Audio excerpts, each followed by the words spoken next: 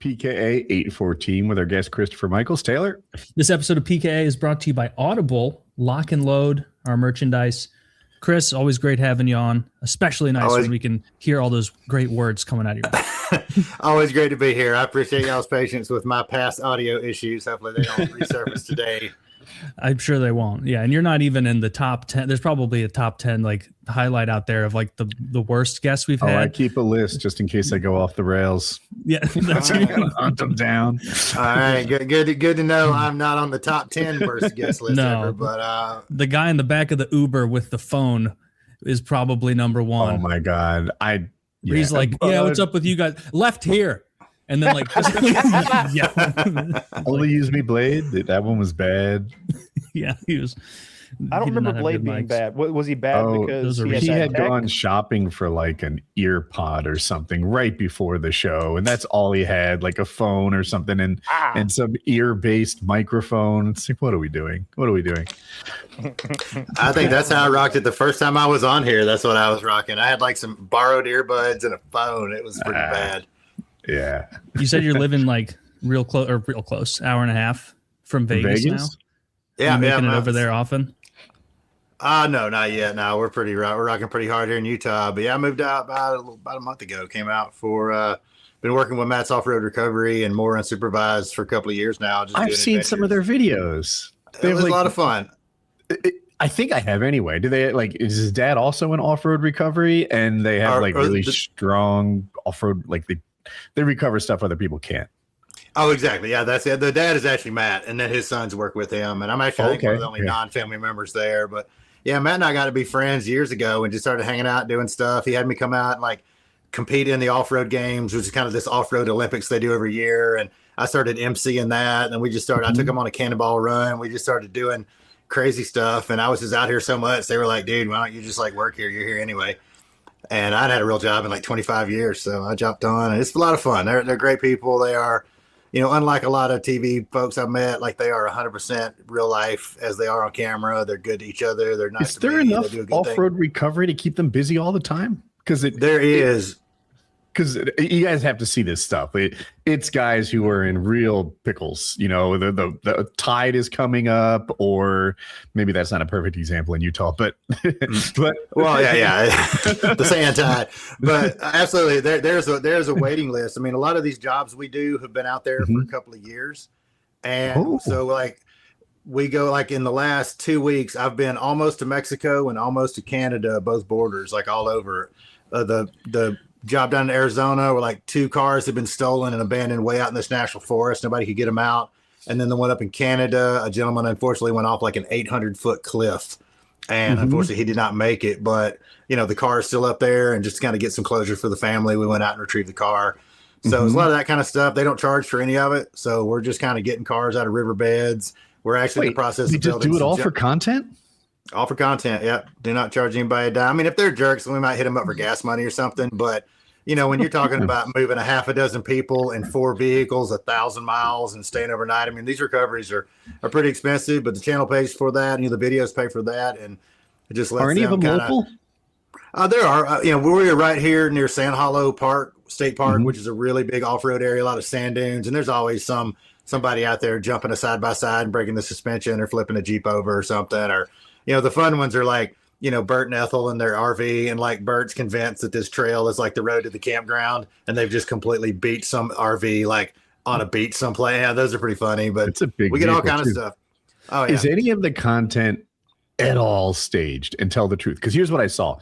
I saw the son going to recover someone, and he gave it a good try, and he didn't look incompetent at all, but he just couldn't do it. Maybe his vehicle wasn't as capable as his father's. So then his father comes over the hill like it's fucking Minas Tirith. Do I have this right, Taylor? I don't know. Where does Gandalf Minas Tirith. Yeah. Look, I call that a win. Well, actually, that would be Helm's Deep. Yeah, when Gandalf came over. But yeah. Oh, yeah. So Gandalf comes over the ridge, and that's Dad who's got this like super capable thing. And do you think it really played out like that, or is it a bit common? Oh, it does. Matt has a tremendous amount of experience doing this. He built all these trucks himself. His kids are super capable. They're super great kids, but they're still learning it. So a lot of times it's just, Matt grew up here, so he's got 50 years of experience out here. So he just knows the trick. And when you got a monster truck, it's pretty easy. Like we're out there in a Jeep Cherokee trying to pull something out, and he comes over in some 4-wheel steer, big block international harvester. That thing's a beast. So yeah, but no, none of it stays. It all happens just as it does. The one I saw. There you go. Oh yeah, that's the hat belonging to the fella. He got ejected about halfway down the mountain, and I found his hat on the rappel down to his truck. So was able to return that hat to his wife, and that was. I had a hat just like that, and they all told me it was a cowgirl hat. I don't see what it's a cool hat. It was a baseball hat. No, it wasn't. That was cool. Wasn't no the one he was holding? Wasn't that a baseball? It was like a ball cap, kind of Velcro. I didn't notice the hat in his hand. Sort of I'm crazy. I was looking at the hat in his head. Oh no, you thought he found the camouflage hat. How was I to spot that? Wait, that's hilarious. His vision is based on movement. Woody, you thought that he went down the mountain, he found the dead guy's cap, and he's like, "Look at me!" And just he's wearing it now as a trophy. Wait, is this guy like, "Ah!" Yeah, I just wanted to spook on the way out. But no, the girly cowboy hat is mine. The camouflage ball cap, that belonged to Bill there. Woody, your hat was not nearly this masculine. Not at all. I'm rocking the truck stop hats, but yeah, Bill was hardcore. You look like a Wild West madam or something like that. That's the look I've been going for years. Nobody ever picks up on it, so I appreciate you recognizing. I like your hats. Yeah, yours are masculine, cowboy-esque, Wild West. I have found that you can get away with so much more stuff in a cowboy hat. It's like the opposite of a hoodie. Like a hoodie, you're kind of like, I'm up to no good, I'm a bad guy. But the cowboy hat's like, hey, I'm a big dumbass. Whatever I'm doing is obviously okay. You can just walk through security, go backstage, go to the infield. If you got like a somewhat confident stride in a cowboy hat, they just assume, well, nobody would try to get away with something in a cowboy hat. You can't hide under that thing. Yeah. So it's like the opposite of a hoodie. I get away with all kind of stuff. An extra layer is you could have like a clipboard too, and like walk around backstage and things, because then they would think like the clipboard tells me he's important, and the cowboy hat tells me he's so good at being important that they let him just ride with however it looks. High vis vest. I don't even. High vis vest. Cowboy hat, high vis vest, clipboard, and we carry a ladder. We can get into the White House. Absolutely. And I've got the pen cap still in my mouth, as if like I don't have a fucking second for you to stop and ask. Oh yeah, look frustrated. You're very upset. Like that makes you look. You don't see this hat is very similar. And they all tell me I've got a hat. I've got a similar hat to that. I'll right. Little rhinestone never hurt anyone. That's the hat. Yeah. You're the rhinestone cowboy. Yeah, that's me. I'm trying to be. Trying to be totally. I take my shade with me. I bought it for my tractor. They all said, "You look nice, ma'am." Ma'am. Did like I picture you riding like you were mowing your lawn once, and then some of those like a Nelson from your neighborhood, like you're just take it off meekly. Oh, that's happened to him before. Tell that story, Woody. I was just spending quality time with Colin. We had these electric skateboards, and we're going around the neighborhood. And these 12-year-olds like laughed and pointed at us. I think they yelled "nerd," and it's like no respect. This isn't supposed to happen anymore. Was there anything in you that was like, I could beat the shit out of them kids? No, it was more like this. Like, I have seen 50-year-olds try to chase 13-year-olds before. It doesn't look good. It's not a good look. You don't catch them. You just stumble. Have you tried to run full speed lately? You might fall forward. It could happen.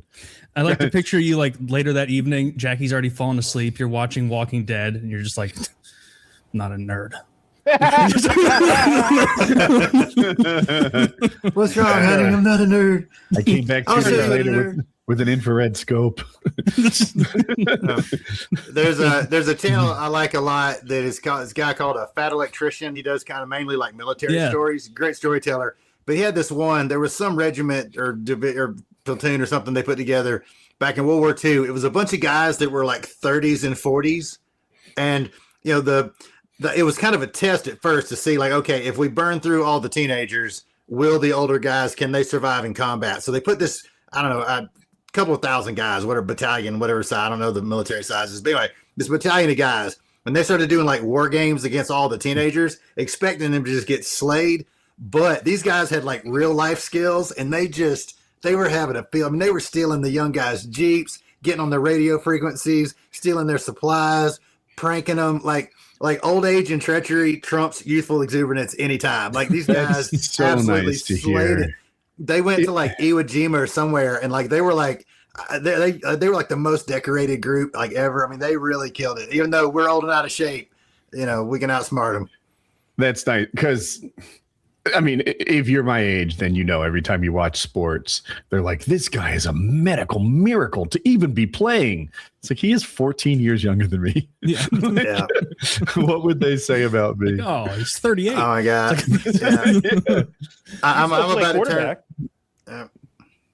They're doing 50-year-old quarterbacks these days. 55-year-old quarterbacks. That can't Wow. be true. Mm-hmm. You talking about Phillip Rivers? He's like 45, isn't he? How old was Kurt Warner? Both good questions, but I doubt their age starts with 5. I know it does. You're one sack away from like your Am I life wrong? being Oh, ruined. I'm wrong. I think. Yeah. Yeah, I was My bad. gonna double my bet that you probably haven't paid yet. I haven't paid it yet. I'm sorry. I don't log into PayPal much. I'll get that done. I do owe you $5. Although, as Conor tweeted, which is pretty official, should be a no contest and all bets should be returned.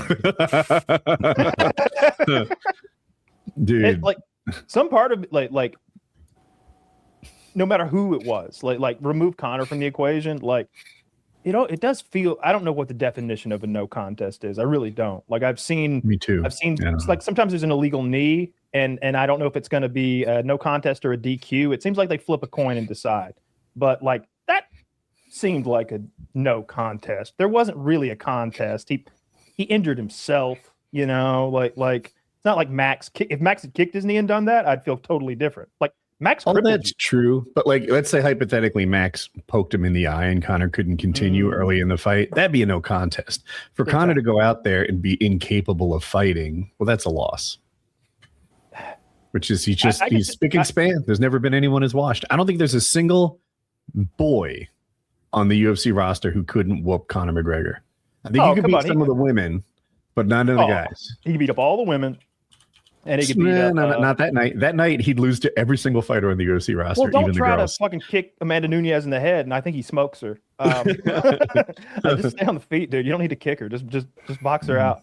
I think Chandler. I think the Michael Chandler fight still makes sense, and I feel bad that Chandler didn't get his red panty night and waited for 2.5, 3 years or whatever it was, and wasted the end of his career away. And I mean, shit, I'd watch Tony Ferguson fight him too. I don't think he's on the UFC roster. He's not. Yeah. But yeah, And money. I don't follow fighting, but like, didn't those like this last big round of title fights or something ended in like just a few seconds or something? People were paying like 50 and 60 grand for seats, and the match was over in like 20 seconds or something. This is a streamer I watch who was there. He paid $8,000 for his tickets, and now they just mock him online ruthlessly.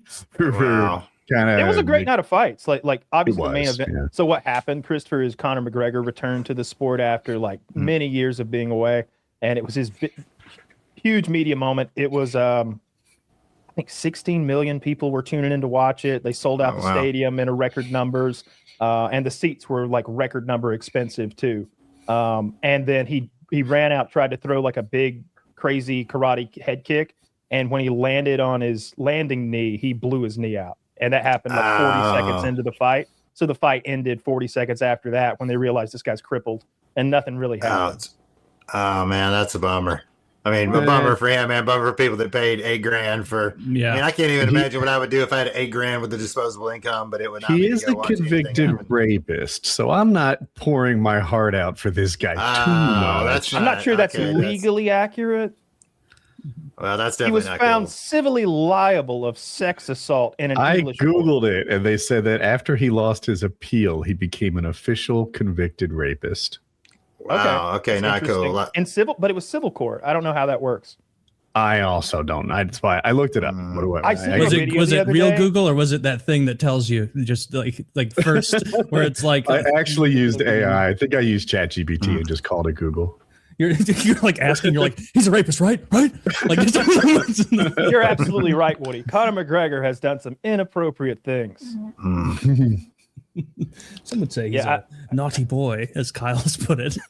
No good. He's been a little rambunctious, you know. Nobody would argue with that.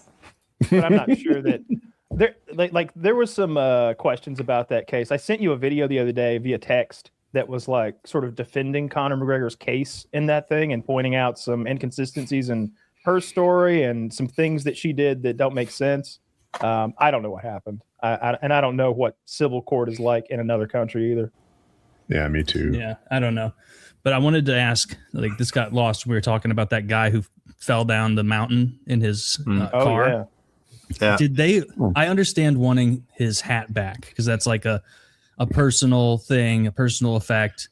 They really wanted the car back because all I would be thinking about is like he died in here.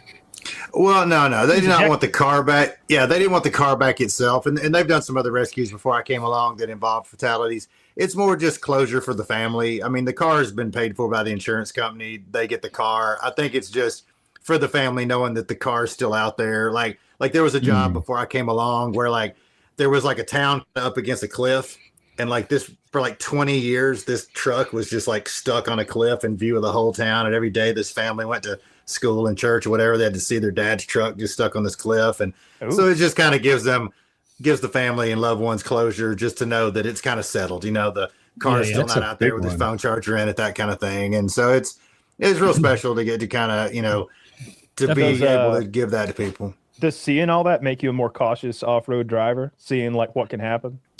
Not really. No, I mean, these instances, I mean, these things all happen. Like, you know, somebody was going too fast for conditions, or they went off like a highway off the road. And I don't know. I mean, I guess every guy thinks they're a great driver. I mean, I've got a couple of records to prove it, but still, it's you do that thing where y'all launch the cars in Alaska or whatever, right? Yeah. Yeah, dude. Actually, this year was the first year. It did. This year's the first year I hadn't been in half a decade. But yeah, that is a wild experience. If you ever get to go check that out, I saw the highlight video. They had some good ones. It was good. The fire was new. I've never seen anything. I mean, in 5 years, I've never seen anything catch on fire. That was a bonfire, and it burned that poor hearse up too. But the bummer with the fire is that it's like kind of, you don't really see this on camera, but the Alaskans up there, like they will scope out the cars the day before, figure out, for example, like there's a truck going off that's got a motor that fits their truck with the blown motor. They will be down there in the woods with like an engine stand and like toolboxes. And like the moment the horn blows that's over, they rush the field. I mean, the fans, of course, are just tearing headrests and anything they can get off the car, hood ornament stuff as souvenirs. But people go in there, like they're getting tires, they're getting engines, transmissions, they're parting out, and like all those cars burned up, and like people were like counting on getting them, you know, salvaging some stuff out of them. It was nutty, but they cleaned that place up though. I've been there the afternoon after that event, and you can't tell it even happened. I mean, they have raked up every car.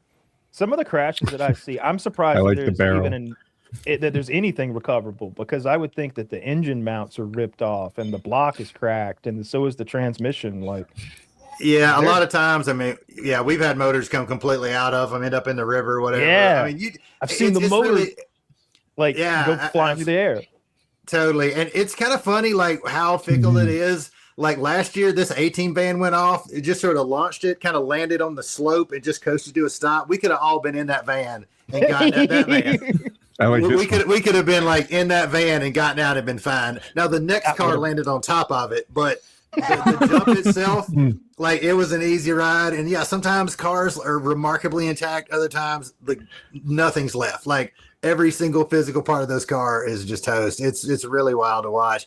But like to be there in person, though, what you don't get on the YouTube videos is just the impact. We've measured that cliff with a drone. It's like 408 feet. So like a 6,000 pound car from 41 stories in the air, when it hits the ground, I mean, you feel it. It is like a concussion in your chest. It is. I've seen so many rad things up there. That Barbie Corvette, like that seemed like a decent. Yeah, that was a cool one. You know, the cars are usually salvage cars, or they're stolen, or there's some kind of salvage title where you can't register it again. Yeah. I mean, sometimes people have launched some stuff that could have been saved, but most of these cars are just basket cases. Even the ones we drive up from like Georgia and Florida, we'll drive them 6,000 miles up there. Even then, they're just falling apart. We're safety wiring them and duct tape and zip ties. And, you know, it's the stuff we've done to keep cars going to get there is hilarious. But it's a cool event, though. Yeah, this looks awesome. I blew up a Chevy cargo van one time with so much explosives that it broke the car's back. like the frame hit the ground, and then the entire roof came off, and the sides peeled off, and the doors came off. And then it went up to the car on camera and started that bitch up. And I'm like, that's why you always buy a Chevrolet. Where did you put the explosives specifically? Somewhere in the middle. In the middle of the back, interior. Like, not by the front seats though.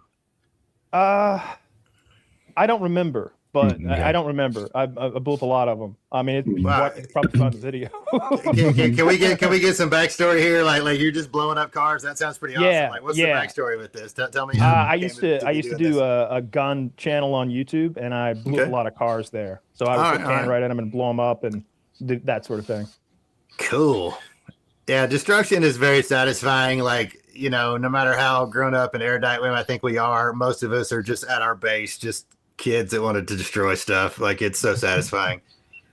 How many times, Christopher, have you been in an upside down car? Oh gosh, does it count cars that have been upside down multiple times in the same roll? That's gonna count that as one. Yeah. I would. Now off-road, it happens a lot. Like, I've been off-road for 35 years. I've done a lot of it. A lot. So I mean, that sort of thing. I mean, got to be probably close to 100 probably.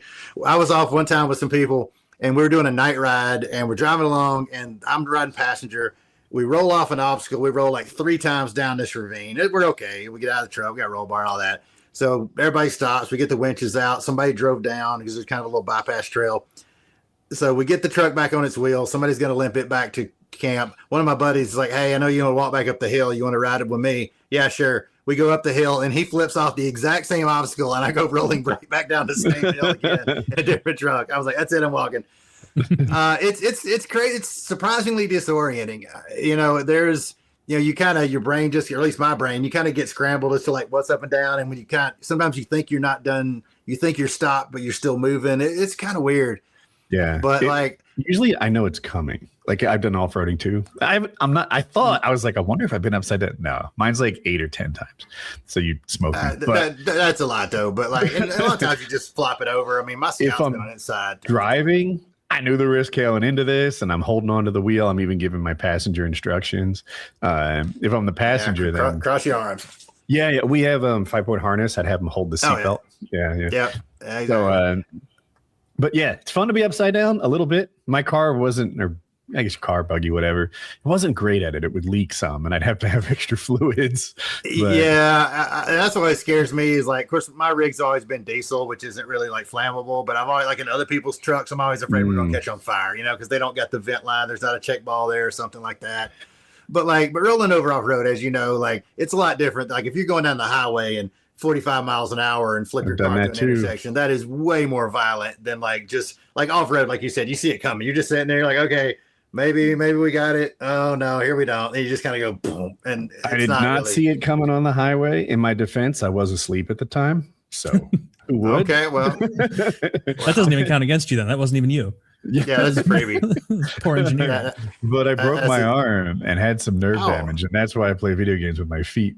But okay. Oh, that's pretty gangster. Now, the thing I've seen some people get hurt bad is like when the truck goes over, they'll instinctively grab the roll bar to stabilize themselves and then get like crushed fingers and things like that. That's always pretty bad. But or the people who try to like help you and stop you from tipping outside the car. It's like, bro. I mean, sometimes it actually can help because you're just teetering, but most of the time it's not worth the risk. I'm ready for this. Don't hurt yourself. Yeah, exactly. I watched a truck tumble down a sort of ravine one time, and a buddy of mine had his cousin there, and like everybody was kind of like they were foolishly like downhill from the truck on the intersection on the obstacle, and it started rolling, and it was like a magic trick. Like this guy's like running, and the truck's like tumbling, and the truck just lands right on top of him and just keeps rolling, and the guy's gone. Like it's like he's like in a cartoon, and then like we all kind of freeze, and then he just pops up like he like fell in a hole right as the truck rolled over him, and it was like in a cartoon. They just kind of prairie dogs up like I'm okay, and it just looked like it was like a magic trick. It was That's crazy. A great story. I thought he was going to be in the car like one of those tennis ball picker uppers. Yeah, exactly. But so with Master Off-Road Recovery that I'm on right now, there's a blonde girl on the channel, Caitlin. And Caitlin's only 19, but she's been doing like professional rock crawling stuff since she was like 11. She's an amazing off-road driver and totally gangster. There was this video back. She was probably only 17 at the time. She's up on some huge like rock in like Moab, and just something happened. The buggy rolls, like probably falls 15, 20 feet, rolls like 2 or 3 times over on its, lands on its side. First thing you hear was, did somebody get that on camera? Like, no panic. Like, she's just such a gangster. Like, I've seen her have a truck, like it's already going over, and she'll like kick it in reverse, like as it's going over, and give it the gas and level it out. And she's really amazing. Like, I mean, I've driven off-road my whole life, but these people out here are like professionals, and it's very humbling to like, I mean, you know, we all, as men, we all think we know what we're doing, but then like seeing people who really, really know it's really cool. I've learned a lot just being here in a couple of weeks. Nice. What's the most fun car to off-road? Because I know you said buggy. What do you rental car? Yeah, rental car. Yeah. The most fun. Yeah, exactly. Yeah, rental car. Of all the rigs out there, the Wrecker with the 4-wheel steer is just cool. I mean, it's so capable. It's got 54-inch tires with like 9-ton military axles and a big block, and you can rear steer it. It's just so capable and just so flexy. It's a really, really cool truck. I would have said a vehicle that's barely able to do the obstacle, right? Like there could be some pretty mild stuff in a stock Tacoma. That's a good time. There could be some pretty extreme stuff in a 4-wheel steering, you know, buggy of some sort. And that's a good time. But when you get it wrong and the vehicle just makes the off-road park look lame, that's not fun. Yeah, we had an experience one time years ago with me and some buddies of mine up in North Georgia of this place called Bell Mountain, and it's a subdivision now, but it used to be this pretty gnarly trail, big kind of crack in the rock at the top. People would camp, and we go up there. We probably spend 4 hours getting up the mountain. You know, we're winching, and you know, we almost rolled a truck. And these ruts are like deeper than we are. You're kind of straddling them and bridging gaps and stuff. We spend all day doing that. We get to the top. We set up camp. We're all high-fiving each other. Oh, we're awesome. And you know, we're drinking a couple beers, whatever, sitting around, and we see headlights coming up the trail. And we're like, oh, man, yeah, must be some other hardcore off-roaders. It's 2 rednecks and like a 79 Thunderbird. Like they just knew the secret. Anyway, it's anytime you think you're good, there's always somebody better. You know, they just roll up like they just knew where every little crack to be in. It was hilarious. Yeah, we were just expecting to be like a Unimog or some awesome truck, and it's an old Thunderbird with 2 good Sometimes on the West Coast, people do stuff that doesn't look possible. So on the West Coast, there's sandstone, which is what it sounds like, and there's incredibly good traction. Oh, yeah. And guys drive up things that you wouldn't think you could drive up. If you went up it, you'd be on your hands and feet or hands and knees, you know, trying to handle something this steep. And they drive up it, and if they get the line just right, it looks like a walk in the park. Oh yeah, I've seen guys on like Hell's Revenge in Moab up there with like Honda Goldwings and Crown Victorias and stuff. Yeah, just sticking. Well, a lot of the rock crawlers will do though. They'll fill the tires full of like 400 pounds of water. And then that will lower their center of gravity so much they'll just be stuck like on a side hill where it just defies physics, and that's a pretty cool trick. But yeah, the grip out there is incredible. Don't fall on that though. Like I have like already like tripped a few times. Like I'm just used to my feet skidding a little bit, and it's like 1-to-1 traction, and I just eat it. It's a different. Sand is very different too. The sand here, like growing up on the East Coast, we had like beach sand out in like North Carolina, which is, you know, it's quartz sand and it kind of locks together and it's got some sort of a surface tension. This sand is like cocoa powder. Like if you dropped your phone, it'd be a foot under and you just sink. It's like liquid. It's really bizarre. It's crazy. I've done it on a motorcycle. So prior to this, like you said, I went in the Outer Banks in North Carolina with a DRZ motorcycle, DRZ 400. Oh, yeah. And I'm just ripping around on the beach, having the time of my life. I'm a little sick, and it's not even a problem. I was equal to the task. And they tell me that this trail, the Southern California BDR, Backroad Discovery Route, maybe, is the hardest of the discovery routes. And I'm like, all right, what's hard about sand? I can do that. I've done sand before. And they're like, no, it's deeper. It's different sand. Like, what's deeper than the beach, mother trucker? I'm hip. This is hardly an issue. Well, it was hard work. I did fine. But man, like I'd be at like deep 4,000 RPM, churning, just making rooster tails, moving forward at like 2 miles an hour, just throwing sand everywhere. It's a different experience, and it's a blast. Yeah, the trick is just bald tires. Like we had like paddle tires almost. Well, paddle tires, if you've got enough speed and power to keep the sand moving, paddle tires will work. But like for something slow, just like bald street tires. Like we have a little Army Jeep, like a World War II Jeep, just the other day that we took the knobby tires off and put these like ag tires. They're just those like smooth rib, ones you put on like a hay baler. put those on there.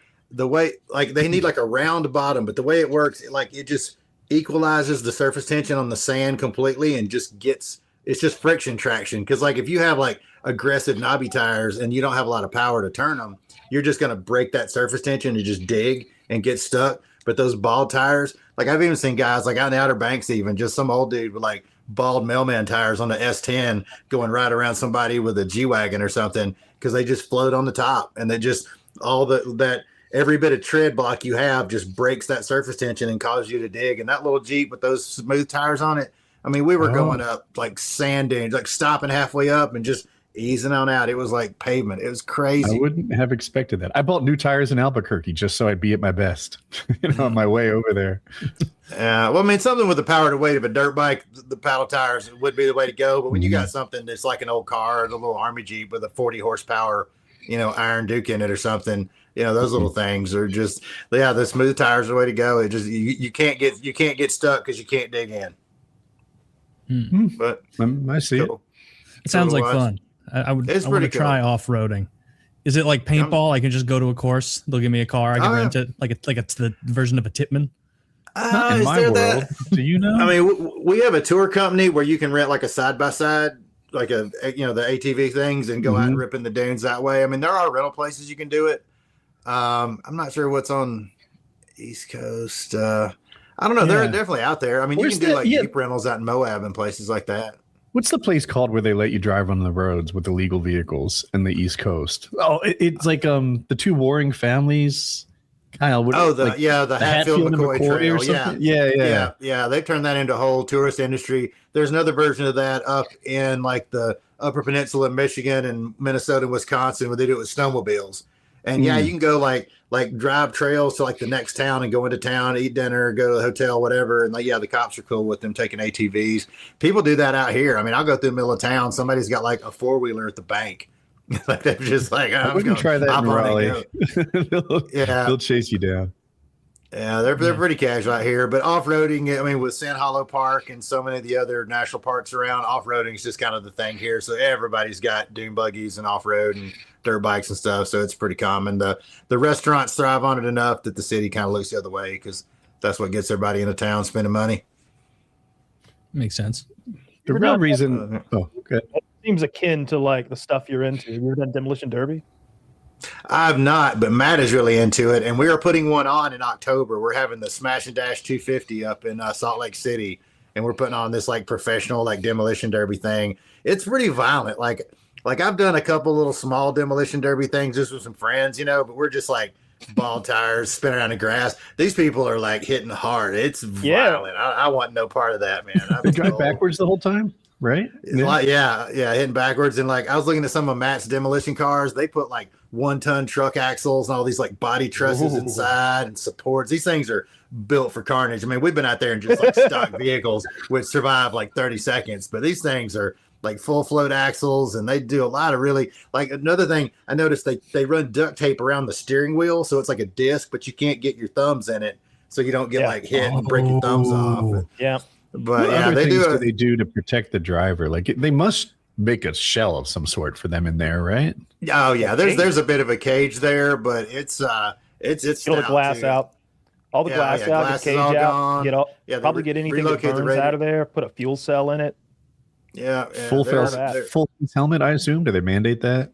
Oh yeah, I mean, I think the OG guys probably still rock the NASCAR helmet, but yeah, looking at it, you would think 30% of the field would die every night, but they all just walk out and they're hardcore. We had a race a couple weeks ago up in a little north of here, one other channel put on, and a Crown Vic jumped like out of the race, like into the back of a van with some dudes like sitting in the back of the van. They basically caught it in the lap, the guys got hurt. They were like, keep the race going, man. We're cool. Y'all told us not to park here anyway. Like, they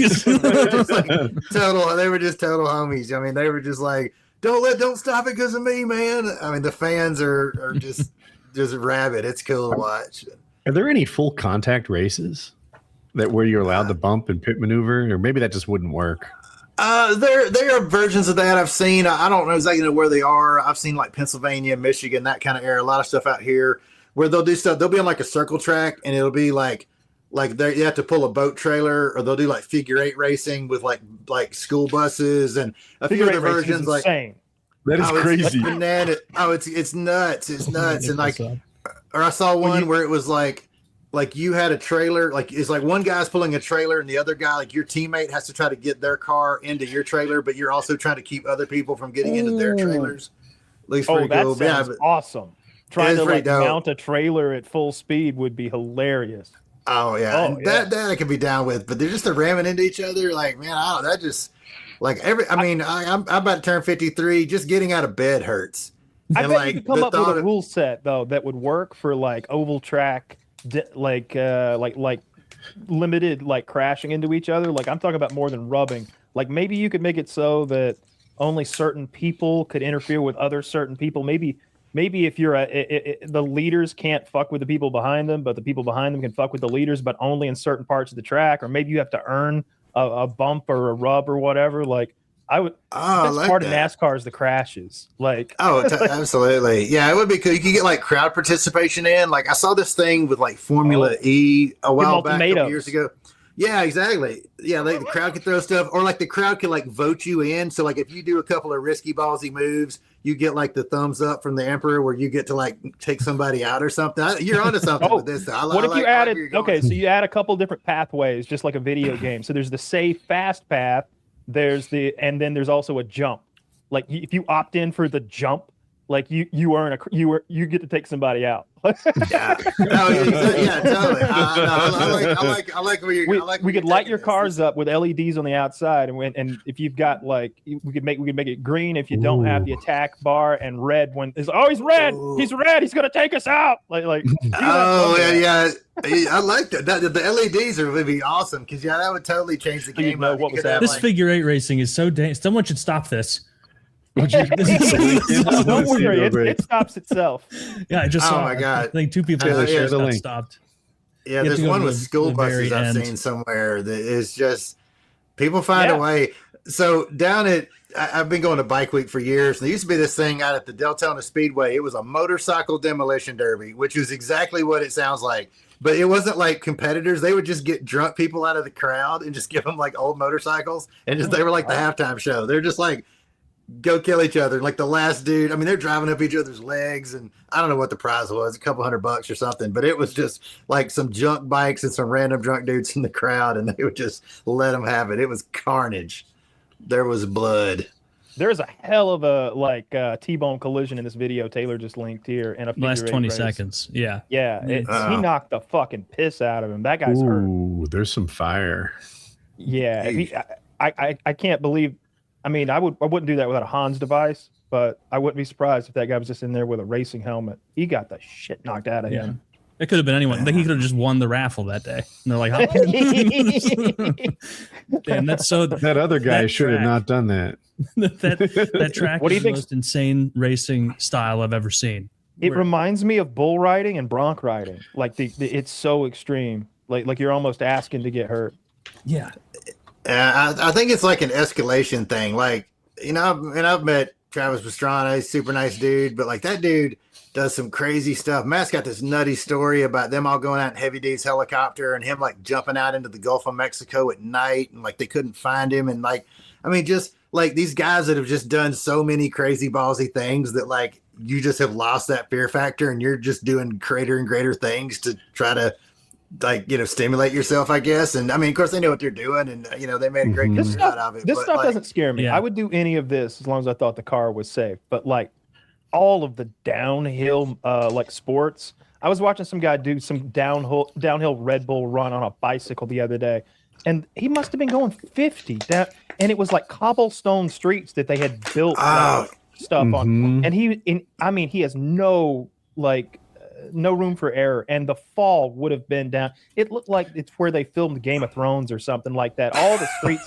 are made of like ancient hard marble or something. He was just going to fall and just get crushed. He didn't make a single mistake. It went like a 6-minute run or something like that. It was crazy. And then I see those guys. Cool.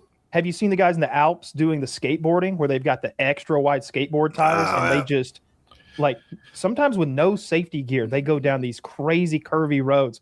And the only way they have to steer is by like extreme body leans and touching they got gloves on so they can touch the asphalt and drag their hands. That looks crazy dangerous. Yeah, I watched a show on like those like the wingsuit guys, you know, that are just like flying through the Alps and shooting those bridges up. And like at the end of the video, like 2/3 of the guys in the video were like memorialized at the end of it. Shit. I mean, you know, just hitting a tree at 300 miles an hour. I mean, it was just, I mean, you know, I mean, again, I'm a dude. I'd like to think I'm somewhat of a brave, capable person, but then you just see people where I'm just like, yeah, there's no way. Like you could go they push the limits. Steal my girlfriend. Like I can't compete with this. They've stacked so many scary, dangerous, deadly things on top of one another when they start doing like the stunt wingsuiting, where they're going really close to the ground or through obstacles and stuff. It's like you already jumped out off of a cliff wearing a fucking wingsuit, but now you're gonna like try to get as close to that tree as you possibly can for the thrills. Like that might be a sickness. In most aviation stuff, there's usually like a chain of things that went wrong. Oh, first this happened, then that happened, then this happened. If anywhere along the way we had corrected one of these mistakes or behaved appropriately, we're okay. But with the wingsuit stuff, it just takes one mistake. Oh, yeah. And you're cooked.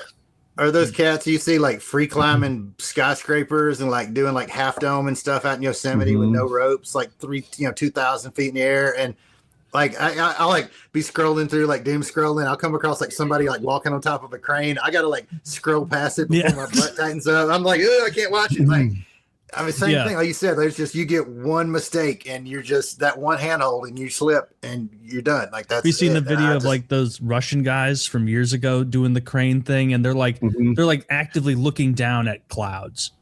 Like, it's like this is like a video game. Like it just stopped rendering under there because you couldn't notice any detail. What do people who are into free climbing and crane walking and bull riding do in retirement? Like you cannot transition to pickleball. Like Alex Arnold, something close to that. That's it. I'm like, I wonder how he's going to navigate his loss of athleticism, right? Because he must be on the second half of his bell curve when it comes to athletic ability. What is the guy pushing 35, 40, right? I'm like, is he going to start toning down the feats? Is he going to switch over to Hollywood where there's like, subtle hidden safety devices? Or is he going to keep trying to get better? He's 40, okay. As he's 40, like you're not better now than you ever were before. Like this isn't the best you. You going to start dialing it back or die? Those are your choices. Those guys die a lot. I went through like a whole Wikipedia thing of like famous free climbers, and it was rare to find one where I'm like, wow, this guy's like the wise old man. And he's like 54. Like, and that was it. All of them were dying in their 20s and 30s because it's like, and he thought he could climb, what they called the dead man's cliff, and it's just body after body. And then you go to that cliffs. Wikipedia, there's a whole section of notable deaths. You expand that. It's what a terrible hobby. I got a would you rather, Taylor. Would you rather you would have to give you a year to train and prepare for this? You got to do one of these things. You've either got to free climb a pretty difficult free climb mountain. We're not going to El Capitan or anything, but this is going to be red level danger. Or you have to do some spelunking down in one of those cave systems where people have died and gotten trapped and all upside downing. Can I have a guide in the spelunking? Well, in your practice you can, but you'll have to solo spelunk when you actually go. And I don't get to pick the location of spelunk. I'll be picking the location. Oh, and you're picking the mountain? Yeah, it's going to be terrible. You know what? I'm just going to live up that year.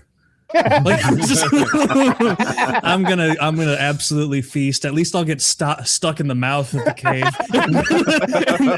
and then I can be immediately saved. I won't fit. Found a way out. That's a good plan. That's a diabolical challenge, though. I saw a clip just the other day where there's some cave system that people go down and crawl into and spelunk into, and before they'll let you go do it, Woody and I have gone ziplining before, and they weigh you first, make sure you're not too heavy. Before you do this, they make you crawl through this 8-inch by 24-inch rectangle that's on the ground to make sure you can fit through the the most narrow parts of this like cave system you're going into. Looks 8 terrible. inches by 24 inches. No Nope. chance. No, not at I all. don't want to throw stones, but I don't think Taylor gets his head through that thing. He's just I don't- stuck at the Entirely sideways. I saw the video. There's a lady standing on top, being like, "Next." I like stand up and knock her off of it because it's stuck to my head like a helmet. Yeah, See, I will take no for wouldn't an wanna answer do that. though. We'll grease you up. We'll grease you up like Tom Hardy. All right, we'll get the butter out and we'll get you through that hole. Even Oh, no, I'm regular making people, you'd have to take your helmet off to get through that hole. Your Yeah. spelunking People helmet. going through weren't wearing helmets. Like the people that I was watching demonstrate that they could go through it, they were all going through. And like there was a little girl, and it was like, how does a man fit through that? The girl barely made it. It was terrifying. My hands, I would rather palms are climb getting a the little mountain. sweaty thinking about Yeah. crawling into a cave like that. I mean, I get a little panicky, like up under cars sometimes. Like I'm just like up in there trying to reach a bolt, and I'm just kind of, well, can't breathe. Oh, gotta go. Like, The spelunking stuff is crazy because it's so for real. Like if you get stuck down there, it's not like they're like, oh, okay, oopsie doodles. Let's just make it bigger. We'll expand the cave a little bit and we'll get you out. No, you're cooked, baby. Mhm. That's it. That's the end game right there. There's no easy way to rescue you from these places. You just gotta hope you lose yeah. enough weight during Dude, over the next course of over the next few days. yeah, but it does seem like but per your example, per your challenge though, like with the cave, you at least got a chance if something goes wrong. Whereas if you fall off the mountain, like you're just toast. Like you might could like Rambo it into a pine tree or something and make it down, but more than likely, like there's no margin for error on the mountain. Whereas at least spelunking, there's a chance I you look can at it. wiggle out. I look at it a little differently. You're absolutely right with everything you said. However, a mistake on the mountain gives instant, mostly painless death. A mistake in the cave could lead to long, prolonged suffering, and not only physical suffering, Ooh. but absolute mental breakdown. Once Yeah. you realized you were jammed in there and that panicky adrenaline thing hit and you started wiggling and hurting yourself, and then you ran out of breath because you're not going to be able to expand your lungs well and you're breathing your own CO2. Like when you run out of breath and you realize that there's nothing to do for it but sit here and breathe your own CO2 and slowly pass out. And then you wake up from being passed out, of course, because that won't kill you. And the terror wakes you up again. Fuck that. Yeah, that's a good point. That you might be onto something there. That would be 1,000 horrible. feet down sounded pretty good after imagining being buried alive. And then, Yeah, like, ugh. I've read stories about it where, I mean, everybody knows that one where the guy thought he was going through a, like, channel or passage, and it was really just a drop dead end. And, like, they got the authorities and, like, the spelunking police or whatever, the rescue team, and they're like, where is he? And it's like, we know exactly where he is. And it's like, okay, that doesn't help. We can know exactly where he is as he dies over the next, 8 hours because he's going to have like a heart attack because he's inverted for so long or whatever final way he died. Something like Just that. terrible. A lot of people like spelunking is one of the extreme hobbies in Missouri because I think we have like the biggest, like the most caves underground and shit. And I remember going, I don't know, you know how you always think you're some sort of demon, a spelunking demon. Yeah, It's a hot rod. I heard it. yeah. Oh There's yeah, that's my neighbor. He's got a loud motorcycle. Sorry about that. like almost every year we would go on some field trip to a cave, and like the teacher and the guide would just be leading a bunch of like 7-year-olds through a cave, and they'd point out and be like, like we were staying in the safe areas, going through big caves mostly, but on occasion to be like, and that over there, it used to be a small hole that a 7-year-old could fit through, but it'd be like, can't go into places like that. You could get hurt and stuck. People die in these caves. Anyway, that's stalagmite. And it would be like, this is just a chain between two like free moving movie line posts that you've placed in front of that. Like some ruffian velvet kid rope. might just go dive right through it. Do they do the thing where they turn the lights out so you can see just how dark it is down there? Did they do that? I hated that. Because we were like we were like in line close enough that like I could reach out and touch the kid in front of me without even extending my arm because they kept you so close on those field trips. And then the guide turned it all off, and it was a level of darkness that like I hadn't experienced until then. And you could immediately hear like the suddenly loud cacophony of everyone's breath, just like like all throughout it, and it was. he left the light on too long. I didn't like it. I've done that a few times. We've been up to the caves in North Georgia and in the Tennessee mountains. There's a couple cave systems that are touristy you can go to. They do that thing to you, and your hand in front of your face makes no difference. You have no idea. It's complete. It's as dark as I've ever experienced. And then out in Texas, we just went down in some holes. That was really fun too. But not even caves, just holes. There's a hole in the ground. It's a cave system, but you access it by crawling. There's just a hole in the ground, like a manhole cover sized hole, like a sewer hole up in the mountains. And there's a emergency ladder, like a rope ladder with aluminum rungs that they threw down in it, and you just climb straight down. And when you land, you're in like a chamber that's about big enough to lay down in, maybe an 8-foot wide circle. And then you have to get on your hands and knees and crawl through a tunnel.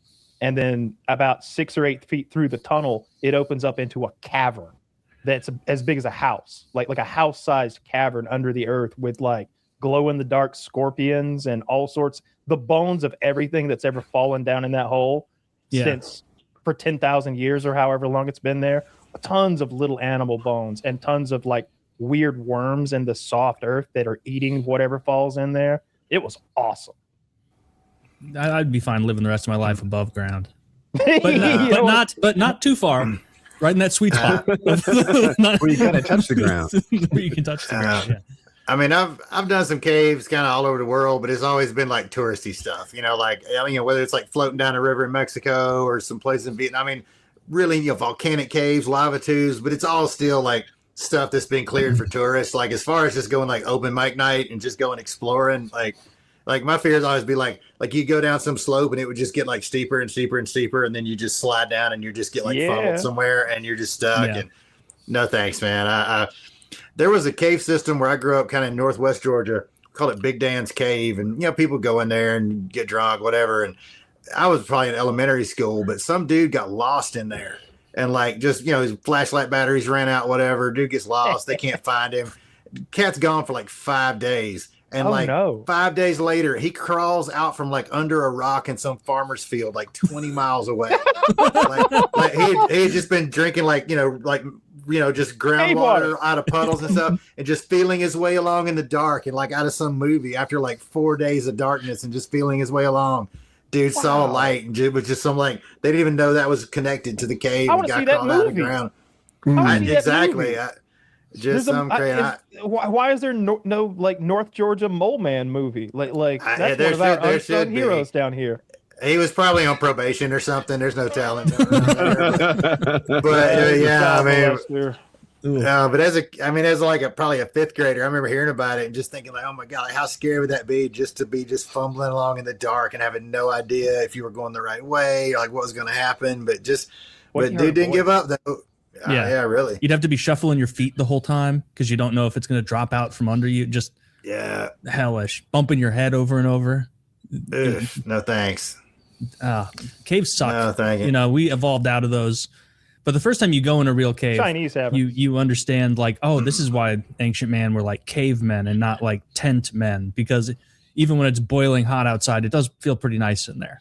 Mm-hmm. It's like, oh, okay, they had something figured out. You would just have to find a cave with a distinct ending, not a whole channel for people to go back. Yeah, but it's the underwater caves, though. That stuff, like you're like filled out like a life insurance policy, and that's literally like one of the things that like if you participate in cave diving, like your life insurance doesn't kick in. Wow. Like the scuba diving, and people like pushing their tanks along ahead of them, and take the tank off. And then they send the tank through the passage, and then they follow it because the passage was too small for a tanked man. You gotta turn back. No, thanks. Cave diving seems more fun if it's big under there. We're like, I don't want to be so close to the silt that it blinds me. I want to be above the dirt where I can see everything and enjoy the walls, and the vibe, but not the danger. There's no margin for error. Like that's like if this is your lifeline and there's no backup. I suppose there isn't one of those James Bond-esque mini like put in your mouth kind of kind of breathing thing. We need to work on that technology. Why has no one done this? A rebreather. There is actually a little, I mean, it's not a rebreather, but there is like this little, it's like a little mini scuba tank that I've seen people carry that's got like, I don't know, 10 minutes of air in it or whatever. Like just, I think those are primary for like, if you've run out of, like if you're doing a decompression stop and you run out of time on your tank, like you can still kind of breathe enough to get up there. But 10 minutes, that's just long enough to ponder. Pilots use them too. Like if they, usually someone near you will identify that like the altitude, you're not smart anymore. You're not making good decisions. Your speech is slurred. So they'll breathe some normal air as they descend. You remember in Spaceballs, they had that can of Perrier, you know, like Mel Brooks would like crack it open and just breathe out of the can. It was like their planet, they were using up all their oxygen. So they like the rich people had like cans of air they would drink. They would breathe. Yeah, I'd rather skydive. Just like our water, it's the same as normal air. It's tap air. So skydiving has never seemed easier to me than in this moment after thinking about spelunking for a while, where it's like, oh, man, you can see stuff. Like at the worst case scenario, it's like, and then that's it. Next time we find ourselves together, we should totally go skydiving. That'd be fun. Yeah, but we'll have to lead off with like a 40-minute conversation about spelunking. What we'll do is I'll pretend like I'm totally down to spelunk with Woody, and they're like, "Come on, Taylor, spelunk with us. You gotta go." And I'm like, all right, well, if you're not gonna spelunk, could we at least skydive together? You'd be like, yes, we can do that. Yes, we can do that. Please let's jump out of a plane together. Like we've got our air tanks on. It could be strapped to some pro's belly.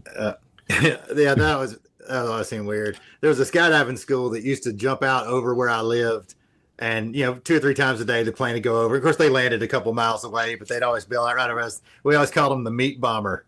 Like, the meat bomber's out again, and they eventually got like shut down. Like so many people died that the place got shut down. I mean, did you try it? I mean, a lot of them probably didn't. I never did. No, my granddad was a stunt pilot. And like growing up, I was in all these air shows, like an open cockpit biplane, all this kind of crazy stuff. And like it was just so ingrained in me to stay in the airplane. I've never wanted to get out of the airplane. If you think about it, with you in it. I'm sorry. He did stunts with you as a passenger. Oh, absolutely.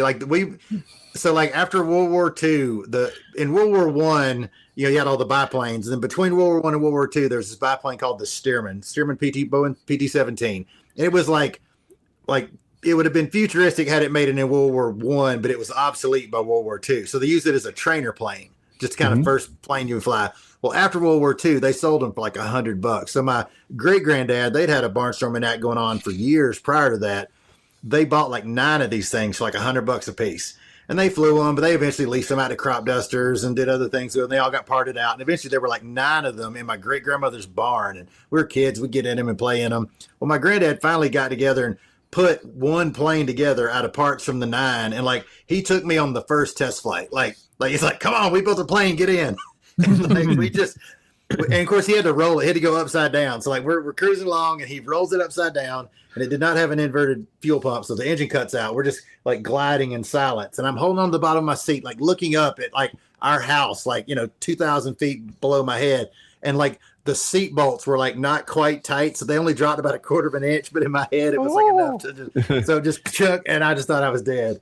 But yeah, I mean, I did that all the time, and we'd go do all kinds of stunts and upside down and wing overs. He taught me to do a little bit of that, but like awesome. That was really exciting to do as a kid. But like my brain was like, stay in the plane, and I've just never had that desire to jump out of it. I mean, I'm sure it's cool. I know lots of people have done it, and they said it was awesome, and I'm sure it'd be exciting. But I think I don't trust the person. Like having met some of the people who are doing like the skydive instruction schools, like you think they're these like ex-military, super razor edge. No, these are like stoned hippie guys. That are like, it'll be okay, man. Don't worry. You only fall once. Like they're way too casual about it. And I just kind of in the back of my mind, I'm just like, I don't know, man. What if I get like that one guy? Some people don't know is like at a drop zone, the entry level job is the guy who packs the parachutes. That's where they get going. Oh, that's not reassuring. Reverse that. When you think about it, every skydiving school has 100% graduation rate. Yeah. Because if you die, you didn't graduate. You did. Well, some of them die though, right? That's what I mean is they didn't like they didn't even make it. So like everybody who makes it graduates. That guy's just dead. He didn't complete school. He's a dropout.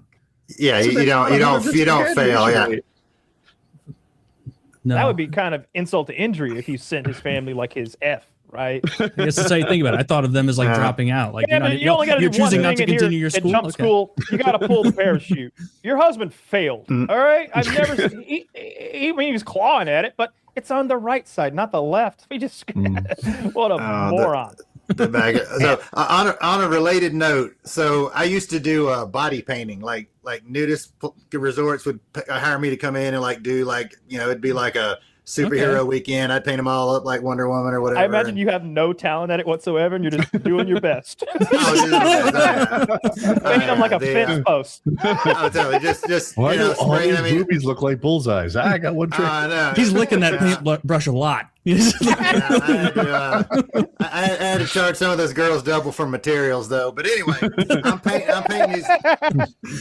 So I'm sitting there, I'm painting this lady, and she's talking to her friend. So they're not even paying attention to me. I'm painting her up like Batgirl or whatever. This might have been might have been 4th of July. I'm painting stars and stripes on them. Who knows what I'm doing? I don't remember. Anyway, I'm sitting out there, I'm painting this one lady, and her friend's sitting there talking. They're both probably in their 60s. And they're talking about bungee jumping. And so the lady I'm painting, she's like, oh, my son and his girlfriend went to go bungee jumping, and I just can't believe they did that. It must have been so scary. I just can't imagine tying my rope to my feet, whatever. Patty was like, Patty, would you ever go bungee jumping? And without missing a beat, Patty's like smoking her cigarette. She just goes, I might have come into this world on a broken rubber, but I'll be damned if I go out on one. And just let Patty smoke her cigarette. I was like, oh my God, you came up with that off the top of your head. Like, no, that's a sick line. That was just totally mic drop that without even pausing. I was like, you should be a comedian. That's incredible. So this was a classy affair. Yeah. Oh, totally. 100%. It was a fun job, but yeah, it was Did you get to pick the superheroes where you're like, no, another the thing? No, they always had requests. It was you're more of an Ursula than a Little Mermaid. Yeah, precisely. No, everybody's a princess at my paint booth.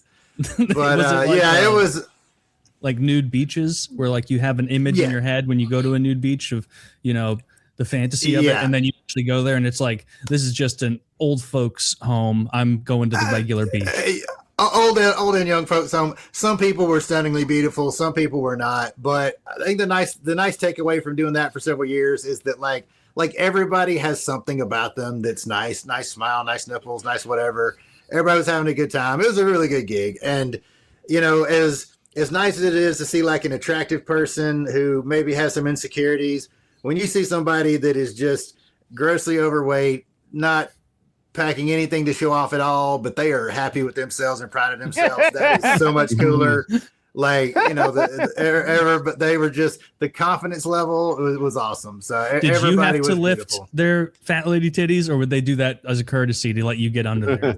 It kind of depended. I had a stick. You know, and I would just is that what you call it? I just say dick.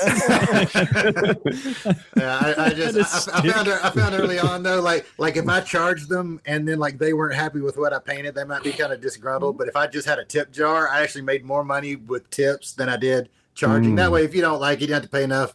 Just pay what you thought it was worth. So I had just the tip jar, and just the tip jar. But it was a fun gig. I had a good time doing it.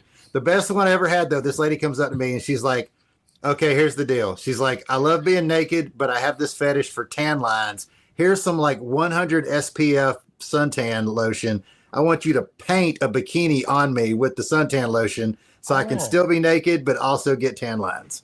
That's fun. And I was like, okay, that's pretty cool. Let's do it. And so it was an interesting gig. Spread them. Yeah. But most of the time it was job. just somebody that, a lot of times it was people who were like, it was their first time at a place like that. And like, they were a little nervous. And even though it's just paint, I think the paint kind of psychologically gave them some sort of a cover, you know?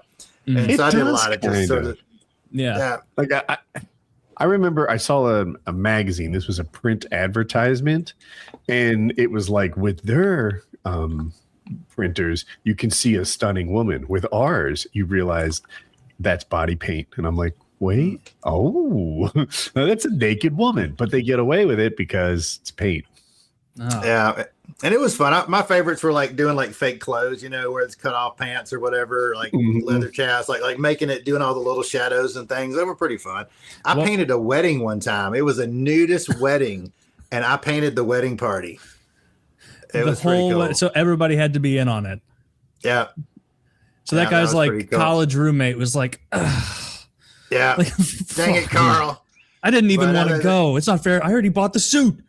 Like, yeah, it was fun. It was a neat. There was a neat experience. They were all super sweet and into it, and it's really not like a salacious thing. Sometimes, I mean, there's certainly an aspect to that, but a lot of times there's people that just like to just rock out, suns out, guns out, and it's not anything, overly, salacious. They just like being outside, and it was a fun gig. I mean, worse ways to get paid than to just sit on a folding chair all weekend painting happy people. So I always had a good time. That's a life experience. What is the what was the breakdown man woman?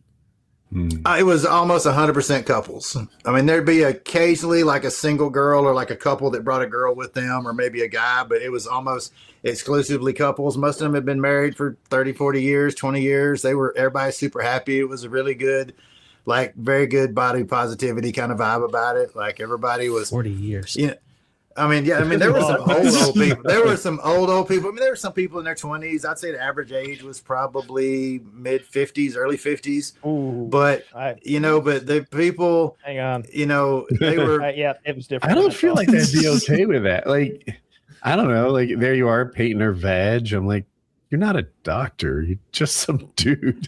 Well, to be if fair, a doctor's doing that, Woody, you need to find, make a couple calls. Like most of my painting, they usually would have like the superhero underwear on, and I would just do like an upper body kind of thing. It wasn't really like super like gynecological or anything like that. It was more like pussy. I'm not painting. That's what I'm here for. You get those off. Just be a girl with like the black underwear on, and I do the Batgirl, and I had like some stencils. I'd airbrush it on there and do some highlights and stuff. It was actually when pretty. When the Batgirl showed up, I'd full on get that like wall painting spray gun and just like I'm priming a boat. Why are you wearing an aspirator? Don't worry about it. But it was fun. I mean, everybody's having a good time. If you're somewhere and you're letting somebody paint you naked, you're probably having a pretty good week. Are you naked while you're doing the painting? I can't disclose that. Depends I knew you were naked while you were doing the painting. Have you painted yourself before you? No, I've never. If you were all painted up.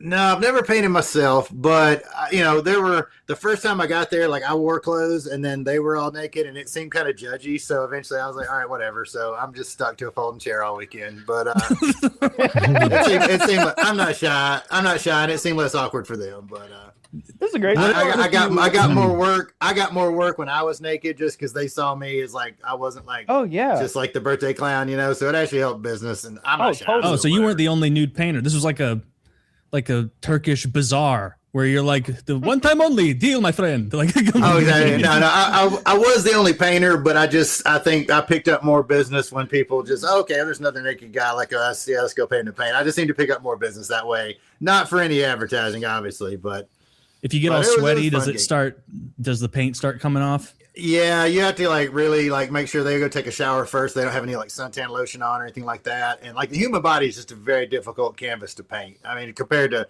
painting walls or actual canvases or other types of painting that I do, like a person, the worst part is like you get like a really, really nice like upper body piece, and then they like bend over to get their purse to tip you, and then they stick with the painting you just did to their legs. And like I had several jobs get completely wasted.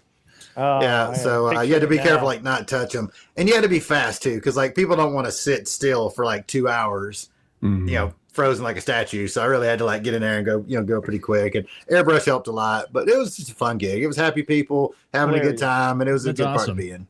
It was fun. What were the activities they were doing after they got painted? They're like, all right, let's go, throw hoops at bottles. Some of that, like it would be funny stuff. Like one time they set the world record for the most naked people on a fire truck. Or there'd be like a bubble pit, or it'd be something like there'd be some game in the pool, and it'd have some salacious name like blow a fireman, but it'd really be like a bunch of rubber ducks that look like firefighters, and you had to like blow a straw and push them across. I mean, it was like summer camp. Like it was these resorts are just fun and games kind of thing. I mean, I'm sure there's some racy stuff going on somewhere, but Georgia? One of them, yeah. Yeah, okay. But you probably know. Wink, nudge. I know we won't. Yeah, but yeah, I mean, there's racy stuff going on somewhere, but not out. It's just people having a good time, and it was a pretty positive environment to be around. I liked it. You know who's really the victim of this is the hotel maids. Like getting in bed, those just ruined towels. All the sheets look like a Jackson Pollock painting. Just stick everywhere. All that. And I always use I'd go between like water-based, like latex paint washes off in the shower, but if I use like alcohol-based paint, which is like Sharpie ink, that'd be there all weekend. So you had to kind of, make sure that they were cool with looking like a slightly faded Wonder Woman all weekend. But it was fun. I never got any complaints. Oh, some people were like, "This is my look for the next 4 days. Do it." Yeah, exactly. It'd be like a Friday to Sunday kind of weekend kind of thing. Long weekends, Memorial Day, 4th of July, that kind of stuff. And all the holidays, people want to get like thematic. So I do a bunch of stars and stripes on the 4th of July, or whatever the holiday might be. St. Patrick's Day, do a bunch of clover leaf pasties, that kind of deal. And it was an interesting gig. What if you have like a hairy chest? Does that matter? I painted some dudes. The airbrush just goes right through it. But it seemed to be the style. Everybody seemed to be shaved. Like you didn't really come across a lot of mostly painting people. Women. Like what's the ratio? Oh, it was almost 100%. I mean, it was occasionally a dude. Like it'd be a couple that were like gonna like he's gonna be Batman and she's Batgirl, or they wanted to be like, Are you sure? Because you could be Batgirl and he could be man. Yeah, that's true. We just skipped this whole thing. He's got like a photo. Yeah. He's like, can you paint her like her younger sister? Like, yeah, no, I never had that one, but sometimes it'd be like matching team jerseys or something like that. So they'd be like, "There's not enough paint in the world, sir." Yes. What you need is a sculptor. Man, that's an awesome gig. It was. I've had a lot of strange jobs, but that was definitely one of the stranger ones. I feel like you made that job up. Like who? like who? What was the genesis of like starting that job? I guess were you talking to someone who like ran that place and I do a little bit of body painting myself.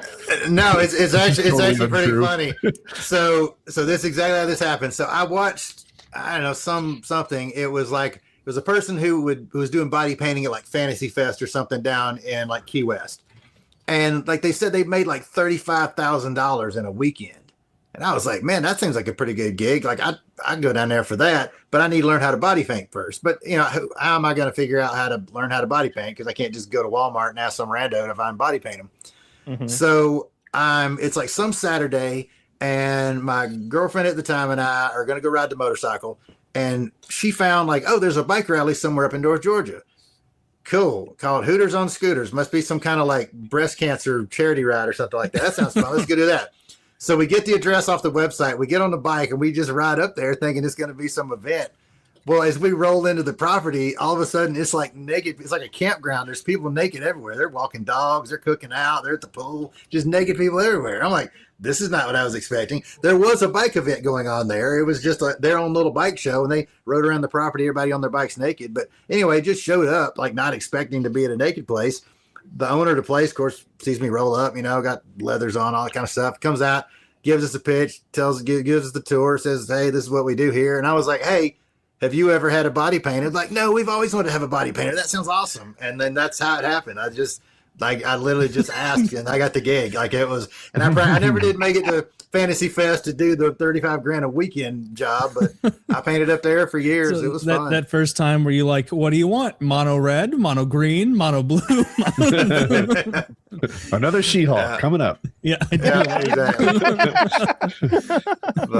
but yeah, just like everything else in my life, I just sort of Forrest Gump into it. Just kind of showed up. Wait, what's going on here? Everybody's naked. Hey, can I have a job? And it worked. So. That's way cooler than anything Forrest Gump did. That was it, yeah. Forrest Gump did? I haven't seen the movie in so long. I don't remember. He did some big stuff. Start running back to the Giants. Oh, he did. Pretty cool. Oh yeah, or like Kung Fu Panda is a good example. Yeah, totally. You just happen to be present for stuff, and that's kind of my whole career's been that way. I'm just happen to be standing there. He did. What do you think is the Ping pong coolest champion? Yeah, That the- Is Forrest it the did? ping pong diplomacy, the Medal of Honor thing? Is it the Medal of Honor is the rarest air, I think.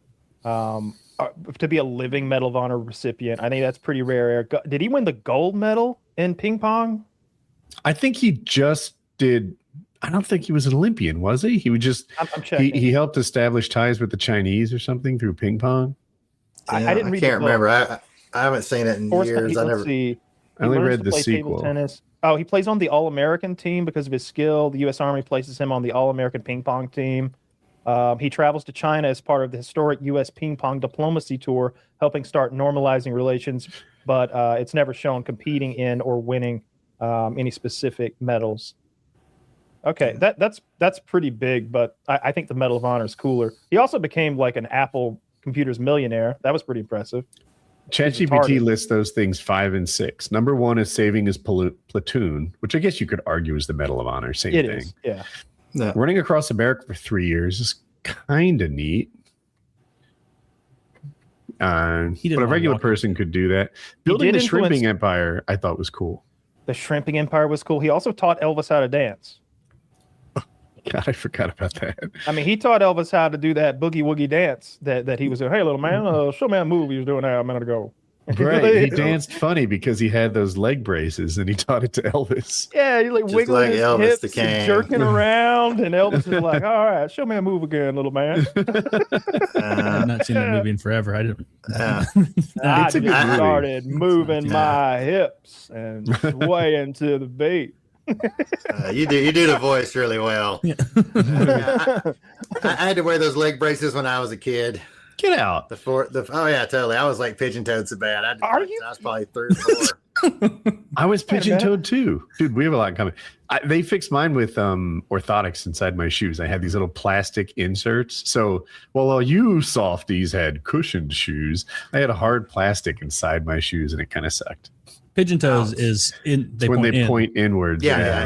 And mine are still pretty bad, but they were like as a kid they were so bad I had to wear like these like leather things with like spreader bars, like just like in the movie. Yeah, they were. Oh my god! You know how I think I Were fixed you ever it? I don't. chased by a truck of bullies? Often. I got till to this day still I have. was. to this day. Zemeckis ripped you off, dude. I'm here to tell you. I think I used to sleep on my back and I'd have the covers like keep my feet sort of bow footed. And I just sort of like, I'm like, if I go through puberty like this, my feet will straighten out. And they kind of did. I don't know if that's related, but that was the thinking. It couldn't hurt. Mm. You know. So, how long were you in these Forrest Gump braces? Oh, just when I was real little. Probably I was 3 or 4. I mean, not long. Just I guess when you're like young enough where your bones are still kind of soft, you know, they were trying to train them out then. But by the time I was, you know, preschool age, I was just rocking and rolling. I mean, I still wear out like mad shoes. Like I kind of scuff my feet on the outsides when I walk. So I always wear out shoes in weird spots and all that, and trip over myself a whole lot because I have size 14 shoes. But you know, I was just your basic awkward dorky kid in every possible way. So the leg braces just kind of blended right in. Pretty much every uncool thing. Yeah. I bet they actually stood out. It was just all part of my look. I'm just gonna hit all the awkward childhood disadvantages I can here. But Damn, so- yeah. Would you say the body painting is the most interesting job you've ever had? Most interesting gig? Oh wow. You know, honestly, probably no. I think YouTube really is it. Like I've gotten to do so many. I mean, between cannonball run records and yeeting cars off of cliffs in Alaska, and just in the last 48 hours. I mean, we've done. You know, we're building pontoons to make this off-road record truck amphibious. We've had an exotic animal beef jerky eating contest. I've welded. I've stripped an old car down to turn it into a reef. Driven a race car. Like just every day it's something different. And I don't say weird necessarily, but like weird in that the menagerie of experiences I've had doing YouTube is just like I could have never made this up or pulled this off. And it's just such a fun thing to do. And whether it's trying to sleep in the back of a car at 170 while your friend's driving, waiting for your turn to drive 170 while he sleeps, or meeting famous people, or just getting to do fun stuff. Like it's just weird in that weird in the how did I get here? Because like, you know, I get a lot of like imposter syndrome, I guess. Like, I mean, I'm nobody. I just happened to be standing in the right place and said the right things a few times and got to be on camera and hang out with you guys. I mean, like, I didn't come from anywhere special. I just sort of, it's just weird how I got here, I guess, because it could have been anybody. It just happened to be me. And I always felt very thankful for that. And I think that's probably the weirdest thing, just weird to like go through my phone, the people I can call on the phone that I know that are famous. Like, that's just weird to me. Or weird in that, you know, I don't have I'm not good looking. I'm not particularly smart. I'm not athletic. Like, I'm just some regular dude. I just happen to totally Forrest Gump, Kung Fu Panda my way into just being in the right place at the right time. You know, as the saying goes, rather be lucky than good. And I just got really lucky. So that's the weird thing, I guess, is just like how I got here, I suppose. But that kind of sounded more yay me than I meant it to. I didn't really mean it like that. No, it certainly wasn't. I was about to ask more. Woody, like, I was going to ask Woody, what's the oddest thing that YouTube has allowed you to do that if you just sort of told someone that you did that thing in one sentence with no backstory or explanation, it would sound bonkers. Would it be that you've been in a helicopter and fired a minigun at cars before? That has to be it. That's way better than the microwaving shit that popped into my head. Yeah, I got you. I got you. Yeah. It has to be that. I thought it was pretty neat that I saw the UFC fighting in Japan. That was a neat life experience. But in terms of like just wacko things that other people haven't done, it's got to be the minigun helicopter thing. Yeah, that's a lot of things at once. Yeah, that's probably it. That's dude. Yeah, it's like you, Jesse Ventura, and Predator. Like, there's very few minigun operators out there. You know, like you're a small. I'll tell you, that day, like the helicopter flight lasted long enough, and the sun. It was getting dark, so it had like tracers and shit, and we're shooting a car and watching the bullets deflect everywhere. And in my heart, I was like, it's been kind of a long day. Are we going to land this thing? Like, am I the only one thinking, let's wrap? You know? Ungrateful. It would have been cool if you shot some animals. I know that some places do the minigun on pigs. I've shot rifles out of the helicopter at pigs, and I've shot machine guns at them, but I've never shot a minigun at pigs. That would be fun. I would like to do that. That's I wouldn't crazy want to be expensive. a pig. No, you wouldn't want to be the pig. No. Yeah. Well, it'd be one of the bad deserve it, pigs. Yeah. They deserve it. Yeah, exactly. Yeah, they're causing problems, causing a ruckus down there, killing all the other. They're ugly too. Plants. That helps so much, dude. They're like orc ugly when you look at them up close. They're like really hairy and mean looking. Yeah. They're Are they sweet colors. by chance? Like, if you were to try to pet one, it could kill you. Like a boar could like gore you in the femoral artery. That's the thing they do to people, and they bleed out. Pigs can be sweet. People keep them as pets. Yeah, if you had one from a baby, you could absolutely So that guy I know at the Ox Ranch, the guy who owns it, he has a pet wild boar that must be 300 and something pounds. Like, it's way too big to tangle with. And then he also has a pet wolf. And so he shot a rabbit and threw it to him, and they split it, literally. Like, they each got an end of it and pulled it apart like it was a gummy bear. That guy's like a Pokemon trainer. He's awesome. But that pig was that pig was funny. like a bait. That pig was like, he's like, hey there, big boy. God damn, what does he weigh? He's like, pet him under his chin. He likes that. He's just like, like, he really did like it. Like, but in the wild, they're feral, like wild beasts, and they're interbred between these Russian black boar that people brought over to hunt and feral pigs and domestic pigs, and they've created this weird mishmash. But there's something weird about pigs when they go feral. You can take a perfectly normal, like domesticated pink pig, and just from living in the wilderness, something about that environment and maybe its hormones, it changes. It'll start growing that long, dark, coarse fur. It'll start growing tusks. Whereas if you just left it in its pen, it'd have been that pink bacon seed its whole life. But you throw it out in the wilderness of Texas, and it regresses and turns into like a wild animal again, like physically. Yeah, they go like full wolf man. I mean, presumably it takes a while, but yeah, they just get violent. They're super territorial. A friend of mine was hunting down in South Georgia and had one come after him, and somehow in running from it, he like dropped his rifle and it ran him up a tree. He had like a 22 pistol with him for hunting for shooting snakes. And he's like there's just enough tree where it's like almost getting his foot. And he can't get any higher up in the tree. According to him, he emptied the 22 between that thing's eyes, and its skull is just so thick. The 22s were just like just ricocheted off. And one of our other buddies that was with him, like, kind of heard the shots and figured something was up and came up and shot the pig. But yeah, it was like gonna happen, man. They're super territorial, like the wild ones anyway. Yeah, obviously, man, there's some. If he's nipping at your heels, a 9mm would get it done. But I wonder if it was just you in the open with a pig and a 9mm. Can you hit it? Can a normal person make that shot? How hard is it? That shot gets that shot gets progressively easier for every second you don't make that shot. Well, and then much harder. I considered that too, right? And then much harder, right? So I've never shot in, like, I guess I have shot in competition, but not well. And but competition makes me so much worse at shooting. If I just take my time and aim at an index card or something, I can hit it pretty well. But you put a clock on me and ask me to hit it faster than somebody else, and suddenly I'm like trying to make up time by missing quicker or something stupid like that, and it doesn't work. You put an actual combat situation or an angry pig, how bad a shot am I? I'm not sure, but I bet not good.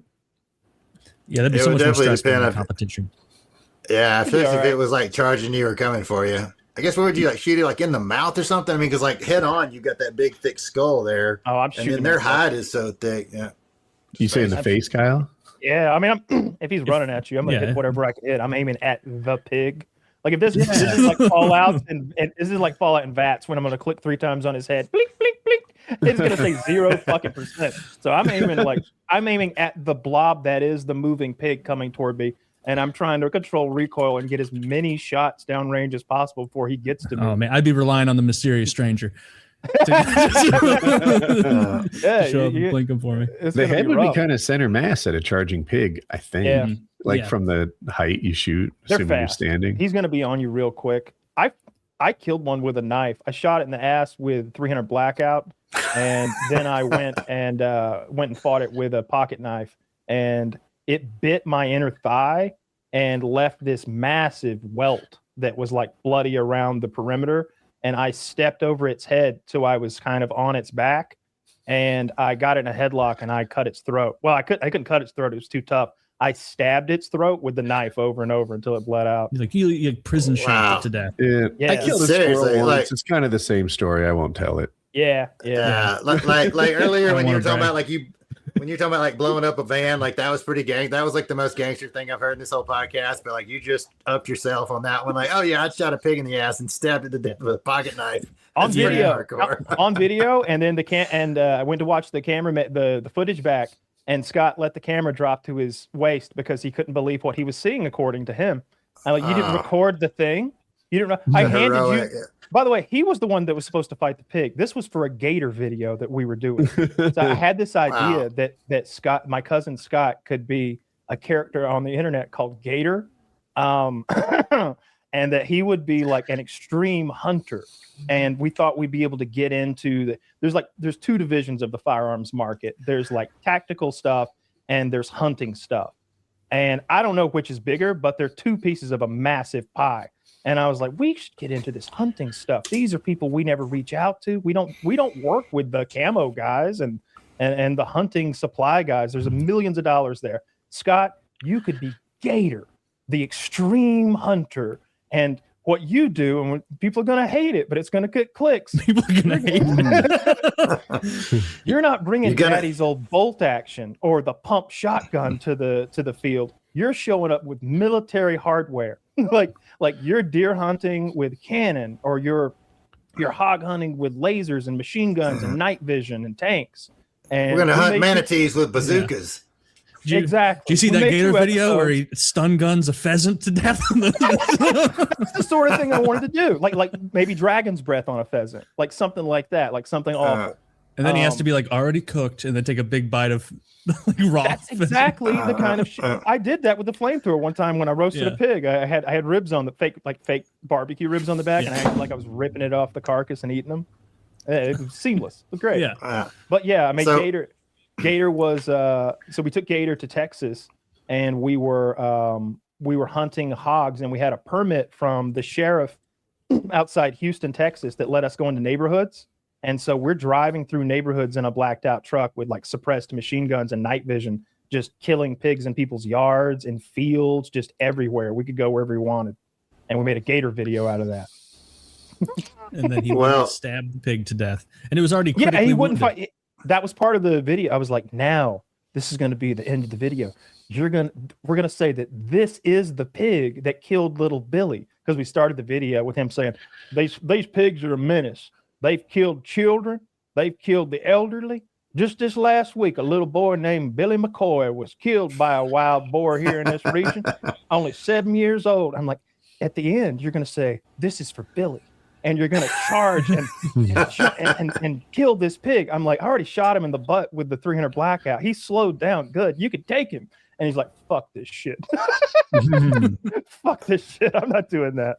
You could have just waited a little longer, the way Commodus does against Russell Crowe, where you just kind of wait a little longer, let him bleed out a little more. Because like a 300 blackout to the rear end of anything is pretty devastating. He's fine. Nah, he was fine. He was a big boy. He was fine. He was. He got up speaking of and hunting, yelled at me and charged. He was fine. You would have done that without the 300 blackout, I wouldn't have been able to get. Yeah, absolutely, I would have, but I wouldn't have been able to get to him. Like he would have ran from me if I didn't, slow him down a little bit. We were trying to have me jump out of a helicopter on top of one. I was hanging out the side of the Little Bird helicopter with a sword in a sheath, like a machete that was like 2.5, 3 feet long, like a big. And I wanted to like jump out and like machete one of the pigs, and we couldn't make it happen. Man, Gator could have been the real deal. I would say that's got Discovery Channel show written all over that, man. That would. Well, that was for the Gator show again, because Gator gets homesick and he had to stay home with his girlfriend. And I'm like, I guess I'll put on a mask and I'll be Gator, and we'll just edit this into Scott's video. And then I didn't use the footage. It's pretty diabolical. Yeah, it's like Batman. Yeah, well, I mean, that would have been so off-putting. Oh, people hated Scott the Gator videos. They got like. So I put it on a YouTube channel called The Gator Show that had 0 subscribers, and I pushed it on Facebook once, and it got almost 300,000 views, like in a week or something like that. Both of his videos did. We also did the Hunter's Diaper, which was like a funny spin on like hunting products. So he's wearing a hunter's diaper, and he's explaining like how much of a load it can carry, and it's camouflage. And then he gets out the deer urine, and he's like, this is the best deer urine on the market, but I'm going to tell you, tastes terrible. And he opens it, and the bit is he's drinking deer piss. And I made sure like he starts with a sealed package and cuts it open with a knife in front of the camera. It is deer urine that he is drinking. And he immediately gags and vomits in the video. And then he's like, never get over that. Well, now you're going to want to do something about that vomit smell you got here. He's going to wave his hand over the gun. He's like, that's when you want the dead downwind scent blocker. And I was like, I'm behind the camera going like this, like I'm Spielberg back there. And he starts like spritzing the scent blocker on his vomit from drinking deer urine. And then he goes, I'll have a little myself. And he goes and squirts it in his own mouth and like wrenches and spits, because like the scent blocker tastes better than deer piss, as you can imagine. It's tremendous. That could have been a big thing. I don't see the sponsor deals rolling in with, Mossberg's like, we gotta associate ourselves with this guy. That's what I wanted, though. I love the idea that you could go to him, and I wanted it to be like FPSRussia, but a redneck hunting. I was like, it's the same thing. I mean, obviously Smith & Wesson doesn't want to say that their pistol is the watermelon annihilator, but it gets clicks and it sells Smith & Wesson. So maybe if Scott's blowing up squirrels with a 20 millimeter machine gun for no reason, like he'll get some, that'll also get some clicks, and people want Scott to wear Oakleys or dead downwind scent blocker or something like that. Some intern walking into the Oakley marketing department, like, hear me out. They're like, we let go. We're more of a cool guy on a bike or snowboarding sort of company. What if he snowboards over a snow leopard, slitting his throat as he goes? It's like, no, that's not what we want. So speaking of hunting and leopards, so like as soon as I got out here to Utah, I noticed a lot of trucks driving around with like dog boxes in the back, like you'd have for like hunting bear back in Georgia.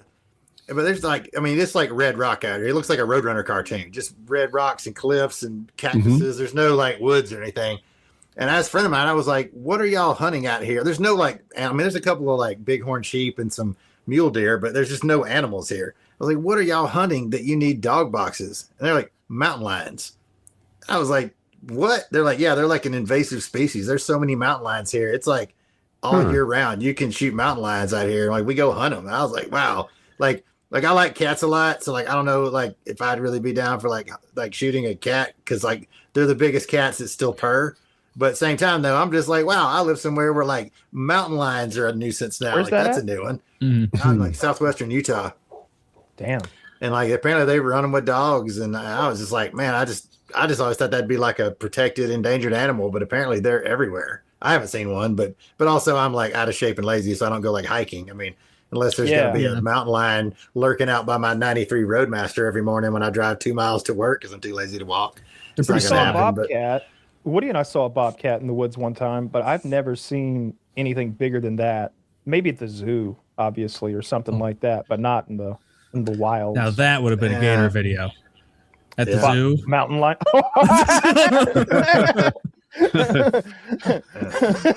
They say he's the king of the jungle. Yeah. I mean, the Gator show will be back between 3 to 5. You know? I mean, I've been mauled by a cougar, but I married her, so it was okay. I see what we did here. Yeah. Yeah, some places you can't kill mountain lions or cougars or whatever. You have to wait for seasons at least, but it does make sense they could get invasive anywhere they're not wanted because they're pretty sly. They're not dumb. Oh, totally. I mean, and I've seen just about every animal known to man, but I've seen probably 45 whales in the wild. I've seen like 2 bobcats in my entire life. Like they are so sneaky. Y'all must have been super stealthy because like you hear them, you know they're there. You never see those things. They're so stealthy.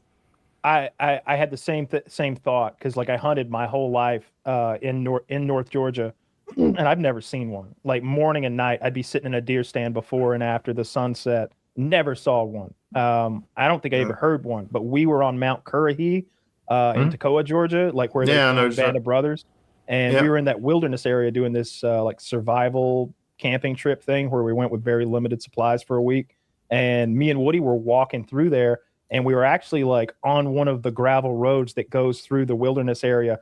And we just look up, and it's also crossing the road, and it kind of looked up at us and just kept moving.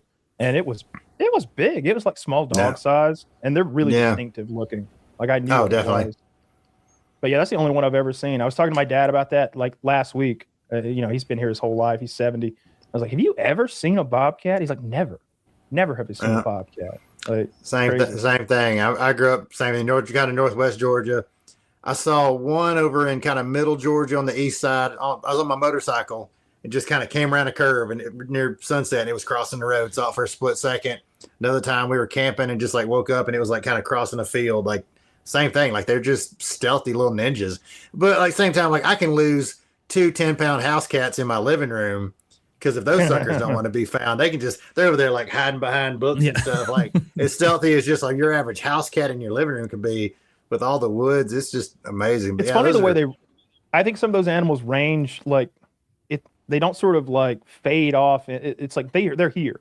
They're not here and a little bit sprinkled over there. Like armadillos in Georgia are like that. I had never seen an armadillo until I was like 20 years old, and we were going to go to some bike rally south of Athens. And I was like, "What the fuck is that?" It's running across the road. I slammed on the brakes. I was like, "I think it's an armadillo." Like I had never seen one in my life. We chased it. We tried to catch the fucker. Oh, they're fast. You're not catching one of those things. So I lived in Athens for about 25 years. I have caught one before. Really? Wow. Well, you're fast. I had a friend of mine who was a professor at UGA, and they had like one of the big UGA properties down in middle Georgia. There was like a bounty, like every year with all his grad students down there studying like forestry and stuff. If anybody could catch an armadillo, I don't know what the bounty was. In like 30 years, nobody had ever caught one. They are crazy fast. So well done. I was in Texas and out on the Ox Ranch, and we saw an armadillo And it had been a weird day. Like the whole day had been experiencing the wilderness and the animals. And he's also got like kangaroos and like weird exotic game animals there, like kudus and weird red deer. And he's got you name it. He was looking into getting hippos last I heard. But I saw that. I ate some kangaroo just yesterday. We had hand caught a porcupine, and the guy had showed there was like an old Indian there who literally taught me how to handle a porcupine. Like quills only go one way. And I'm like holding this big fucker up by his tail. It must have weighed, I don't know, 20 pounds or something. He was a big boy. Yeah, they're bigger. And then I had met the camel, and I had met the kangaroo, and I went to give the kangaroo a carrot, and he didn't eat it out of my hand. He reached out and took it from me like a person. And that was, he was like, yeah, give me that. And he was like, yeah, I have that. Wow. It was like Bugs Bunny. I was blown away by that. I'd never seen a kangaroo before. And then like we saw that armadillo, and I was like, I guess I was a little hyped up from all the other crocodile hunter shit we'd done, and I just took off chasing it. And I could hear them yelling something. I think they were yelling, "They carry leprosy," but I couldn't hear that at the time. So like just as he got to his burrow, I grabbed his tail, and I'm trying to pull him out, and his little legs are like clawing, trying to get into the burrow. And I was a little worried I was going to hurt his tail, so I let him go. But I didn't get leprosy. It's all good. Yeah, you're fine. Well, so supposedly a lot of them carry leprosy, but most people are immune to leprosy, apparently.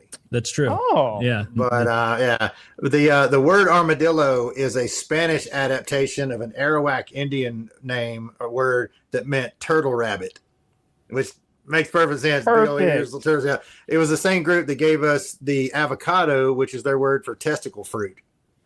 So they were a pretty literal culture. Creative bunch. I bet it's easy to learn Arawak. Exactly. You just describe whatever it is. Exactly. These guys got like 65 words, bro. Like, a lot of compound stuff. But like the armadillos in Athens, they turned my neighbor's yard into like a Viet Cong tunnel complex. I mean, they dug his entire yard. I don't know why they didn't pick mine, but they dug his yard to pieces.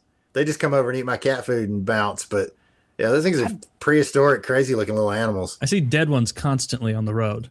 Yeah, they're not good. They apparently don't have very good eyesight. Like that same professor buddy I was telling you about that would challenge all his students to catch one.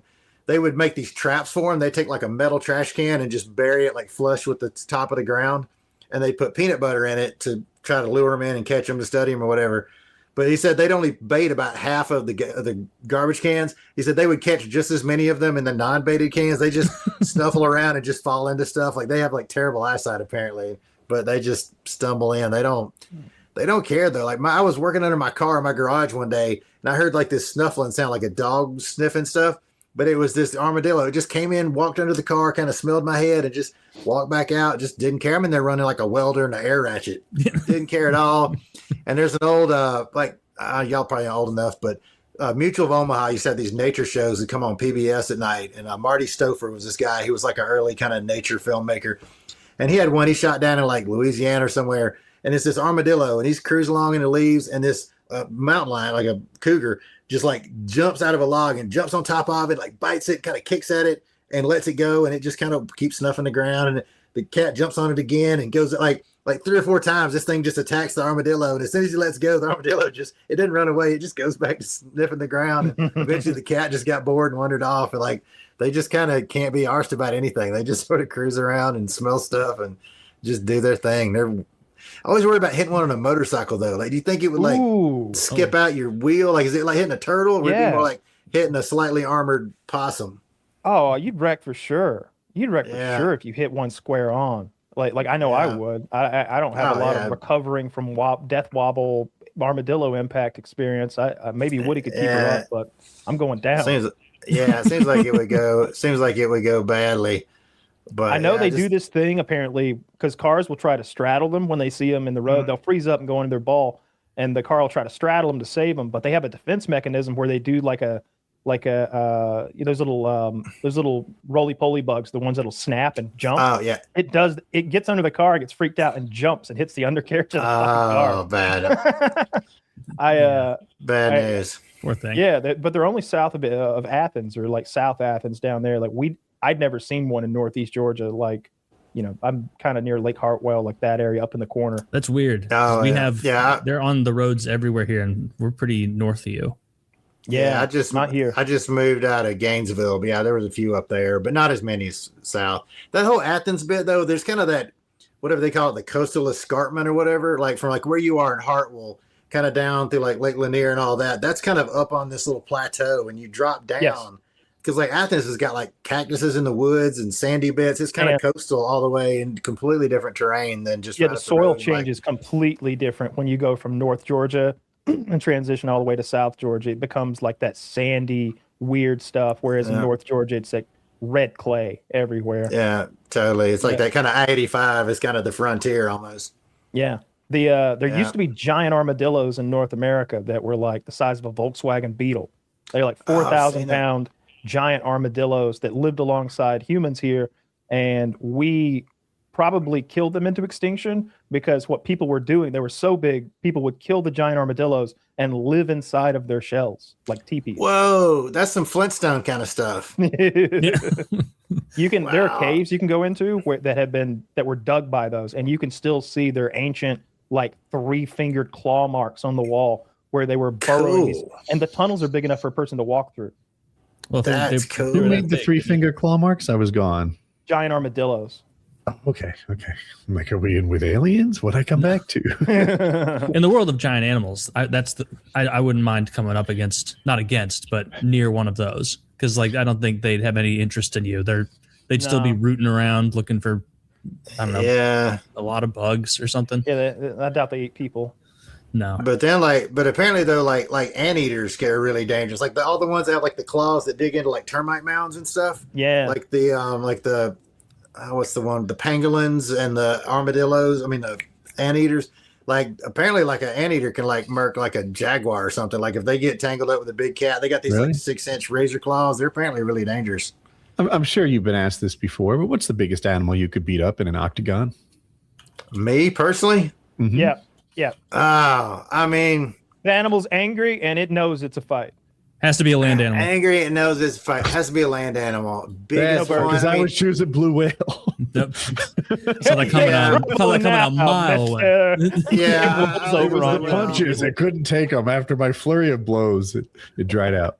Yeah. I mean, I might go with something stupid like a giraffe because it seems like the hard parts of the giraffe are like really high. So if I could like tackle 2 of his legs and hold him together, like if I could just like get 2 of his legs together and throw him off balance, get him on the ground, I might have a chance.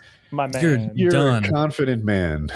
Some would say overconfident. That's the biggest animal I've ever heard anyone ask this question say. Like giraffes giraffes like fuck up hyenas and stuff. Like giraffes fuck with which is probably bad. Yeah, no, I don't think anything fucks with elephants. But I saw a giraffe, like it was a pride of lions trying to kill a giraffe, and one of them like jumped up on its hindquarters, but then kind of fell a little bit, and the giraffe did like a little trampling and like kicking motion as it was running away. And the nature doc, like David Attenborough, was like, "And this lion will die," and it was like because it like totally crushed, destroyed. Yeah. I also think I could beat a 40-foot tall moose if I tried a double leg on it. There's nothing weird about that. You do a really good David Attenborough, by the way. Though. That was excellent. And I'm sure I probably would have died spectacularly. But again, in my head, the giraffe, like the dangerous parts of the giraffe are like really high, like with the little horns. And if I could like sneak up on the giraffe where he doesn't know he doesn't know it's a fight. I guess you said he knows it's a fight, so maybe that'd be different. You're in an octagon in this scenario. Yeah, it's true. Yeah, that's just walk sideways at him. Oh, look at that! I could be the great. Yeah, exactly. He's all tangled in the ropes. Get him. No, you said the dangerous part is the head for sure, but like the legs are like your size, and I bet they're the strongest. There's no human that could like overpower a pair of giraffe legs. Yeah, in my head, I'm gonna do like the leg, like just do like a leg and arm wrap and get 2 legs together. Oh, that'll be adorable. But yeah, I would probably die. 16 to 18 feet, 3,000 to 4,200 pounds. Yeah, that's not happening. 4,000 pounds. Could it be a baby giraffe? When it's still doing that goofy like Bambi splay. Yeah, I'm exactly. Yeah, baby giraffe. A baby giraffe. Yeah, he's going down. But yeah, I can't. I mean, even like animals, like when my cats would bring like a chipmunk in the house, I've got like welding gloves and a face mask. Like I'm pretty leery of like small, cute animals because they've got teeth and claws.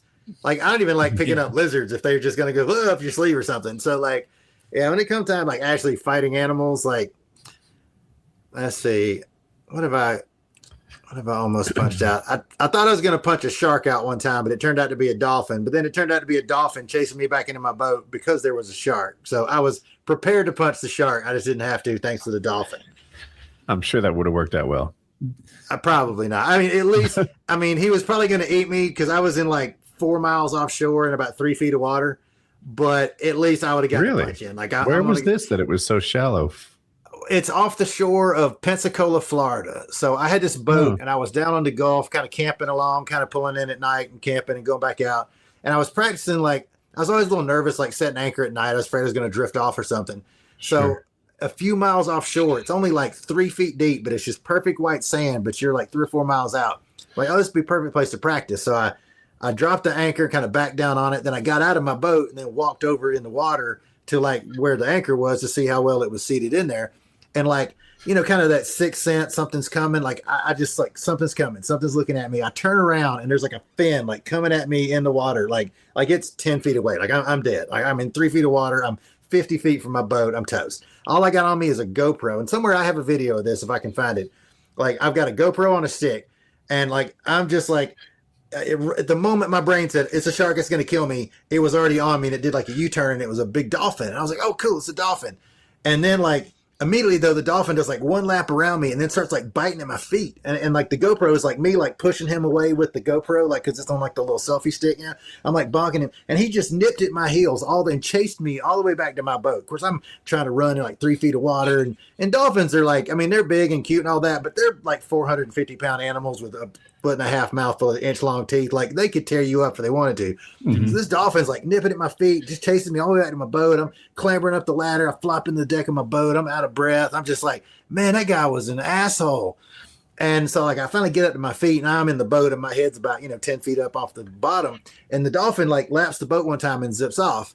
And I see like another dolphin about 50 feet out circling, and I watch him and it never comes up and it circles and gets closer. And it's like a 10-foot bull shark that was just cruising out. And looking back, like in my head, I'm thinking like, man, that dolphin probably knew the shark was there and is like, hey, dipshit, you're out here in shark water. You need to get back in the boat. And that dolphin like chased me back into the boat. And which I don't know. I did a painting class one time. Like I taught a dolphin to paint and a sea lion too. So like maybe I had some good dolphin karma working for me. So anyway, so that was the closest I've come to really fighting a legit animal in recent years. And I was about to punch the shark that turned out to be a dolphin. Did you teach the dolphin to paint naked women? I was working on that, but he moved on. He was dude. You want to make $35,000 a weekend? Get that sorted. Come with down me. to Miami with your titty painting dolphin, and I'm gonna y'all get the are tank. gonna make out. I picture you standing there like arms crossed with a dirty smock as it paints, and you're just shaking your head like terrible. Yeah. You're totally getting. You're just totally mashing getting it. Yeah, that shading looks terrible, Flipper. You can do better than that. I know they taught you load elephants its too, but blowhole. none of them are good. You load its blowhole up with paint and let it spray it on the ladies. Yeah, Jackson Pollock style, just poof. Oh, Yeah, I would hate that. You'd make an enemy. That would be good. We'll make a fortune before Greenpeace gets to us. We're good. Oh yeah. Sarah McLachlan would be singing a song about some dolphin with paint inhalation. Yeah, damn. Yeah, I just watched the video of giraffes fighting. You're up shit I'm creek. toast. Yeah, I chose poorly. It seemed like the most. It seemed like the most benign big animal that would sound cool if I said I could fight it. Taylor's answer was great. He's like, that is the biggest animal anyone has ever answered this question with. Like, Yeah, I make poor choices. It's Some the people story of my say life. horse. I make poor choices. I've heard Horse horse no. before, but I think you would have to get like an old sick horse or something. I don't think any sort of healthy horse is going to bite you and kick you and like fuck you up. Especially if you've got like hemmed in so that it can't just leave. It's going to kick you to death. Yeah. I think like realistically, I'm probably more like an alpaca with cerebral palsy kind of guy. Ooh. Yes. oh, you know what? I honestly think I could take an ostrich. That's pretty big. No birds. Ostriches are mean, man. They got those. They can like eviscerate you with their. Yeah, with but their people just feet. grab them by the neck and completely control them. Yeah, that's true. Yeah. You'd win the fight. I just don't. You might get scathed. My fear Yeah. is what he's talking about because I've seen. I faced down an emu one time, and the guy was There like, was "Don't get too me close to him. He'll On the disembowel other you." side of the fence. No, no, in the wilderness, face down emu, and the guy was like, "Don't get too close. He could disembowel you." And he said it like that, and I was like, "What the fuck?" And I looked at its toes, and they're not raptor claws, but I didn't want to get hit by one. And apparently, they do this thing where they like flick them at you. Yeah, they I jump. think I could defeat the emu. I think you could defeat the ostrich, but it might get one of the. It's got a puncher's chance. No, Woody's not taking the ostrich. Like a good sized adult male, a large adult male. Mm-hmm. Tell me how big you guys think they are, just to get an idea. 140. And Kyle, what do you think? A large adult male that's like first Weight. weight and height. I'm gonna guess they're like 8 feet tall, maybe with like their crazy neck, maybe, but probably weigh like 100 pounds. Okay, and Woody, what do you think height wise? You said 140. 6.5. 6.5. Chris, what do you think? I'm gonna go like about you said. I think you're right about 8 feet tall. Because me and a buddy of mine got chased by some one time. They're about 8 feet tall. I guess like 250. I'd say 8 feet, 250 pounds. All right. Because they're like land. That's how big I am. Good sized adult male is 9 feet tall, weighing 320 pounds. Oh, 9 feet 320 is a little. That's a bit off more than I can chew. Yeah. There's a reason they can't fly. Yeah, that's basically a I thought they just didn't want velociraptor. to. But how big are they really? Because I've seen them in petting zoos and they weren't that big. I think Taylor found Arnold Schwarzenegger and said that's a normal ostrich. They've been pumping me up. That's not like the largest enormous. thing. That's just the high end of their range. I definitely could not take an ostrich, but I have killed an emu, but I hit it with a motorcycle though, so it didn't really count. That didn't count. That didn't That's count. not a battle. You brought something outside into that. So Yeah, he was just standing in the road right on my line. He kind of blended in because his little legs were so skinny, and he kind of blended in with the background. And by the time I saw him, it was too late. I still He just think I kinda can went, take him. I think like what he says, if you get a hold of that neck, Mhm. Yeah. and it's one of those things like maybe you grab the neck and he'd pick you up with it. Like I don't know if they have that kind of strength, but I imagine it being like I've grabbed like a big hose and I'm like, come down here with me, cocksucker, and like I bring him down here and now I have like I don't think I could snap his neck. I know his neck isn't a twig, but I'd choke him to death in like a minute. Like I don't know. I just feel like if I really clamp down on that neck and start bending and contorting it, and if I could really if I could get a hold of his head, how big are their heads? I need to see their an heads are pretty ostrich's head. small, but it says their talons on their feet are about like 4 inches long. Fuck. Yeah, that's can't vital see. organ territory. I'm gonna look for some pictures of ostriches fighting. I asked Yeah, ChatGPT. In summary, it says an adult male could possibly beat it, but it would be a very bad bet. And he does mention that strong arms could control the neck, but overall, it thinks the ostrich wins. Yeah, we have no talons.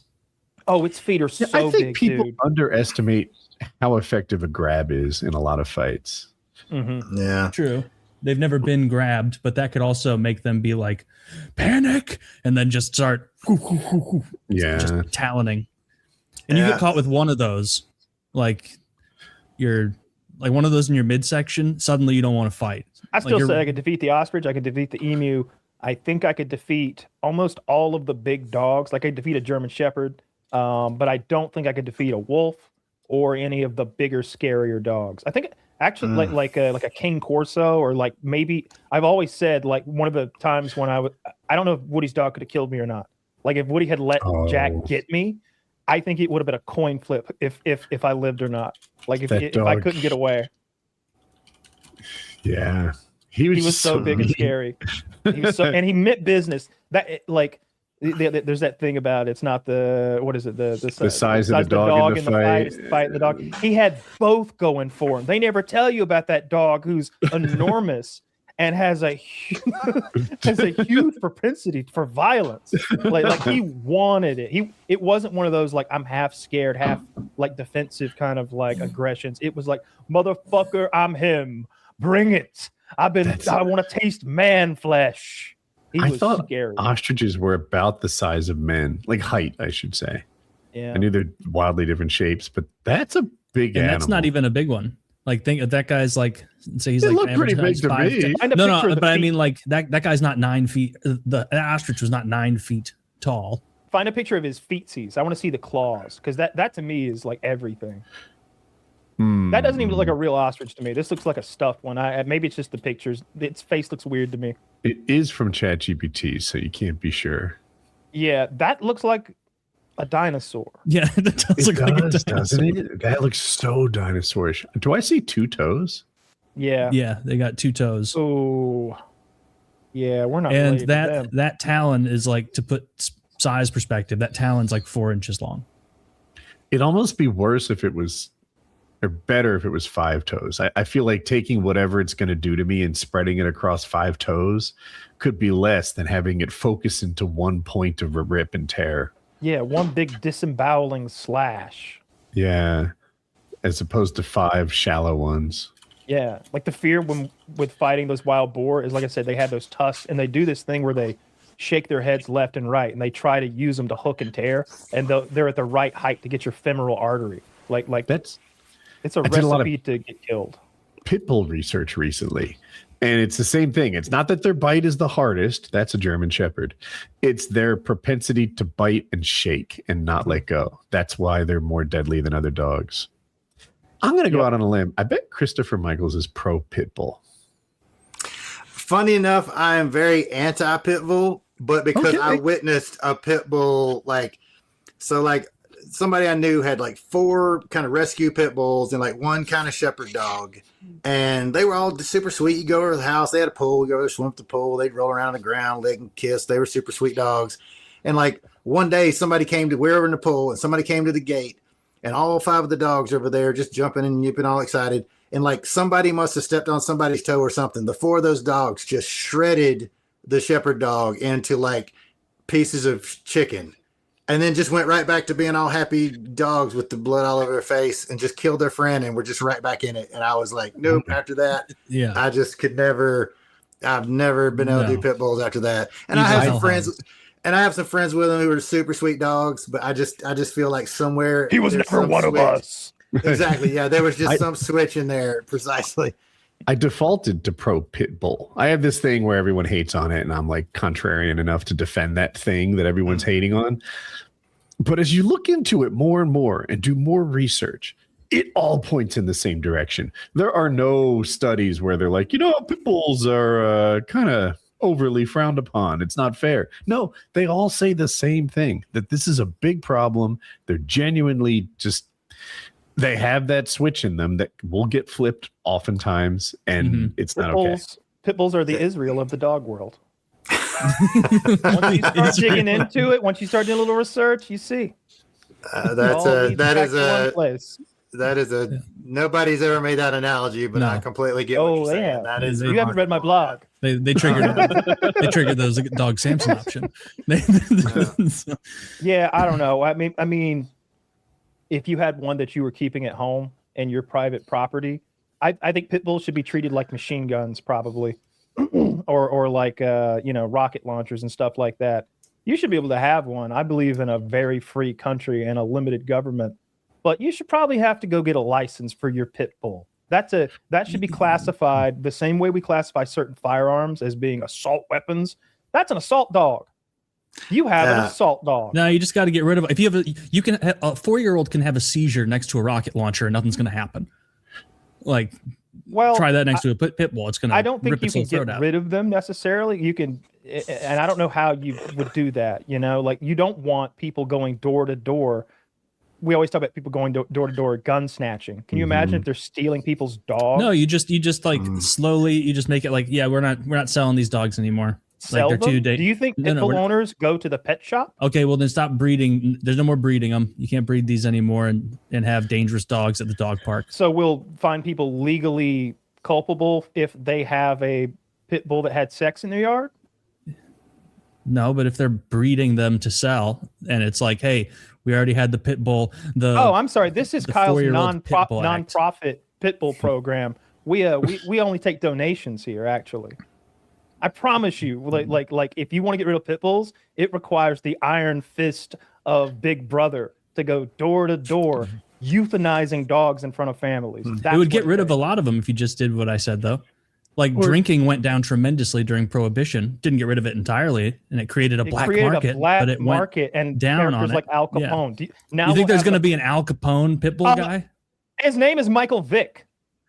Okay, and we got him. We got him. Okay, so here's a funny Michael Vick story. So in 2014, I'm in Berlin, Germany. I'm in this beer garden. I'm somehow talking to the tables around me. Somehow it's like 2 German guys and 2 dudes from England and me, and we're all debating about like gun control, and they just think it's incredulous that why would you want to own guns when the police and the military have guns? Why would you need one? You know, they're not getting it. But anyway, throughout the conversation, one of them says, "Where are you from in America?" And I said, "Atlanta, Georgia." And one of the Germans, kind of thoughtful, he was like, "There is a lot of dogfighting in Georgia, yeah?" And I was like, "Damn it, Michael Vick. Like, that's the one thing, like, globally, that's what Atlanta's known for is dogfighting because of Michael Vick." I was like, dang it. Fuck. Not the 96 Olympics. Been trying to make it about peaches, but he ruined it. Totally. And then Michael Vick actually got me again years later. So right after my VinWiki story about my smuggler truck came out, I had a couple of diesel shops reach out to me and said, "Hey, we'd love to like sponsor you and like, you know, fix your truck up a little bit, get our name in there with your truck," because it was in a magazine and some other stuff. And I found this one shop and they contacted me. They're like, "Dude, we want to work with you. This sounds awesome. Like, cool. Get together a parts list." So I go back to them with a parts list and they're like, "Actually, Michael Vick and his whole entourage got into diesel trucks, and like we're so busy tricking their trucks out, we're going to go with this like big rim brodozer thing, so we're not doing trucks like yours anymore." And Michael Vick got me out of getting my truck overhauled. I was like, "Dang it, Michael Vick again!" Foiled again by Michael Vick. Foiled again by Michael Vick. But the funniest story I have about Michael Vick, though, and this is my buddy Chase. Chase is an interesting dude, and he has a Michael Vick story that just cracks me up. So Chase is like into like the cosplay kind of stuff, you know, like they go to like the Dragon Con and Comic Con, those big conventions, people make all the cool costumes and stuff. So Chase, whose mother is German and he speaks German, he chose to be some character from some, and I don't follow like Marvel Universe or whatever, but some superhero movie. There's a Nazi in the comic book, and he's the Nazi. Maybe that might have been it. I'm not sure. So No. He was just a regular guy. So he is dressed like he is in a World War II Nazi uniform, dressed like a Nazi with these 2 girls that he's at the Comic Con with. And he's trying to kind of hook up with the 2 girls. I think I'm getting the story right. Maybe he was just friends. I don't remember. But anyway, he's with the 2 girls. They're at the hotel. Well, the 2 girls meet some like businessman who just happens to be at the hotel, not involved with the comic thing. He's super charming and charismatic. The 4 of them get in a limo and like go to a strip club. I think it's the Pink Pony. They go to a strip club. So it's Chase dressed as a Nazi, 2 chicks dressed up like some hot, you know, comic book characters, and this one business dude. Well, at some point, the business dude leaves with the 2 chicks and ditches Chase at the strip club dressed as a Nazi. But he can speak German, and the girls in the club, I guess they just see a guy in a military uniform. They just think he's a soldier. So they're just being all super nice to him, like rubbing his shoulders. And so he's got like 3-4 girls deep just sitting in like a booth with all these girls all over him with dressed as a Nazi when the girls aren't really getting that it's an anachronistic military outfit. Well, somehow Michael Vick is in the same club that night and is watching all this go down. Sees Chase get like his chick split with this other dude, sees him work the Nazi thing with these strippers, thinks that's hilarious, and invites him to come hang out with them in the VIP. So he ends up like popping bottles in the VIP and clubbing it up with Michael Vick and his entourage, all because he got ditched for a businessman took his threesome away and left him dressed as a Nazi. Mike Vick saw a Nazi and he was like, "That guy won't judge me." Exactly. What if he thought the same as the girls and he's like, "First of all, thank you for your service." This guy must be high ranking because he's completely swagged out. He's a Hugo Boss. All right, we got to get to a little advertising real quick from Audible. Could listening make you a better parent, a better leader, even a better person? Could listening to motivating fitness programs get you fit? Could listening inspire you to start something new? There's never been a better time to start listening on Audible. With Audible, you get access to an unbeaten selection of audiobooks, including bestsellers, motivation, mysteries, thrillers, memoirs, and more. Audible has the largest selection of audiobooks on the planet, and now with Audible Originals, the selection has gotten even more custom with content made for members. Have a great time with Grace and Rocky by perhaps checking out Andy Weir's Project Hail Mary for a great sci-fi epic, or have a wild adventure listening to Matt Dinneman's Dungeon Crawler Carl series and catch up before Book 8 releases this May. Audible members can choose 3 titles every month, 1 audiobook and 2 Audible originals you can't hear anywhere else. Audible members also get access to exclusive audio fitness programs to start the year off on the right foot, or to be in the middle of the year on the right foot. Listen on any device, anytime, anywhere, at home, at the gym, on your commute, or just on the go. You'll also enjoy easy audiobook exchanges, rollover credits, in an audiobook library to keep you entertained. Even if you cancel, you get to keep it forever.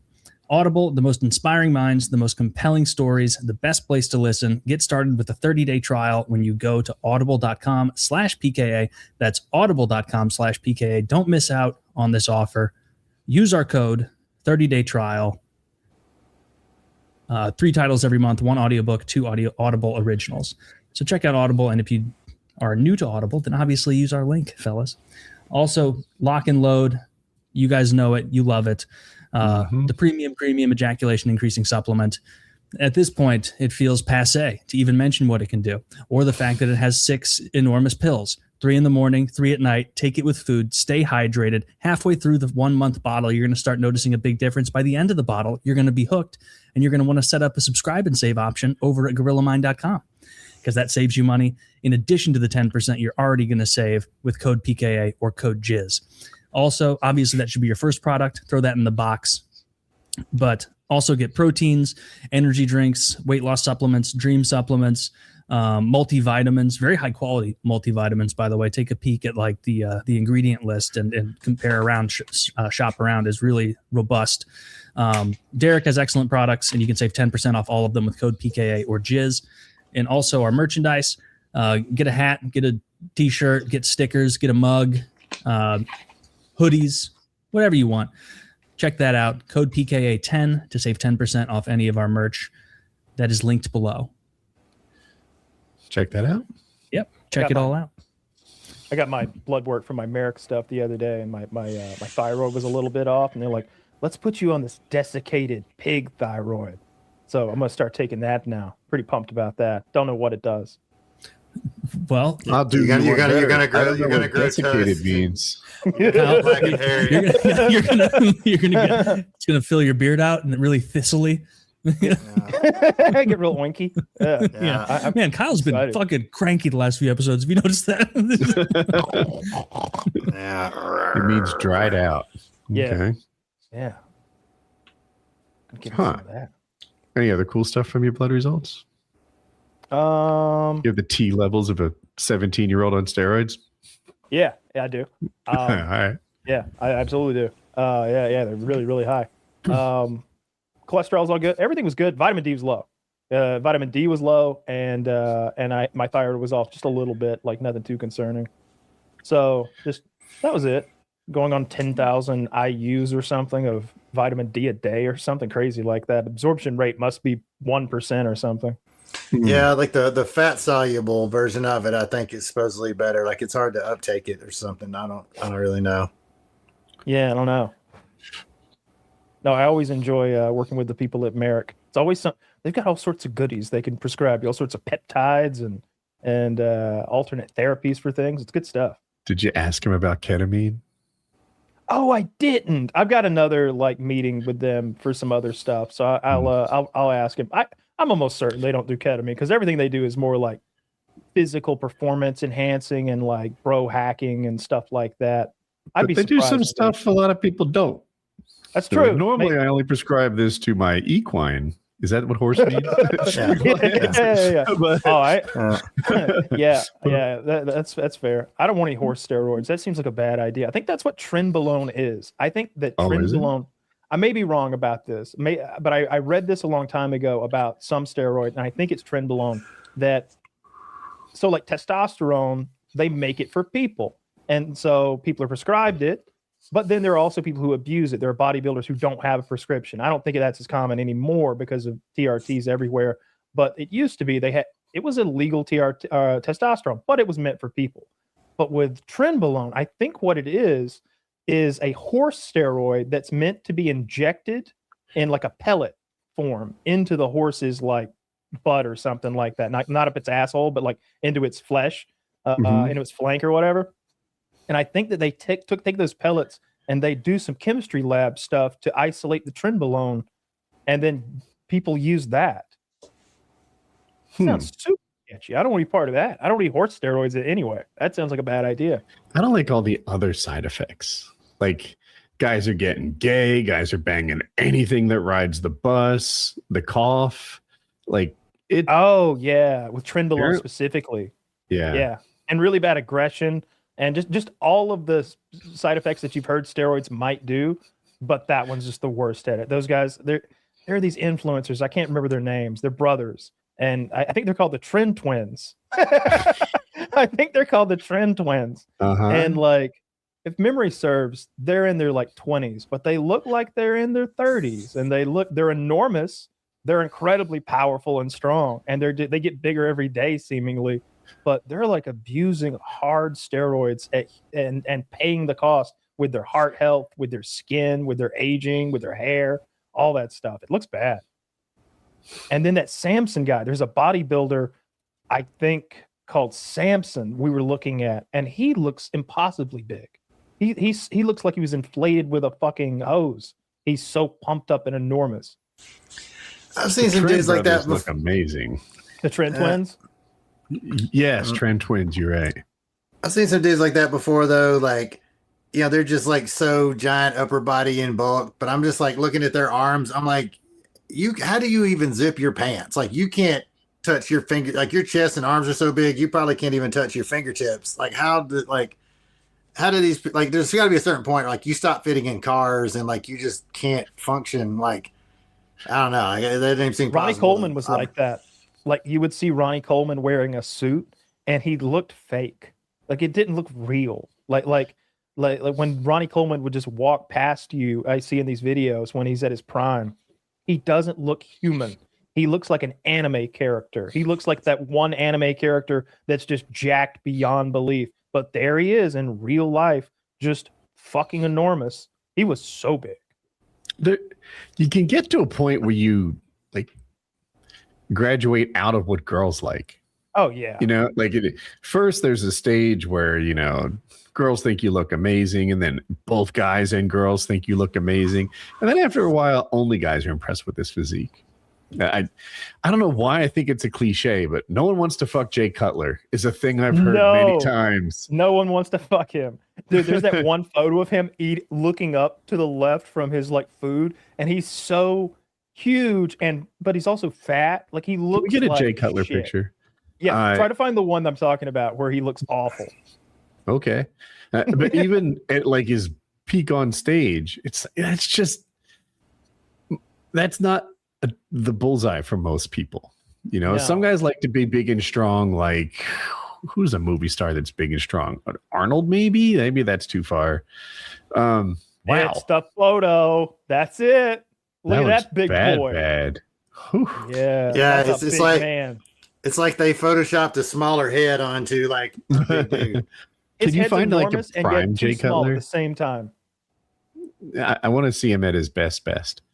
Yeah, show him when he won the Olympia. Yeah, I think if he's not a 5-time winner, he's a 4-time winner. He's one of those guys. Nobody wants to bang him. God dang. Well, all right, so no one's everywhere. You know, somebody does, but yeah, so you're right. I don't think that this is like aesthetically pleasing to the broadest like slice out of like women who would be, you know, what they want. But I bet that there are like girls who follow the bodybuilding circuit who are super into not just this, but whoever's the absolute biggest. Like, there's some chicks who that sport has to have like some bunnies. You know what I mean? I had that same. I was like, the thing is, sure, most women don't want this. Most women look at this and think it's a little repelling. But there have to be a couple gym bunnies on the Stairmaster right now dreaming of a guy who looks something like this. And that girl in the Stairmaster must be a ride. Yeah, that sport definitely has bunnies. That it definitely has like chicks who are after the champ. You said something in like, you had these amazing pictures on your Tinder profile, and I don't know if Christopher knows just how fit Kyle got. Oh, hang on, let me see. I got a good one. I was clearing up my phone the other day, and I was like, this is the one Zach should show. So we really pumped my ego up. Like, all right.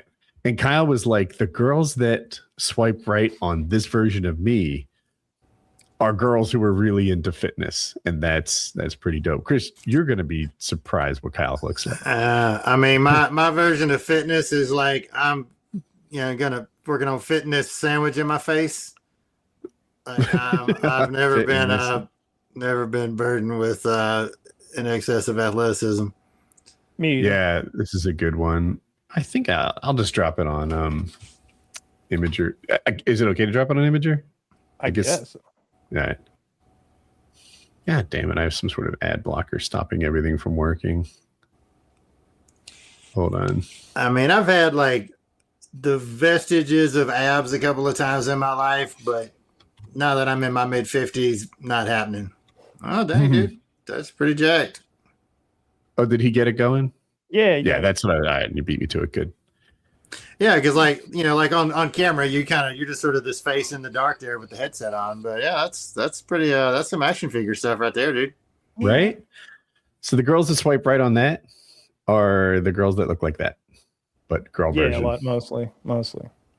Well, probably lots of I like the fatties, so it's a real problem. more cushion for I the like pushing. a girl I like a 2 gallon of body paint kind of girl. You know what I mean? One won't cut it. Might have to dilute it with some water, thin this out, make it. Did you ever have to do that so much? It was like you were watercoloring.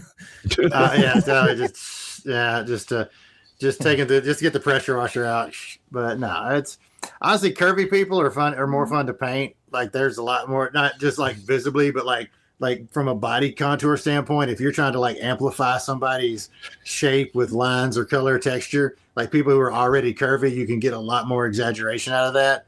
Like if you got like a really thin, real person and you're trying to make them look curvy or something with lines or shapes or something, body paint wise, it's pretty hard. But if you got somebody that's got some curve to them, you can really amplify that. So Think like a caricature. yeah, exactly. Did you ever get anyone body like painted, really? Taylor? I'm sorry. I can't say I've ever been body painted. No. We used to get our faces painted when we'd have football games in elementary. Yeah, same school. thing. Yeah, if you paid $1.50, you got the full lion face. Wow. A quarter to a paw. I've had that done at the 75 zoo. Just does the eyes. Oh well, you're a fool not to go the full $1. The $1.50, but then Or the $1.50. But then that you start picking at it, by lunch, and by recess, you look like you've got full blown syphilis or something like that. Your flesh is falling off. It's by the time you get home, you look like a fool, like a frog. You look like Only Use Me Blade that time they made him into Pepe. Yeah, like that. Yeah, we were the lions, and our color was green. So Chris would have made that Pepe a lot better. I could have done it. Yeah. Mm-hmm. Oh yeah. Every time I got my face painted as a kid, I remember like not occasionally, they'd always have the booth at the zoo. But every time I went as a kid, I wouldn't always do that. But then you'd sometimes get something. And it was always like within the next hour, you were like opening your mouth or like moving your face in like Jim Carrey directions because you're like, it itches. But if I can just crack that area over my eye, all right, that's a little more comfortable. But now you've ruined it. Now it looks like shit. Now all the other kids at the zoo are like, wow, that guy looks nothing like a penguin. I always wanted to be in a scenario where we needed to paint our faces, like some sort of tactical situation. I saw that in Hunger Games. Yeah. That's a little different. That guy somehow used his cake decorating techniques to make himself into the predator. Like he became a mossy floor.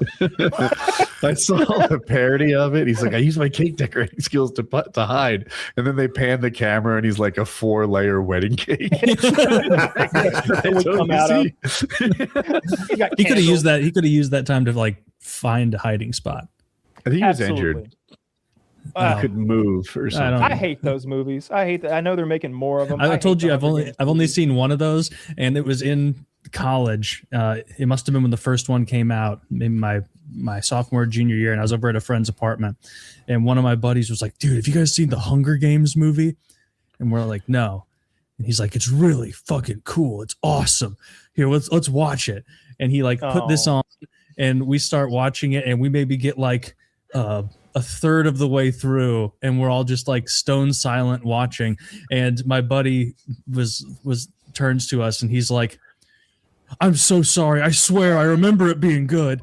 Like, and so we turned it off. And it's not bad because look, I think they're really well made movies, and all the acting's great. Donald Sutherland's the big bad guy. Philip Seymour Hoffman is in there as like the rusty confidant, and then what's her name? Pretty girl Jennifer Lawrence is there as your star, and she's bright-eyed, fresh-faced, and she's perfect. And even the premise of it, that she's going to volunteer for this fight to the death amongst children pulled from all the regions except for the one that rules over them. That's cool. I like that. Super dystopic. I think they were choosing her little sister. Yeah, they were choosing her little sister, and so she volunteered to take the little sister's place and go fight in the crazy games and everything. I liked all that, but then when we got into the games, it was pussy. It was PG-13 immediately. I'm here to watch kids die. All right, like the original is Battle Royale. It's the Japanese film where they do this. That's what Battle Royale video games are based on. That's what this movie. I don't know if the books were written after the Battle Royale movie, actually. So that'd be a good question. But the Battle Royale movie is kids murdering each other with like Uzis and like scythes and blades and like it's really dark. I think there's parts where like the children are seducing each other even to like trick them into getting stabbed to death. And they're all like 15 or something. They're young kids who have been they're being forced into this thing. It's super dark. And then I watch the Hunger Games, and it's just like I haven't seen a kid die yet. And I'm not believing that these little kids would do anything other than just get killed immediately, very bloodily and violently. There was a wild skill differential in Hunger Games. Like some of them were trained murderers, jacked, strong, like threatening 18 years old. And some of them were 6 and adorable and clearly just cannon fodder. That part made no sense too. So like the reason for that, for anyone who doesn't know, and I think it's interesting, some of the districts have decided that this whole tribute thing, they don't want to do a random selection of their children.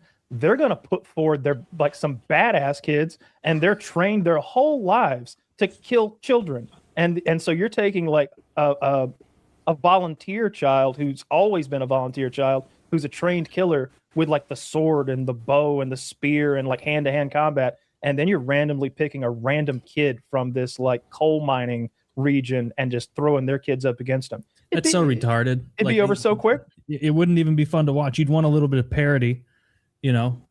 If it were football, you would never even question that the kids who trained football their whole lives would win against the kids who'd never played a game of football. But because it's fighting and like deception, we think that the coal mining kid or the baker's son who hauled a lot of flour sacks is going to be the guy for us. Bullshit. I'd use it like it should be the worst behaved kid. You could get those places run spick and span. Yeah. Oh, I definitely went to school with some psychotic kids up in the country. But like I only saw the movies. I did not read the books. But like if I remember correctly though, like they were capable of like they could just like press a button and just sort of like generate these like wolves or birds or whatever into existence. Like they were. It almost seemed more interesting in some sort of like a George Orwell kind of dystopian future thing. But when they're just like kind of crapping on physics as we know it, it just seemed like, all right, if you got the technology to just summon a storm or a animal out of nowhere, then why is everybody hungry? Yeah, exactly. Like y'all should be living to be 300 years old. I never considered that, but like sometimes I just like let go of the any part of me that knows even a little bit about science or mechanics or like whatever the thing. I watched Core last night. Have you guys ever seen the movie Core? Yeah. The Core. Let me look at it. Core. So first of all, it's got an all-star cast. It's like Hilary Swank and I'm spacing out, but it's an all-star cast. A bunch of good actors. The premise of the movie is this: the core of the Earth has stopped spinning as fast as it's supposed to, and there are now geomagnetic storms. And the Earth is going to lose its magnetic shield, and all life on Earth is going to be gone in a year. And so we have to go to the center of the Earth in a make-believe, like drilling laser, ultrasonic powered nuclear machine with a team and use nuclear weapons to restart the core of the Earth from the inside. Yeah, it's like a lava submarine. It's a lava submarine, and they are boring to the center of the Earth, and on the nose of this like lava submarine is a giant lasers and some sort of ultrasonic matter discombobulator, and so they bore to the center of the Earth, and the whole way they're getting people are getting melted and burnt up and crushed. It's a terrible movie, but if you just there's a part where they need to make a nuclear weapon bigger. So they take the plutonium out of their reactor that powers their ship and just duct tape it to another nuclear weapon like it's dynamite, and more stuck to it will make it bigger. That's not how it works, and there's 1,000 things like that are, I mean, the laser machine that they built to go to the center of the Earth is poppycock.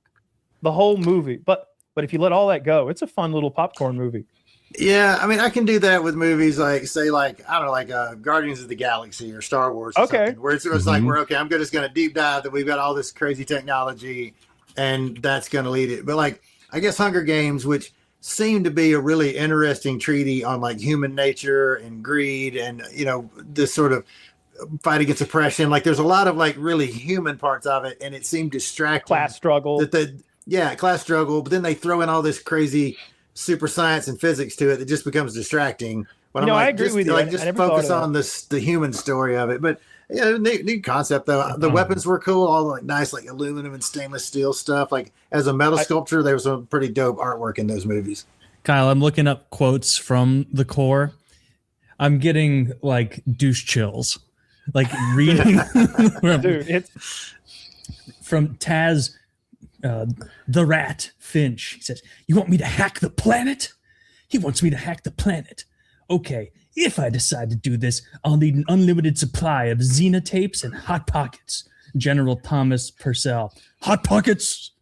He says, "That'll help me concentrate." He says, Dr. Josh Keane says, "Sounds fair."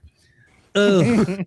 Dude, that character is the cringiest. You hit it on. He's they have this FBI criminal hacker. They force him to basically pull disinformation on the global internet. So any chatter out there about why are there geomagnetic storms destroying all of Rome, which is a thing that happens. Rome gets struck by so much lightning from a magnetic storm that the Colosseum literally explodes from lightning into bits, and the whole city of Rome is destroyed.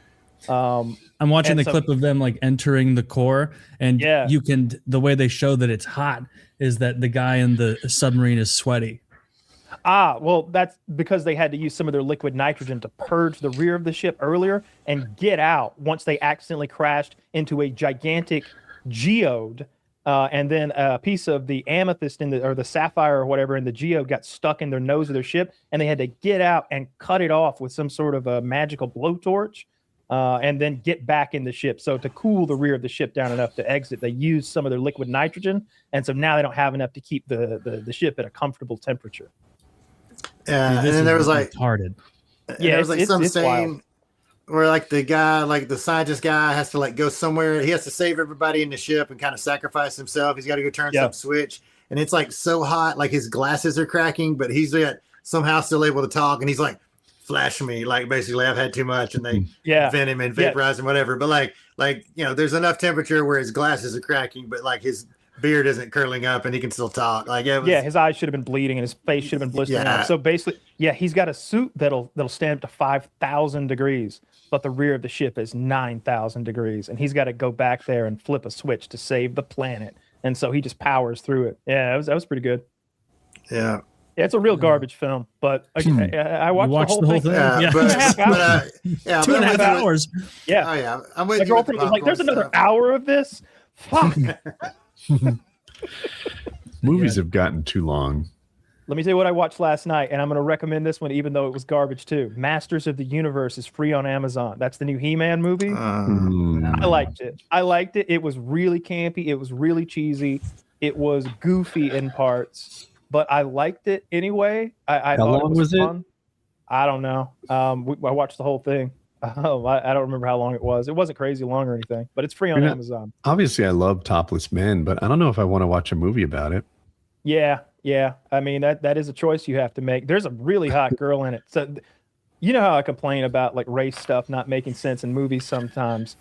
Idris Elba is the main character in this. Very black man, we all know. Great guy, great actor. His daughter in the movie is clearly biracial. They show her as a child, and she's clearly biracial child. But then she grows up. Like we skip forward 15 years, and it's now time to do He-Man shit. He-Man was once a boy, and now he's a man grown, and he has to, go back to Eternia and fight with the He-Man sword. And that girl shows back up, but now she's 15 years older, and a very white woman, a very attractive white woman. And I was just like, they couldn't find a black chick for this? This makes I've seen no this sense. happen. Michael Jackson. We've talked about that. I thought about that when I was watching it. I almost said to my girlfriend, did she do like a Michael Jackson thing? Because otherwise this makes no fucking sense. My girlfriend's over there. It says here she's part Brazilian, I guess. I'm like, no, she's not nearly dark enough. She's got blue eyes. It's a blue-eyed white woman with red hair and a big ass. Like that was the only indicative thing. Red hair. Yeah. Tell me more about this butt. Doesn't seem likely. It's a pretty nice butt. And she's wearing like a skin tight, like superhero suit the whole movie. It was a good time. It was, again, it's a He-Man and the Masters of the Universe movie, so you can bet on it being corny and cheap. Bad movies are only fun when they're trying to be good. So like The Core, it probably would be fun to watch because like they're trying to make a good movie. Yeah. Like I'll never watch stupid stuff like Sharknado because it's like they're almost doing that thing where they're like, we know it's stupid and it's like ridiculous. We don't even care. Like that's the whole point. They're leaning into it too hard. It's like, no, I want to see them try and it just be funny because it's funny thing you mentioned that movie. So I'm involved with a movie project now I can't really talk about, but the producer, I've got to be friends with him in this project, and he's produced movies like, $1 Million Baby and Apocalypse Now and The Godfather. I mean, like some really big movies. And he and I were talking about, he also had a hand in Smoking the Bandit and the Cannonball Run, which obviously Cannonball Run's a big part of my world. And we talked about those movies because, I mean, on paper, those movies are terrible. I mean, continuity's awful. They pretty much improv it. Everybody was drunk and high. And like, it was just a complete shit show of a movie process. But these movies are just epic and awesome and amazing and everybody loves them. And it was that exact point you just made. Like, they weren't trying to make a great movie. They were just like, let's get a bunch of our friends together and just make it up as we go. And it'll be hilarious. And like, they weren't trying to make a great movie. And as a result, they made a great movie that's technically terrible, but spiritually awesome. And the movies that try so hard, like if they just kind of go with it, it can be spectacular.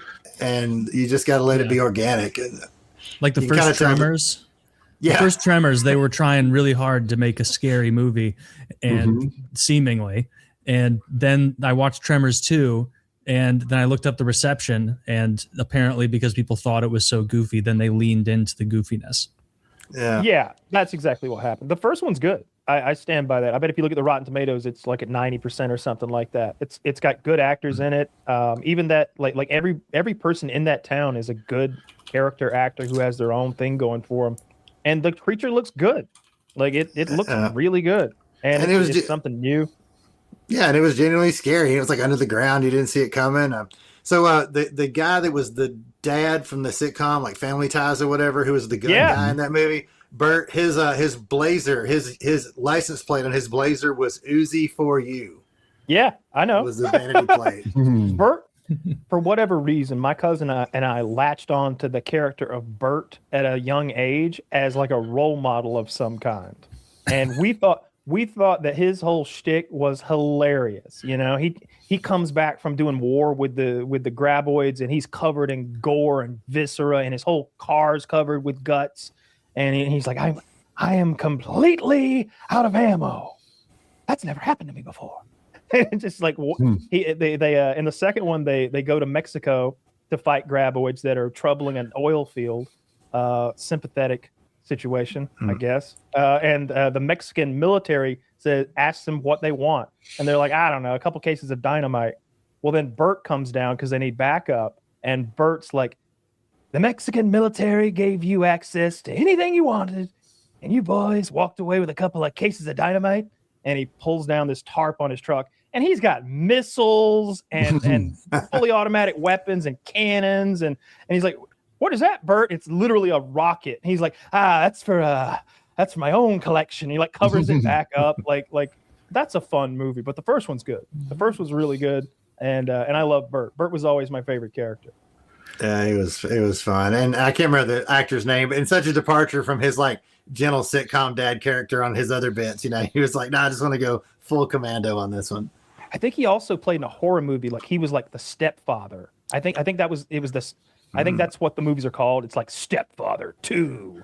And he's like a psychotic stepfather who like his backstory was his original family wasn't good enough for some reason. He went insane. He murdered them all. And he keeps repeating that process with new families. And so again, it's that guy from that friendly must be dad. slick. Yeah, he's a good guy. Well, I mean, like just to keep getting away with it. Oh yeah. Well, do the best you can. What year is the film set? Because if this is like 1931, yeah, he could just bounce. The 90s, probably like the 90s. That's probably too late to be getting away with that. Yeah. Mm-hmm. You got like so going around the Brady Bunch square here, like what's y'all's like? What's your favorite movie that everybody acknowledges is an awful movie, but you're still gonna stand by it? Oh man, So Congo. I win. Congo. Yeah, if you've never seen Congo is the story of a scientist who is trying to return his pet gorilla to the Congo. And wouldn't you know it, this is a talking gorilla. He made a glove that interprets sign language and spits out a little girl's voice. So Amy, good gorilla, all the time. This gorilla's talking. They are going to Africa, to the Congo in this ill-equipped journey, but they are accompanied by this corporate fixer girl who's going there to the Congo. She's piggybacking on their humanitarian journey to take a gorilla somewhere, but she really wants to find the blue diamonds that are going to help their telecommunications company. And meanwhile, the villain of the thing, Dr. Homolka, he wants to find the lost city of Zinj, which is like some Congo lost city where Solomon's diamonds came from. And when they get to the Congo, wouldn't you know it, the lost city of Solomon was right there in the Congo, huge diamond mine, and they had trained the gorillas to be feral attack gorillas there. So the whole time the party is being assaulted and maimed by like crazy ravenous feral gorillas who are like guard gorillas. And then at the end, that sounds really terrible. At the very end, when the volcano's erupting and everybody's getting melted and shit, and the gorillas are attacking in full force, the chick does like a badass Sigourney Weaver moment where she's like, "Put them on the endangered species list," and she slaps a blue diamond into the laser, and suddenly it immediately starts slicing gorillas in half, and she kills them all as they like run through a lava field. It's pretty sick. Love that. Great choice. Yeah, that's a hell of a pitch. Do you have yours, Taylor, or you want me to go? You go ahead. You guys have seen so many more movies. I'm going to have to think. Waterworld. Everyone says Waterworld is bad, but that movie's a banger. That's a great movie. There's a scene in it. I just love it. He's got this girl and the little girl's kid, I think, or little brother. I don't know. And he's involved in a fight, and they decide to kill Kevin Costner. He effortlessly handles this threat and then delivers this line I'll never forget. He's like, "Killing ain't easy, and I ain't the one to start with." It's like, motherfuckers, not right, not on a sailboat in Waterworld. He's fish. This guy is so good, and I like that movie all the way through. Even the silly jet skis chasing the sailboat, wacky scenes. That's real though. There's no CGI. Here's why that movie's so great. You can People go aren't back and watch sunburned enough. They are doing all that for real. They built that whole like atoll that the movie. It's the huge set piece at the beginning of that movie. That movie was known as one of the biggest flops ever. It made money back. It was a profitable movie. What it was the most expensive film of all time at that point. And then it just, if it cost $250 million, it made $275, and then DVD sales made it even more money. But if you spend a $250 million on a movie, they want you to make $750 million. And so they labeled poor Kevin Costner's like all-star performance a flop. I love that movie. That's fucking badass. I like great. the villain. A single Dennis tear Hopper rolls down my cheek. Yes, Dennis that's a Hopper good was line. fantastic. I quote that movie all the time indirectly. Like anytime I'm having conversations with my friends about like their kids who like have like no life skills whatsoever, I'll just be like, yeah, they can row my oil tanker someday. And like nobody ever gets that, but like Dennis Hopper with everybody just like when he's like giving them directions and he's like, they're like, where are we going through? It's like, I don't know. I'll just give them a pep talk. They'll row for a week. Yeah. I'm with you. That was a great. Before Taylor goes, honorable mention, The Postman. I like that movie too. Yeah. I've never even heard of The Postman. You've never heard of The Postman? No. All right, I'll be quick. Go ahead, you do this. Oh, really go well. for it. We got time. The Postman is another post-apocalyptic movie directed by Kevin Costner and starring Kevin Costner. He is in, I believe, the Pacific Northwest region of North America. The United States has fallen. There was a great war, a cataclysm, I don't know what, but at this point we're living in isolated groups, shanty towns. It's very Fallout-esque. And Warlords. Kevin Costner is like a wanderer. He's like bearded, disheveled, poor, pitiful, and he stumbles down a hill into an old world mail truck, and he takes shelter in it for the night from the storm. And the next morning in the mail truck, he finds the dead mailman in his mailman uniform and all this undelivered mail. And he puts it on, goes to the next town and says, I'm your mailman. I bring word from the new United States government. And he runs a scam on them. And with this, everybody's, oh my God, we got a government. And he fakes it until he makes it. People believe in his fake government, his fake president that he names, made up shit. And they believe in it so much that he founds a new nation to go against the tribal sort of like evil, like clan that's taken over everything. There's like a militant group that they're in opposition with. And so he becomes the postman. He brings the world back to, at the end, like, spoilers, he wins the Great War. And the movie is sort of an epilogue to a little girl's story about her father and how he saved America. And like, it's a good movie. That sounds pretty entertaining his fucking and mule. ridiculous. They eat his mule. It's pitiful. Why would the postman have a mule?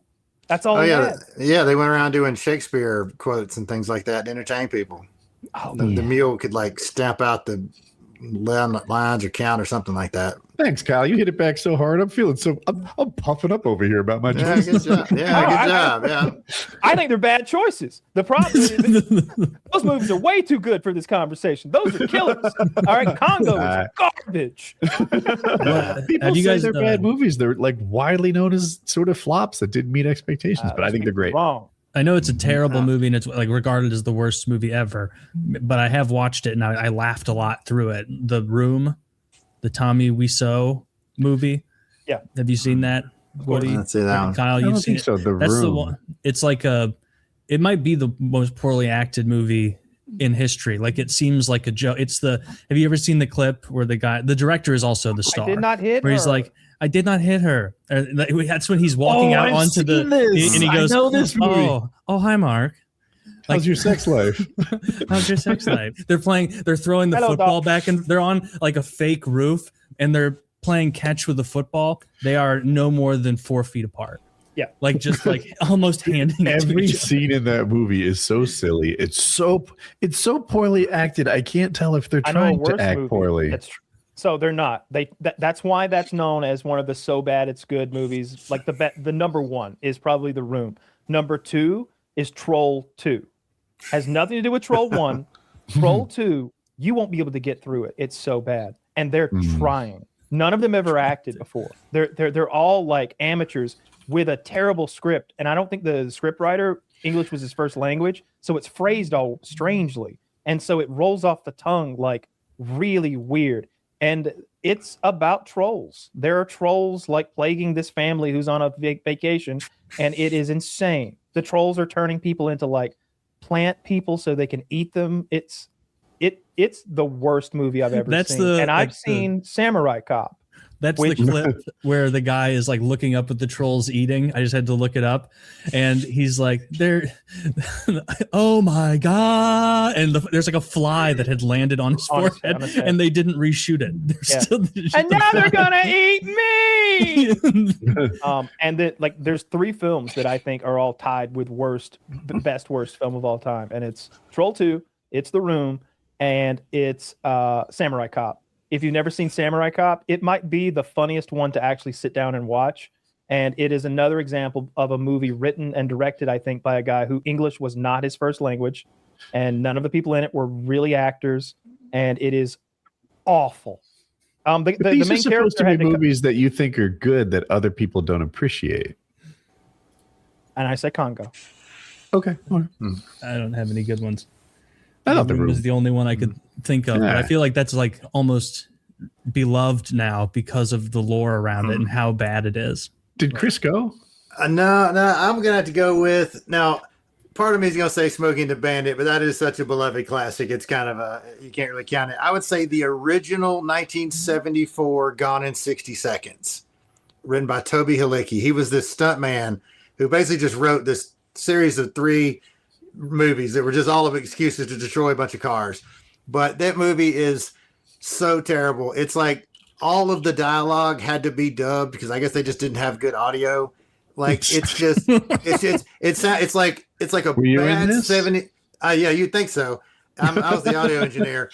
It's like this car theft movie where it's just like him and his friends just sort of like somebody's following around with like an old camera filming it, and they all just sit around a table and read their lines later. Everything's dubbed. None of the stuff matches up. Like it's so bad, but it's so bad it's glorious. Like the last 45 minutes of the movie is just one big car chase with no dialogue. Like it's just carnage. They destroy hundreds of cars, but it is just so poorly acted, so poorly scripted, so poorly cast. Like everything about it is just epically awful, but like you can't look away from it because you want to see like the next awful thing. Like it's just so bad.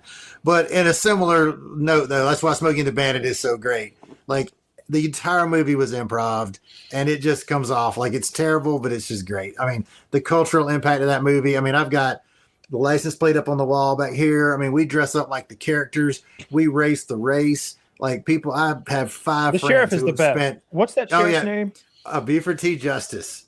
Oh my God! Played by Jackie Gleason. Dude, every scene with Buford T. Justice is his scene. He owns it. He is like Burt Reynolds is slick and smooth, and he's written well, and he's charismatic and all that. But when Buford T. Justice comes on now and he starts talking about sandwiches and eating a jalapeno burger, I'm after a real criminal, boy. Give me a Diablo sandwich and a Dr. Pepper. I'm in a goddamn hurry. That. What was it? A jalapeno? Diablo sandwich, which is a sloppy Joe with taco season. And the other one is Diablo sandwich and a Dr. Pepper.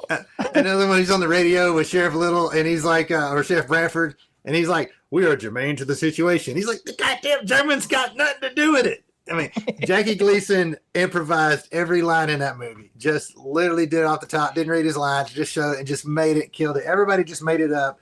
Like Burt Reynolds and Sally Fields, who were kind of hooking up in the movie, were hooking up in real life. Like Jerry Reed pretty much just got pulled into it. Like the whole movie was almost like as it happened. They went and found the Basset Hound like at the pound like a day before. It wouldn't do anything on command. The whole movie just fell apart. But it just was I love so Jerry glorious. Reed and everything. First of all, I knew Jerry Reed from country music before I knew he was an actor. So when I saw The Water Boy in like 1999 and Coach Klein comes out, I'm like, that guy sounds like a singer. And it like I was so shocked to find out that Coach Klein was the guy that sings all those country songs. Oh, God, he was so good too. He was the Elvis wanted to record Guitar Man, but he could not find anybody that could play the guitar part except Jerry Reed. And Jerry Reed refused to give him publishing rights. And Elvis famously he would record your song, but he always got the publishing rights. And Jerry Reed was like, "Nope. Like if you want me on the song, I keep the rights." It was the only time that anybody ever didn't give the rights to it. Dolly Parton just refused him. But Jerry Reed Elvis recorded the song, but did not get the rights on it. And yeah, Jerry Reed was awesome. He was a cool dude. I love it. Remember when he would guest star on Scooby Doo? Is what he might be old enough to remember this. But I didn't watch much Scooby Doo. That was a little bit time. There'd be like occasional guest stars. It'd be like, "Today Scooby and the gang meet the Harlem Globetrotters," or Jerry Reed. And Jerry Reed was just randomly, playing some song on the show. It was hilarious. But yeah, that movie, Jackie Gleason just made that film.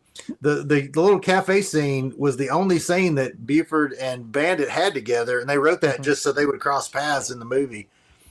But it's a fantastic movie. It was written by Hal Needham, who was the premier stuntman of the day, he was living in Bert's pool house and wrote that movie and was like, I want you to be in my movie. And Bert was like, there's no way. And he just talked him into it. But that is just an epic films.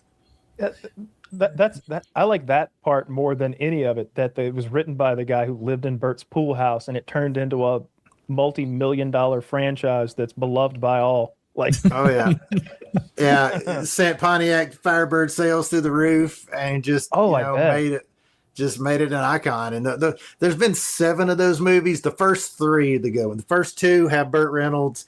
And the third one, Jerry Reed is the bandit. And then the fourth one, they just kind of fell apart into these, red shirts that nobody knew about. But but cultural impact, that movie and Cannonball Run. Burt Reynolds made more to be in Cannonball Run than any actor had ever been paid for a movie at the time. $5 million, which is a crap ton of money back then. Yeah. And same deal, just Brock Yates, who had started the real Cannonball Run, the poster back here. And, he and Hal Needham wrote that movie. But they actually, the ambulance in the Cannonball Run was the real ambulance they raced in the real Cannonball Run in 1979. But just I thought Burt Reynolds was still alive. I was like, how old is he? He died a few years ago. Yeah. Like 8 years ago. Yeah. One of the last He's doing Archer. Yeah. Oh, yeah. He was great on Archer. One of the last things he said is, in the end, all you got are your stories. And I've always kind of taken that to heart. I don't have any kids, any family like that. So like my stories have been kind of my legacy, and that's always been sort of my inspiration with Bert's last words. But those kind of movies were just, they weren't trying to make something great. They were just trying to make something fun. And that just came through to the audience. And like we quote them, we love them. We spend money on toys. I got a Bandit Trans Am right there. I've got more Bandit Trans Am and General Lee toys you'd ever see. They were all terrible, but they were just, if you go back and watch like the Dukes of Hazzard, like now, it's the plots are, the story writing's terrible. The action, like they're so bad, but they just shaped us, and they were just so fun and so innocent in a way. And they're great to sit around and watch now. Cause like, there's no, you could just kind of catch the zeitgeist of it and just go along for the ride. And did you ever watch the Johnny Knoxville movie, the Dukes of Hazzard? Yeah, I liked that fun. Movie. I liked it too. It was good. Jessica Simpson played Daisy Dukes, and she got in like phenomenal shape, and it was something to behold. It was one of those perfect storms of a woman who's usually a little bit too thick, and they gave her like $3 million to be bodacious, and she understood the task at hand, and she made it happen. Oh, the car stunts in that movie were great. Like Reese Millen did a lot of the driving, like all the drifting scenes, all that through Atlanta. There were some fantastic stunts in that film. But yeah, continuity was awful. Like it's like there's this race happens at 10 in the morning. They're trying to get to the courthouse before 4. There's a race happening that's obviously at like sunset. Then now it's like broad daylight again. It was, even as a modern movie, it was like terrible, but at the same time, it was just awesome. And I love bad films. It's like anything that just accidentally becomes great, I think is inspiring, because it's a lot harder to do it accidentally than to do it on purpose. Woody, can we show this? It's the video I just linked. What is this? Oh, this is the thing you were talking about beforehand. Okay, let's take a... I think so. Oh, dear. Wow. So this guy here, hang on before you play, because they don't know what this is yet, probably. Oh, is this guy will pay you $150 an hour to hang out inside your septic tank with his camera, because it helps him think. And so he shows up with his buddy, and they lift the top off your septic tank, they seal him inside, and then he gets to his thoughts. Let it roll, Zach. We don't have to. This guy's doing a little. Do you have to do this part? Do you have to go neck deep? Yeah, you got to get in there, Woody. You got to relax, like a mud bath. Oh, he dropped his phone. He's gonna go down and get it though. Don't worry. He found it. Oh yeah. Oh, I got my eye. He didn't even drop his phone. He just did that for the love of the game. He was seeing what was in there. He was seeing what was down there. Down there deep. All right. Is it just this for another minute and a half? This is 4 hours long, Taylor. What's I got he the uncut wearing? version. Oh, he's like rubbing it into his chest. For those of you who are audio only, stay that way. Like this guy's wearing he's rubbing it into his face. He's in a gimp suit and he's rubbing feces on himself. Is it one of those latex sex clothing things? It better be something more protective than that. I mean, latex do what you what love. They make surgical gloves out of. God, yeah, but it looked like his eyes were out in the That's open. not going to cut it. Yeah. Oh, he got a little pip in his eyes. Sure. That's unfortunate. Who saw that coming? Well, what's he got there? Oh, he's rubbing it into his face. I think he found something. Oh, he found something. Someone's been flushing wet wipes. Oh, oh my God, that's what it is. He found he found an old wet wipe and he like wore it on his head for a moment. He's collecting all of the bits and the floaters and he's rubbing all it. right, I get it. We get it. Oh, he's going deep, boys. Come on. Like if I knew 3 hours and coming, 57 minutes to go. He's going deep. Wow. If All I right, knew he was done. coming He's to my done. house, I would probably like intentionally flush a bunch of completely random stuff down there for him to find. Right. Just Flush get a fucking grenade and put him out of our Hey, world. there's a Super Yeah, Bowl down there. Can you find it?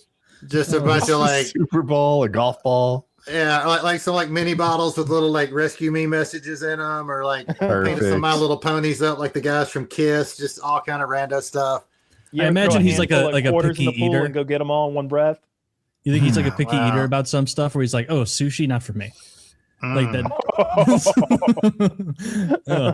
Never could stand stuff. This is horrible. Why'd you bring that? Well, What a you know, strange person.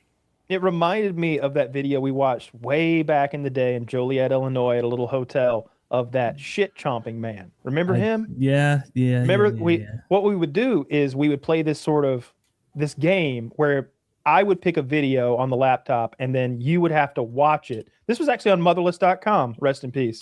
And you would have to watch the video I came up with. And if you flinched, if you showed any fear or emotion, if you didn't just sit deadpan for what I presented you with, then you had to take a shot. Yeah. Or you had to drink your beer, or you had to drink. Trash. And so we would usually pick either violent, gory stuff, like somebody getting crushed by an elevator or something, or a head popping off in a street accident. Or I found a video, or somebody did, of this guy, and he's laying in a bathtub, and you've got this POV kind of like down at his face, and he's got goggles on, like swimming goggles, the little ones.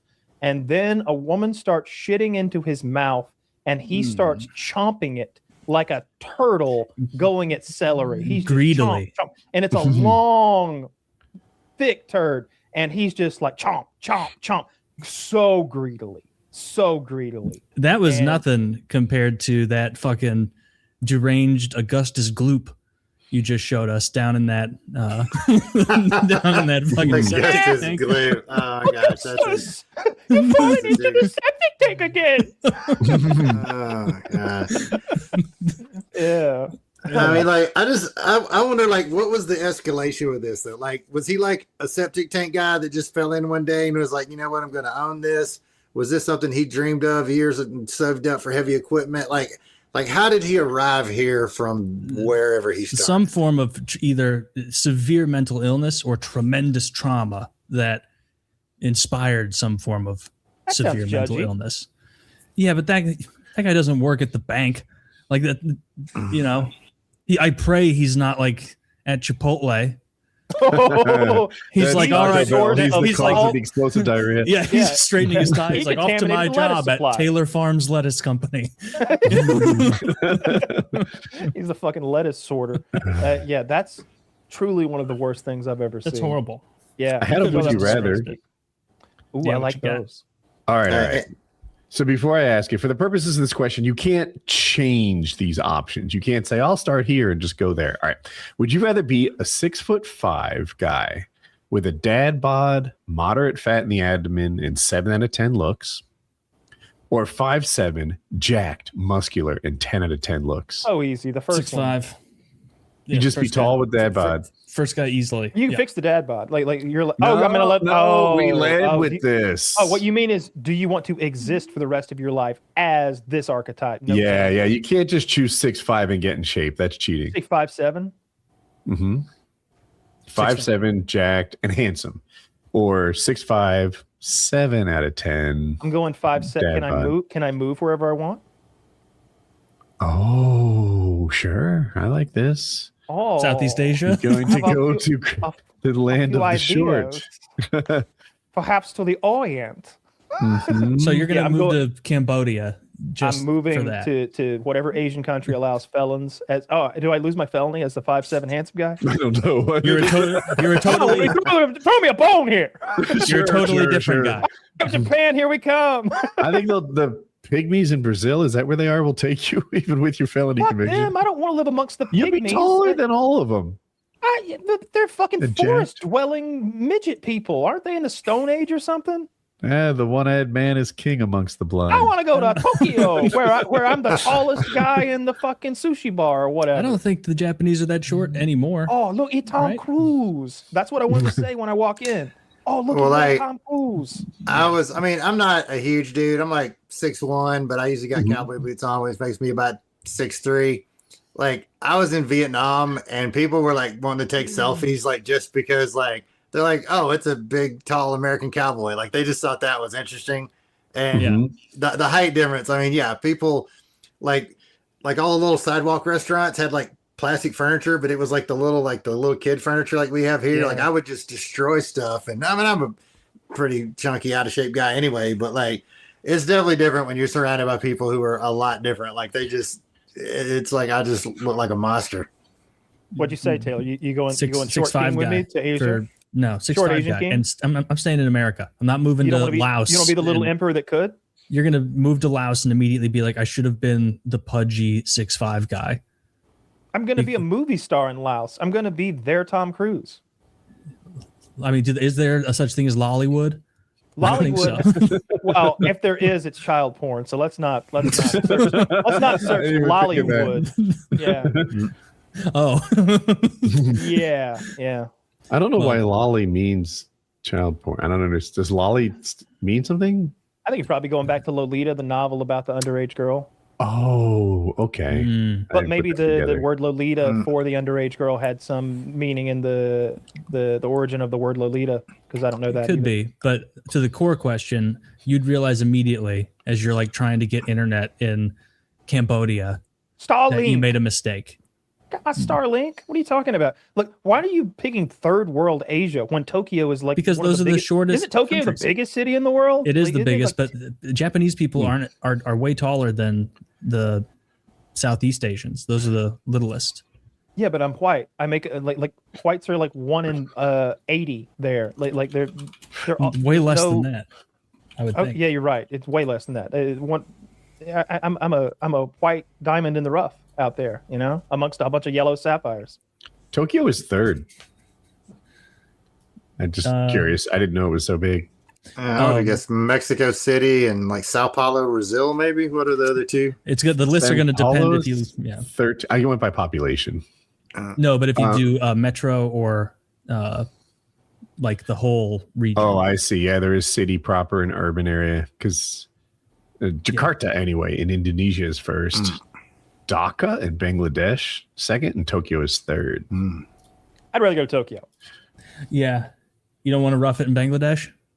No, You could be I've the got- most jacked t-shirt sewer. And No, you've literally made me young Tom Cruise in this scenario, except muscular now. why are you younger? Because, well, I thought I became a whole different person. I imagined him as like a 25-year-old. What if the 6'5" guy is 20 and your guy's 26? I guess Woody didn't specify how old the 6'5" pudgy guy But is. if you're 10 out of 10, you're not going to be 50 something.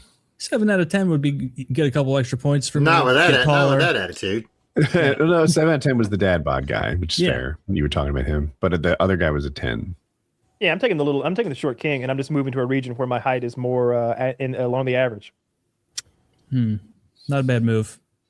Yeah. No, you know what I would do? I'd be the 6'5" guy, and I'd also move to Japan and be your neighbor.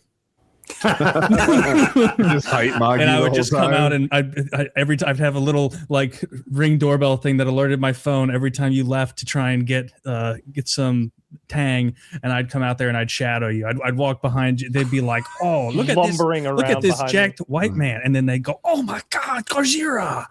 And they would. I think I could beat you up in this scenario. I think that you're an out of shape, like was tall guy wondering, with yeah. bad joints, and I'm 5'7" of dynamite. Oh, is that what you're gonna do? You're gonna start a fight in public in Japan? Enjoy prison forever. They take that shit seriously. This isn't America where they Especially go, "Are you foreigners, retarded? right? All right, get out of here."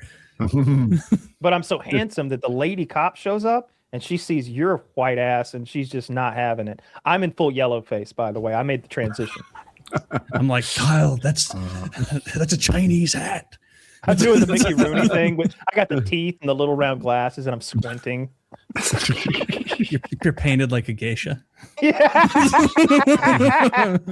Just full geisha makeup. He Yeah. completely misunderstands his culture. Man, Chris really screwed me on this body paint. Yeah. I'm taking the short king every time. I think that's the move. How about you, Chris? You been taking short king or tall tall overlord? I'm gonna go with tall overlord just because I know plenty of dudes that are like tall dudes with dad bods that are still like awesome girl and kind of killing it.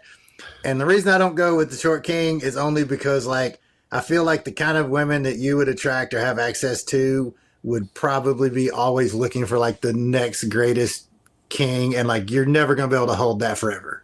Like you can't be hot forever. Whereas like dad bod, I think if you could like find a partner who you knew was in it for you, and not just like, oh, she just likes me because I've got a 12 pack and the next 13 packs can come along. 14, they come in odd numbers, but anyway, I think I would go with the tall guy just because I think you could have a more successful relationship than just wondering if they liked you for your perfect short bod. Yep. But your hack though of like an Asian country that was pretty brilliant though. You totally hacked the question. Yeah, I know. Yeah, also, I feel like Kyle gets got rich in this, which makes him long-term attractive. Oh yeah. I'm going to leverage these looks. I'm going to be some sort of a model or an act. Maybe just stay here and be Tom Cruise, right? Like, he made 5'7" work. Yeah. That little fella's got a whole cult behind him. Well, I'd join Scientology if they plug me into that network. You can't suddenly act. It's not part of it. Like you're not also a movie star. I don't think it's that hard. Also, really. if you're like a jacked, broad-shouldered 5'7" guy, you're looking shorter than 5'7". Oh no, visually. but my female co-stars will be the perfect height for me. That's why they cast guys like Tom Cruise. Yeah, be perfect. But our heads need to be in frame together. You can't have some like when you hug your girlfriends and wives. I bet they're at your like down here in your chest. Like it doesn't work to frame that up for a movie. You gotta put somebody on a box. I'm not even looking for the ladies. I'm just there to wreck your time. I'm sensing that, and I'm taking great offense to it. You're gonna come at me, and it'll be like a country. It'll be like a Three Stooges thing. I'll have my hand on your forehead as you're swinging, pawing at me, and I would pull a Sam Hyde move where I also am wearing like cowboy boots, like all around Japan. So now I'm 6'8". Yeah, you chase me from Asian country to Asian country, just running me down the line until I'm in one of those brown Asian countries or something. So I was walking out in Taiwan one time, and I passed this young couple. They're probably 20 or whatever, guy and a girl. I got the hat, the boots on, my usual crap. And as I go past, I get about 10 yards past him, and I hear the guy say something to the girl in Taiwanese, but he says it with like a John Wayne accent, and then she just falls apart laughing. And I wanted to know so bad. I wanted to know. So I had to be somewhere trying to catch a flight. I wanted to know what he said, not because I was mad. I just wanted to know what was the joke. Like cut me in on the joke. Obviously, I was a part of it. I just wanted to know what got said. It just tickled me to death. You should have went back and just pretended like that was your accent.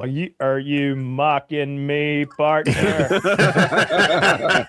Are you mocking me, pilgrim? Yeah, I never liked John Wayne. Really? I never watched the John. Yeah, Wayne I guess he was okay in The Searchers. He was kind of hardcore in that, but the rest of them, he was like that campfire guitar cowboy, and I didn't like that. I didn't like the family man. And there were some movies where he like spanks that woman, and he throws that kid in the river. I guess that's kind of funny. And The Shootist is okay too, but I like Clint Eastwood. I like all those old Clint Eastwood movies. He was the man with no name who was just better than everybody else, more determined, more devious, and he just killed everybody in every situation. All those movies, High Plains Drifter, Outlaw Josie Wales, The Good, the Bad, and the Ugly, Few Dollars More, Fistful of Dollars, all that stuff. I don't know some of these old the ones very well, but how do you think they stack up against the modern great cowboy movies like The Unforgiven, Tombstone? I think they're better. They don't for me. So like my favorite Western of all time is The Unforgiven. And then I think it's Lonesome Dove, which is a TV miniseries, but it's basically a movie stretched over 2 nights with Robert Duvall and Tommy Lee Jones and Danny Glover. They're on a cattle train moving cattle from Texas to up north, and they're Tommy Lee Jones and Robert Duvall are retired Texas Rangers. They used to be young and with it and fight the Comanches or whatever. Now they're old and retired, and they're doing the retirement ride up north with Danny Glover, and it's great. And then I like Tombstone. Those are my top 3. But those are all great. There's a couple other great ones. What's the one with the girl? It might have Gritty or True Grit. True Grit is very good. Oh, I like that. The new one or the old one? Semi-new one. It's still like 10 years old, right? Okay. Yeah. There was one back in the early 60s, I guess. One with Matt Damon and the new people in it. Yeah. I like them both. True Grit is really good. Is it The Quick and the Dead? Is that the one where they do like duels at noon? Yeah. With Leonardo DiCaprio with Sharon Stone that was, and Russell Crowe. I thought that was really good, and a lot That- of people don't mention it amongst the good cowboy movies. it was total almost like a fantasy type of thing with all the over the top gunfighters and everybody with the shooting bear that can't die and the guy with the hinged gun and all that. But Tombstone's great. Not Yellowstone. The one Unforgiven I was going for is also great. The Magnificent Seven remake I thought was really good. I wanted to like it more than I did.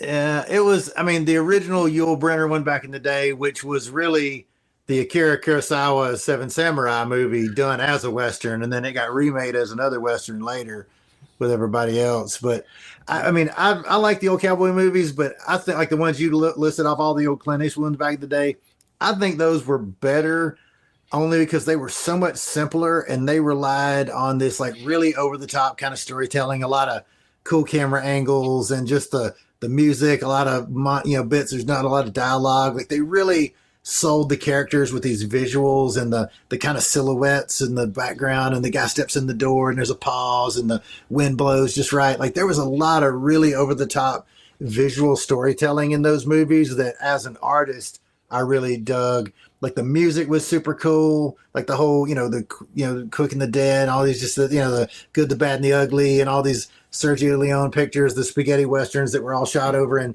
Italy and the south of Spain because it looked like California. Like there was just more to those movies. I think the newer ones are much more dialogue driven. They kind of, I don't know. There was a bit of a, like the old ones were like a Pink Floyd song or something. They were a little trippy. They were kind of set in the 60s and a little trippy. And I don't know. I just, they're more interesting. Val Kilmer is one of the best cowboy actors ever, and people rarely think of him in that role as like his prize. But "I'll Be Your Huckleberry" is such a tough line. I was just fooling. Also gay, yeah, right. Like it's like no, Holiday. I've heard 2 different theories with that Huckleberry line though, because I heard one version that the handles on a casket are called the huckles. And when the guy says, he's like, "I'll be your huckleberry," meaning that like I'll carry your coffin. But the way he said it, it sounded like huckleberry, and people just ran with it. Then other people I've heard that say that was a common saying back then. So I don't know which one is the true, correct version of that. Y'all are yeah. I like that one too. Is it Holiday? Why, Johnny Ringo, you look like somebody walked over your grave. I ain't with you longer. Play for blood, remember? It's just fun. You good at these movie lines. Oh, he's very, very good. They say "I'm your Huckleberry" several times in the film, and that is what they're saying. Apparently, it's a common phrase, according to ChatGPT. Yeah. Wow. Which is wrong all the time. So. And then one of my favorite modern ones are probably 310 to Yuma and Appaloosa. That's good. Appaloosa is tremendous too. I did not see Appaloosa. 310 to Yuma is good though. Viggo Mortensen is in Appaloosa, and it's two lawmen who are like lawmen for hire, and they're in a town that needs lawmen. It's perfect. And Viggo Mortensen doesn't do a lot of pistol fighting. He's got a 10-gauge double-barrel shotgun that he's always just holding. And every now and then he shoots somebody with it and they fly across the fucking room. It's very good. It's a really good Western.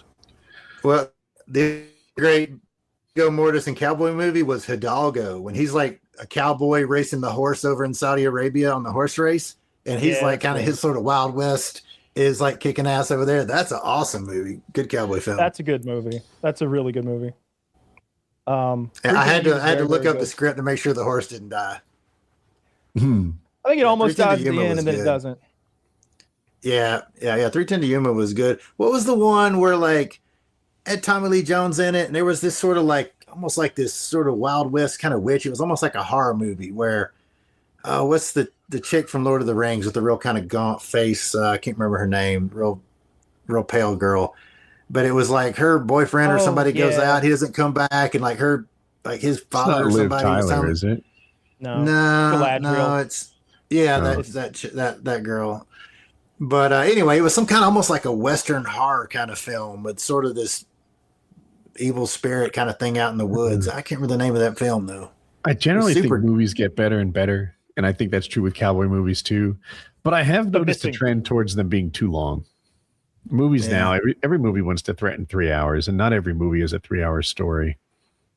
Yeah, the movie you were talking about is called The Missing. I have seen that before. The Missing, yeah, that was it. I was talking to Andre, this movie producer guy, recently. So the film that is going on, it was going to be one of those like 8-episode Netflix streaming kind of things, but Taylor Sheridan was going to write it, but I'm a story consultant in it. But anyway, they redone it to be an actual film movie.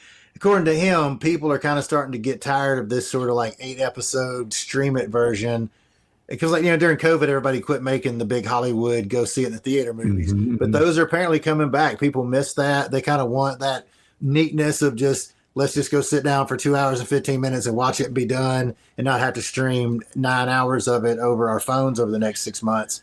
And that's the move. Like theater movies are making a comeback. Yeah, this year is the best year at movie theaters since 2019. I read recently. Wow. Yeah, which is since COVID. Those two surprise indie horror giant hits had to have been like a big change there. That's it. Like that has Odyssey to be is the big one. That's it the biggest hasn't been counted yet. Yeah, Odyssey. It's only been out for not even a week, right? I thought it came out this weekend. Or this past weekend, maybe. So wait, not even a week. Coming up on a week. How much does it have to make to make money? Oh, I don't know what it costs. Probably costs $250 million or something like that. It's probably already made its money back. That's going to be a massive movie. I saw how there's a part where I guess Matt Damon is fighting a giant, and they filmed it using a real giant, a guy who's like 8 feet tall, and instead of Matt Damon, it's a 5 foot tall woman, and it looks so seamless. It looked really good.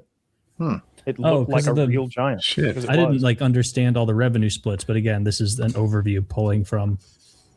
So are you on the same website? It says it cost $250 million to make, and that marketing brought it to $375, and that because of the way like theaters take profit, break even is between $600 and $750 million. But worldwide, obviously. So I'm looking at this list of biggest movies I put in the chat. It is not what I expected. Super Mario Galaxy movie is not on my radar. The Michael Jackson movie, I heard it did well, but it wasn't on my thing. I didn't know Toy Story 5 existed. Devil Wears Prada 2, I sort of heard of. Project Hail Mary, which I expected to be like the big one, is 5th. And the Odyssey is currently 12th, but I'm sure that's growing. Yeah, it's going to be it's going to win. It'll be the biggest movie of the year, and Dune's coming up too. They're Dune and Doomsday are coming out on the same day, so they're calling it Doomsday. What are the movies you talked about, Taylor? The Backrooms and Obsession. So Obsession is 7th. That is a big one, and Backrooms I don't see yet. It's because neither of them cost bag of nickels to make compared to. Oh, Backrooms is things that 9. It's just me not looking carefully. Obsessions cost $750,000 to make. And made probably like half a it's right billion here. or something. It made $443 million so far. Dang. Oh, Yeah. I hadn't opened Woody's. You can rent it now. It's on like Prime for like $10 maybe for the rental, something like that. They should include the cost and how much it costs to make it, because I'm always interested to see the yield on the movies. I'm kind of Profit. I'm mildly interested, but that's like way down the like how profitable a movie is. Like I'm not investing in this movie. It's too late, right? Like, I'm just saying, I don't Yeah. care. I haven't seen like most of these. I just mean out of curiosity, because directors have to be looking and being like, "Fuck, Obsession! It made that's the thing about 443 million." I feel like most of them are flops that don't get traction, and some of them are like Primer, where people made it for a nickel and made tons and tons of money off of it. Yeah, I love like a good low budget, like Napoleon Dynamite was just such an epically awesome movie that appeared to be relatively low budget film. I don't know, a couple $1 million, whatever it took to bring like the it, camera, but just so quotable, stuck around for me 20 years later. That movie's just still slaying it, and those are always on fun. some movies like that. And what's the one with the nerdy kid who has the driver's license? It's 21. Help me out. Superbad. Oh, super bad. Yeah, Is that what I'm going for? It has McLovin. McLovin. Yeah. McLovin. Thank you. That's it. Who made the money on that movie? Did the actors get rich? Did the studio get everything? Those actors definitely didn't get rich, because They like were that was new a at the bunch time, of their right? debut. Like Jonah Hill was nothing. Like nobody knew who that guy was before. He wrote the Superbad. movie. No, you're thinking of Seth Rogen. Seth I don't Rogen know. and the other guy wrote the movie. Yes, his Jonah friend Hill in is the high school. fat kid. Yeah. Who wrote Yeah, the movie? Seth he was Rogen. awesome. Rogen and his high school buddy. They wrote that movie in high school, and when they were 15 and 16 years old, they wrote Superbad. Wow, I didn't know that at all. the Yeah. dick drawings at the end of Superbad. Oh, are so the hysterical. dick drawings are so funny. Yeah, I that don't is know when funny. it's coming out, but I saw a movie and I was like, this will interest Kyle. It's a new Rocky movie. You probably I heard know. about it. I play Rocky. But it's about making That's the Rocky. that's the title of the movie. I play Rocky. Oh, okay. Thank you. I'm sorry. I misunderstood. Yeah. So the audience said it is a movie about Sylvester Stallone insisting that he plays Rocky in this movie. And he's like trying to pitch it to studio execs. No one wants to buy it, but he really wants to be the lead in this movie. They love the screenplay that he wrote, but they don't really want him to do it. And he makes it happen. And I'm like, not another Rocky. What are we going to do now? And I'm like, oh, okay. You have my attention. We'll see how I'm good so it into is. Dude, if you haven't seen the trailer for this movie, I Play Rocky, you need to watch it, because they found a guy who looks very much like Sylvester Stallone. And He's an odd-looking sounds. duck, and he sounds just fucking like him. And the reason this is an interesting story isn't just because Rocky became an Oscar-winning screenplay from a no-name person who also starred in it for like his first real movie. It was that Sylvester Stallone insisted. First of all, he wrote it in like 3 days. And then he insisted, when everybody he pitched it to was like, yeah, we want it. Yeah, we want that screenplay. And we'll probably get this guy or that guy to play it. And he's like, no, I play Rocky. And nobody wants him to play Rocky. And they offered him $1 million at one point for his screenplay to let somebody else play Rocky. And he said no. And he was broke. So it's And $1 million story. back then was like $12 million now. Yeah, 70s. Huge. Sure. Yeah, it's 70s.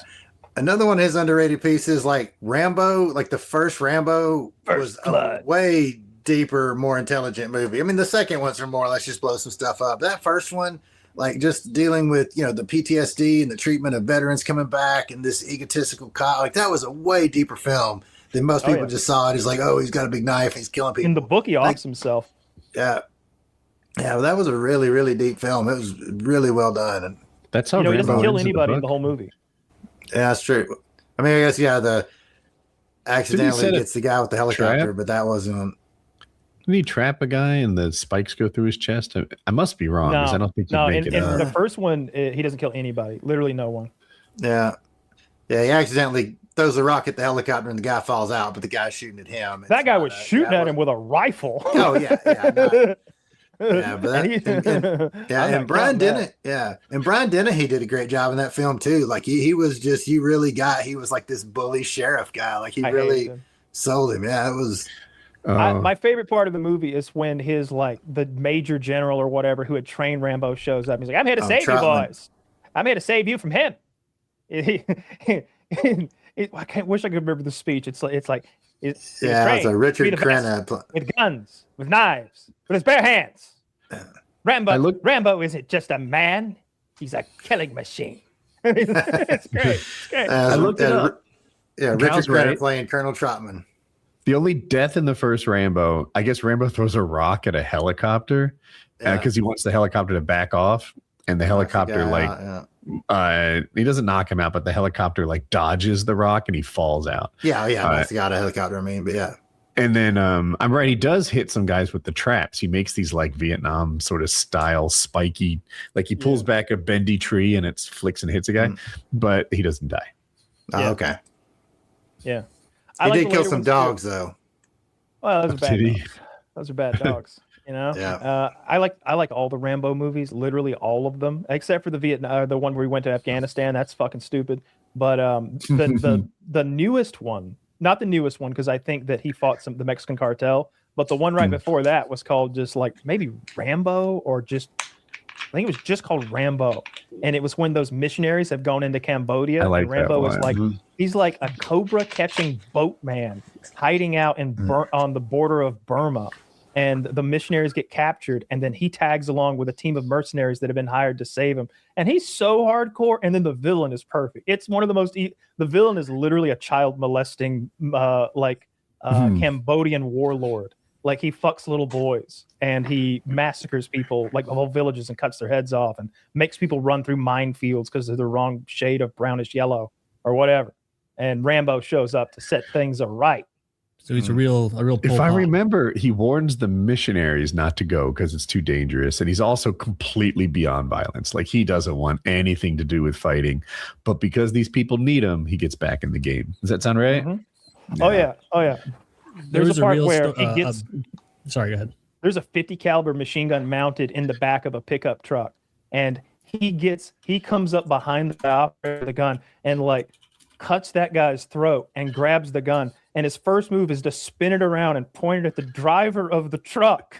And he goes, dum, dum, dum, dum, dum. And this is the best depiction of a 50 cal hitting anybody I've ever seen in a movie ever. I've shot a lot of 50 cals at a lot of things. They explode when you hit them, and that driver explodes. And then he turns it around on like a crowd of evil people that need blowing up, and he gives them a good blowing up, and everybody's just bursting into gore and viscera. It's a good movie.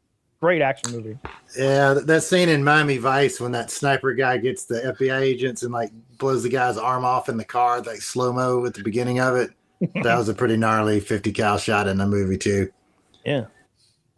But I like a good that Cambodia shit and that like evil guy who just like don't even send missionaries there. He's so evil. He's a despicable guy murdering people. It reminded me of Pol Pot, obviously, because he was the guy, the communist warlord in Cambodia in the 70s. Yeah, he was crazy. He was the guy who was like, just that guy can speak French, kill him. Oh yeah, everybody's glasses, educated. kill him. That guy's too smart, kill him. He was like a commie Maoist, and there was this one dude, I had to look up his name, Malcolm Caldwell in the 70s. And he was a Scottish communist who like thought Pol Pot ruled and was like always in Scotland being like, we should be more like this guy. You know, what he's doing is not that bad. It's probably fibbing. And so he like found a way to get to Cambodia to praise Pol Pot and like what he was achieving. And Pol Pot just had him shot. Just showed up to be like, I'm a huge fan, Mr. Pot, and he's like, not anymore. Bang! Like just fucking kill. What are those? Are those glasses? Pol Pot was a history teacher, I believe, before he became a political despot. He may have been. I just mostly know the bad stuff about him. Yeah, I've never read the humanizing stories. Well, there's no watch the Rambo He was movie. a complete psychopath. Yeah, he seems like a psychopath. But like, I mean, obviously the real life villains are not good, but like movie villains though, like I love a villain way better than a good hero. Like Christoph Waltz as Hans Landa in like Inglourious Bastards is one of the best villains of all time. Because he doesn't think he's a villain. Hans Yeah, Landa exactly. thinks he's the good guy. Yeah, precisely. Actually, his Mr. Silver character in Skyfall was also really good. But like Roscoe P. Coltrane on the Dukes of Hazzard, or like Gary Oldman playing Mr. Zorg in Fifth Element, like those just slightly psychotic bad guys are just such fun characters to watch. I love a good villain. What's your favorite villains? Oh, Woody, what's your favorite? Oh, I need a second. Favorite villain. All right. What about you, Kyle? You always got it. You're quick on the probably draw. Prince Joffrey from Game of Thrones. I think he did the best. Yeah. I think he did the best job of making me hate him. And God, like, I would probably and punch there's that kid something if I about met him. and if it's Thanos, like I know I stand no chance against Thanos, and that's almost a redeeming quality of his. That I mean, you can't say one thing for the guy; he's tough, but Joffrey is hiding behind this bullshit power. If Joffrey and I faced off, I could beat him to death. I could slap him around and make him cry and beg, but I can't. Kingsguard's gonna fuck you up. Exactly, but Yeah. I can't do those things, and that almost makes me hate him more. That he doesn't deserve to be as awful as he is. That he's hiding behind this silly power of his. Something about Joffrey, I hated him. I'm with you. I read something one day, like where that kid, like whoever the actor was, kind of like the little Malfoy kid in Harry Potter movies, like has had a hard time finding a job because like he did such a good job. Like everybody hated him so much, nobody wants to work with him. Like That just 'cause they Malfoy played their kid is a characters little- so well.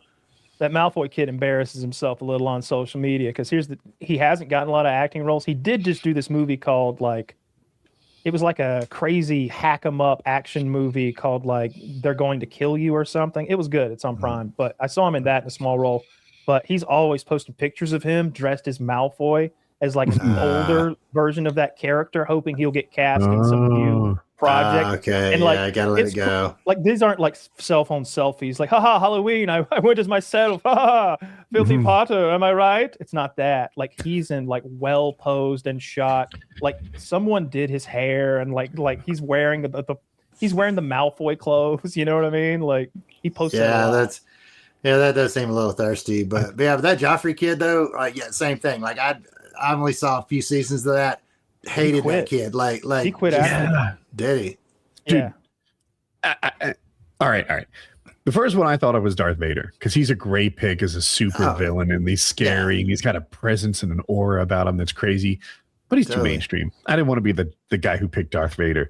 Kyle's Joffrey pick, I wish I came up with it. He's amazing. Like you, Chris, I sort of genuinely had negative feelings towards the actor until his character died. Yeah. And then I thought, oh, you know what? I appreciate your amazing performance. I felt stuff for real. The villain I'm going to list that no one else will think of, I hope, is the Lots of Huggin' Bear from Toy Story 3. That guy's that's a good one. duplicitous. He's a fucking evil guy. He's got him in that freaking incinerator going towards the end. I'm like, this is as good a villain as you can come up with. Lots of Huggin' Bear. That's my choice. That's a great, and he smells like strawberries. That's a great answer. Yeah, you totally don't see him coming. He's all nice and kind of Wilford Brimley, sort of grandfatherly. Yes. No, that's a also great hate- answer. I think women are some of the best villains. I think Annie Wilkes from Misery is absolutely terrifying. And I think Nurse Ratched from One Flew Over the Cuckoo's Nest is infuriating the same way Joffrey is. It's like you have this power over us and that you shouldn't have. And I hate you. And I wish that Nicholson would bash your brains in. Yeah. And then you get to the end of the movie. I wish that giant Indian would throw up. Yes. Get Chief to get that bitch and choke her out. It doesn't happen. Nope. I mean, Star Trek. She plays a villain in that too, and she's equally obnoxious and awful. She plays Kai Wynn in Deep Space Nine. She was going to be the Pope of Bajor, but the commander came in and they kind of made him the emissary, and now she's not as important. Insufferable. Can't think of any revolutionary ones. I mean, I liked Saruman a lot. I can't really say Sauron because he didn't say anything, and so that wouldn't really fit. But Christopher Lee, like he's had such a regal presence anyway. Like there was this arrogance about him that came through that played really well. Yeah, Christopher Lee plays good bad guy. I mean, Man with a Golden Gun. I mean, he plays great bad guys. All those Hammer films. He was Dracula a bunch of times. Yeah. Yeah, regal's the best word for him. He did seem, he was imposing. But he was like a real spy though back in World War II, wasn't he? He was in the SAS or something. And there's a famous story. Really? There's all these little famous little tidbits from the Lord of the Rings production, but it's time for him to die, and he's going to get stabbed in the back on top of his tower by Wormtongue. And I think Peter Jackson's telling him, and you're going to go, ah! And he's like, have you ever stabbed a man and killed him, Peter? No. Well, I have.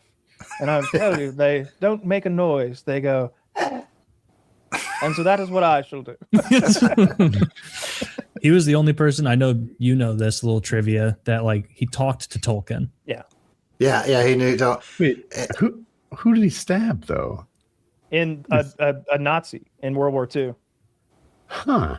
Yeah, he did all kind of undercover stuff. And also at one point he was like engaged to some chick who was like a duchess or some sort of like royal blood, and like broke the engagement because he didn't feel worthy or something, and went off to go be a spy, and then like became like this national fencing champion. I mean, the dude was like James Bond before there was James Bond. Like, he was a phenomenal person. Yeah, that's awesome. He is very imposing in that movie. He adds a lot of, I don't know, you needed a bad guy who had something to say, and he was perfect for that role. Gravitas. Yeah, that's good. Little that's a great je ne word. sais quoi. Yeah, Panache. gravitas is a great Little word. panache. Yeah. That indescribable thing. I love a good bad guy. Yeah, Roscoe P. Coltrane, though, James Best playing him on the Dukes of Hazzard, he'll probably always be one of my favorites, because he was like bad, but like when it came down to it, he wasn't genuinely bad. Like in the Ghost of General Lee episode when they thought Bo and Luke died, and he's like super kind to Uncle Jesse, like, he kind of like, he was bad all the time. He's like naughty, but he was never like genuinely bad. Like when it came down to it, he'd do the right thing, and that was a fun character. Yeah, just I think the scariest villains are the ones that actually make me nervous when they're in the same room with my character. So for me, that's people like Ramsay Bolton, because he might castrate your guy right now, and that's people like Mr. Blonde from Reservoir Dogs. He might just carve you up and burn you alive for the fun of it. He knows you're not going to talk, and he doesn't care. And that's who was I going to say? There's another one.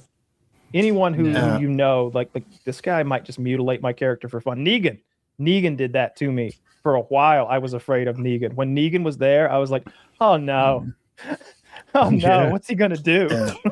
Another really good bad guy, Django. Yeah, they're just trying to run a business. And That hoodlum showed up to poor Mr. Candy's operation and just massacred him and all of his friends. Mucking up the works. What were we talking about on Django Unchained? He's saying that Django was the bad guy. Another great Christoph. Just trying to enjoy a little Mandingo fighting. What's the problem? I like that movie a lot. He's like I remember like Leonardo DiCaprio goes to Django's character and he's like, your friend looks a little green around the gills for Mandingo fighting. Oh no, he's game. He just ain't never seen a man torn apart by dogs before.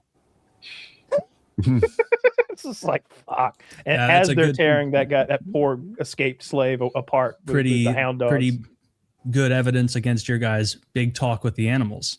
That guy couldn't even take two dogs. That was like 3 or 4 attack dogs. With an ostrich. I could say I could fight a flock of ostriches. Ostriches are much bigger than I thought they were when I said that. I still think we can take them. I think we can take an ostrich. I might have been thinking of an emu. I also think I can take an ostrich. Me and a friend of mine got chased by ostriches one time in college. It was terrifying. We'd gone to a party. So like we're breaking into the zoo. So University of Georgia has all these like, the big ag program. So they got all these like fields out around the county, around this town. They've got all kind of, Texas longhorns and zebras, all these kind of random animals. And we were at a party at one friend's apartment, and like somebody left and we didn't have a ride or something. So we decided to walk back to his apartment, and it was way faster to cut through the cow field that UGA owned to get to his apartment than to go all the way around. So we're about halfway across the field. It's about 2 a.m. And like, it was like a flock of cows off. I mean, it seemed like a herd of cows off in the distance, a few hundred yards away. And we're walking along, and like the cows start like standing up, and like it was like it looked like a bunch of cows laid down, but it was really all the ostriches, and the ostriches all stand up, and we're like, it's dark, there's a couple of street lights off in the distance or something, maybe a little bit of moonlight or something, but we're like, those aren't cows, those are ostrich, and they're starting to walk this way, and like suddenly it was like this whole flock of ostriches coming, and we were like, oh my god, they can eviscerate people, and we're like running across the field, and it just became, they were never even that close to us, but they were starting to come our way, and we're just like sprinting and like dive through a fence, and anyway, we thought we were going to die, but we weren't even close. But we'd go out there and look at them, they'd come to the fence, they'd hiss at you like a dinosaur, you'd imagine. They just kind of, they're scary, man. Yeah, totally. They're scary, nice birds. yeah. They're not. It's just that I just seem so vulnerable. Like if you hit a cow in the head with a stick pretty good, he's gonna not care. He's just not gonna care. Like he might care a little, but he'll just look at you like, "Fuck is your problem?" But if you hit that ostrich in the head with a stick, he'll just fall over dead. Yeah. Dude, you could, I don't know about that, but you could get like 8 punches to a cow fight before it realized that you were trying to start shit. I've punched a cow before. It didn't notice. No, it's got that. It didn't notice. It had no idea. I was trying, like when we would catch calves, what you do is you run your whole flock into a big pen, and then the pen segments. So you're able to cut out the ones you want from the ones you don't want. And slowly you've got one group of ones you want and one group of ones you don't want. Then you force them through ever smaller gaps until they're in a chute. And then they go onto a trailer, and they don't want to go to the chute, or they get jammed up, or they try to like go back the way they came. And you like slap them on the ass and stuff. And I've punched those things as hard as my little hands can punch. And it hurts me. It doesn't hurt them. First of all, they're made of leather. All right. They're very tough. It's true. That's like 2,000 fucking pounds. And you have nothing to give to a cow. If you could make a cow want to fight you, you're done. I was thinking about that because it's called bullfighting. I was going to say, like with a bull, everyone knows they're absolutely a monster for a human to deal with. But with a cow, a lot of guys think, maybe I could take a cow, only because they're nice to you. If a cow got motivated, it'd be nearly a bull. I've seen it happen. I saw a cow throw a man down into the corner of the catch pen and she didn't have horns, but they instinctively want to like grind their head into you and gore you. And she was goring him with no horns, rubbing her head and mushing him down into the corner of the pen as he flailed and kicked and screamed. And we had to like beat her off him, like hit her with like shirts in the face. Not that we're gonna we didn't have anything to hit her with that was hard enough. You need to shoot her or hit her with a cattle prod. We didn't have either of those things, so we just shoot her off of him. And he clambered the fuck out of there, scared shitless, and didn't fuck with her anymore. He was fucking with her. Well, we're trying to catch them, so we're like spooking them and moving them along. And then I've told the story before, but we had that bull one time who was about 1,200 pounds or something. He was red with these straight horns that came out, and they were long horns, but they were straight, and we couldn't catch him. He would jump out of everything we had, and we caught the ones we could catch, and we went to the cattle barn and we're selling them. And we saw a poster there, like cowboys for hire, trouble cows are no problem. And we were like, these are the boys. And so we call the number, and he's like, yeah, I'm here at the barn now. Hang on, I'll come around back. And so these cowboys come back there, and they're like, yeah, we got a problem, cow. We show up with our horses. We show up with our dogs. We rope and wrangle. We'll get your big boy down. That bull ran those dogs through the scariest, thickest, briar-infested, wooded area you've ever seen. And then the cowboys can't pursue into that.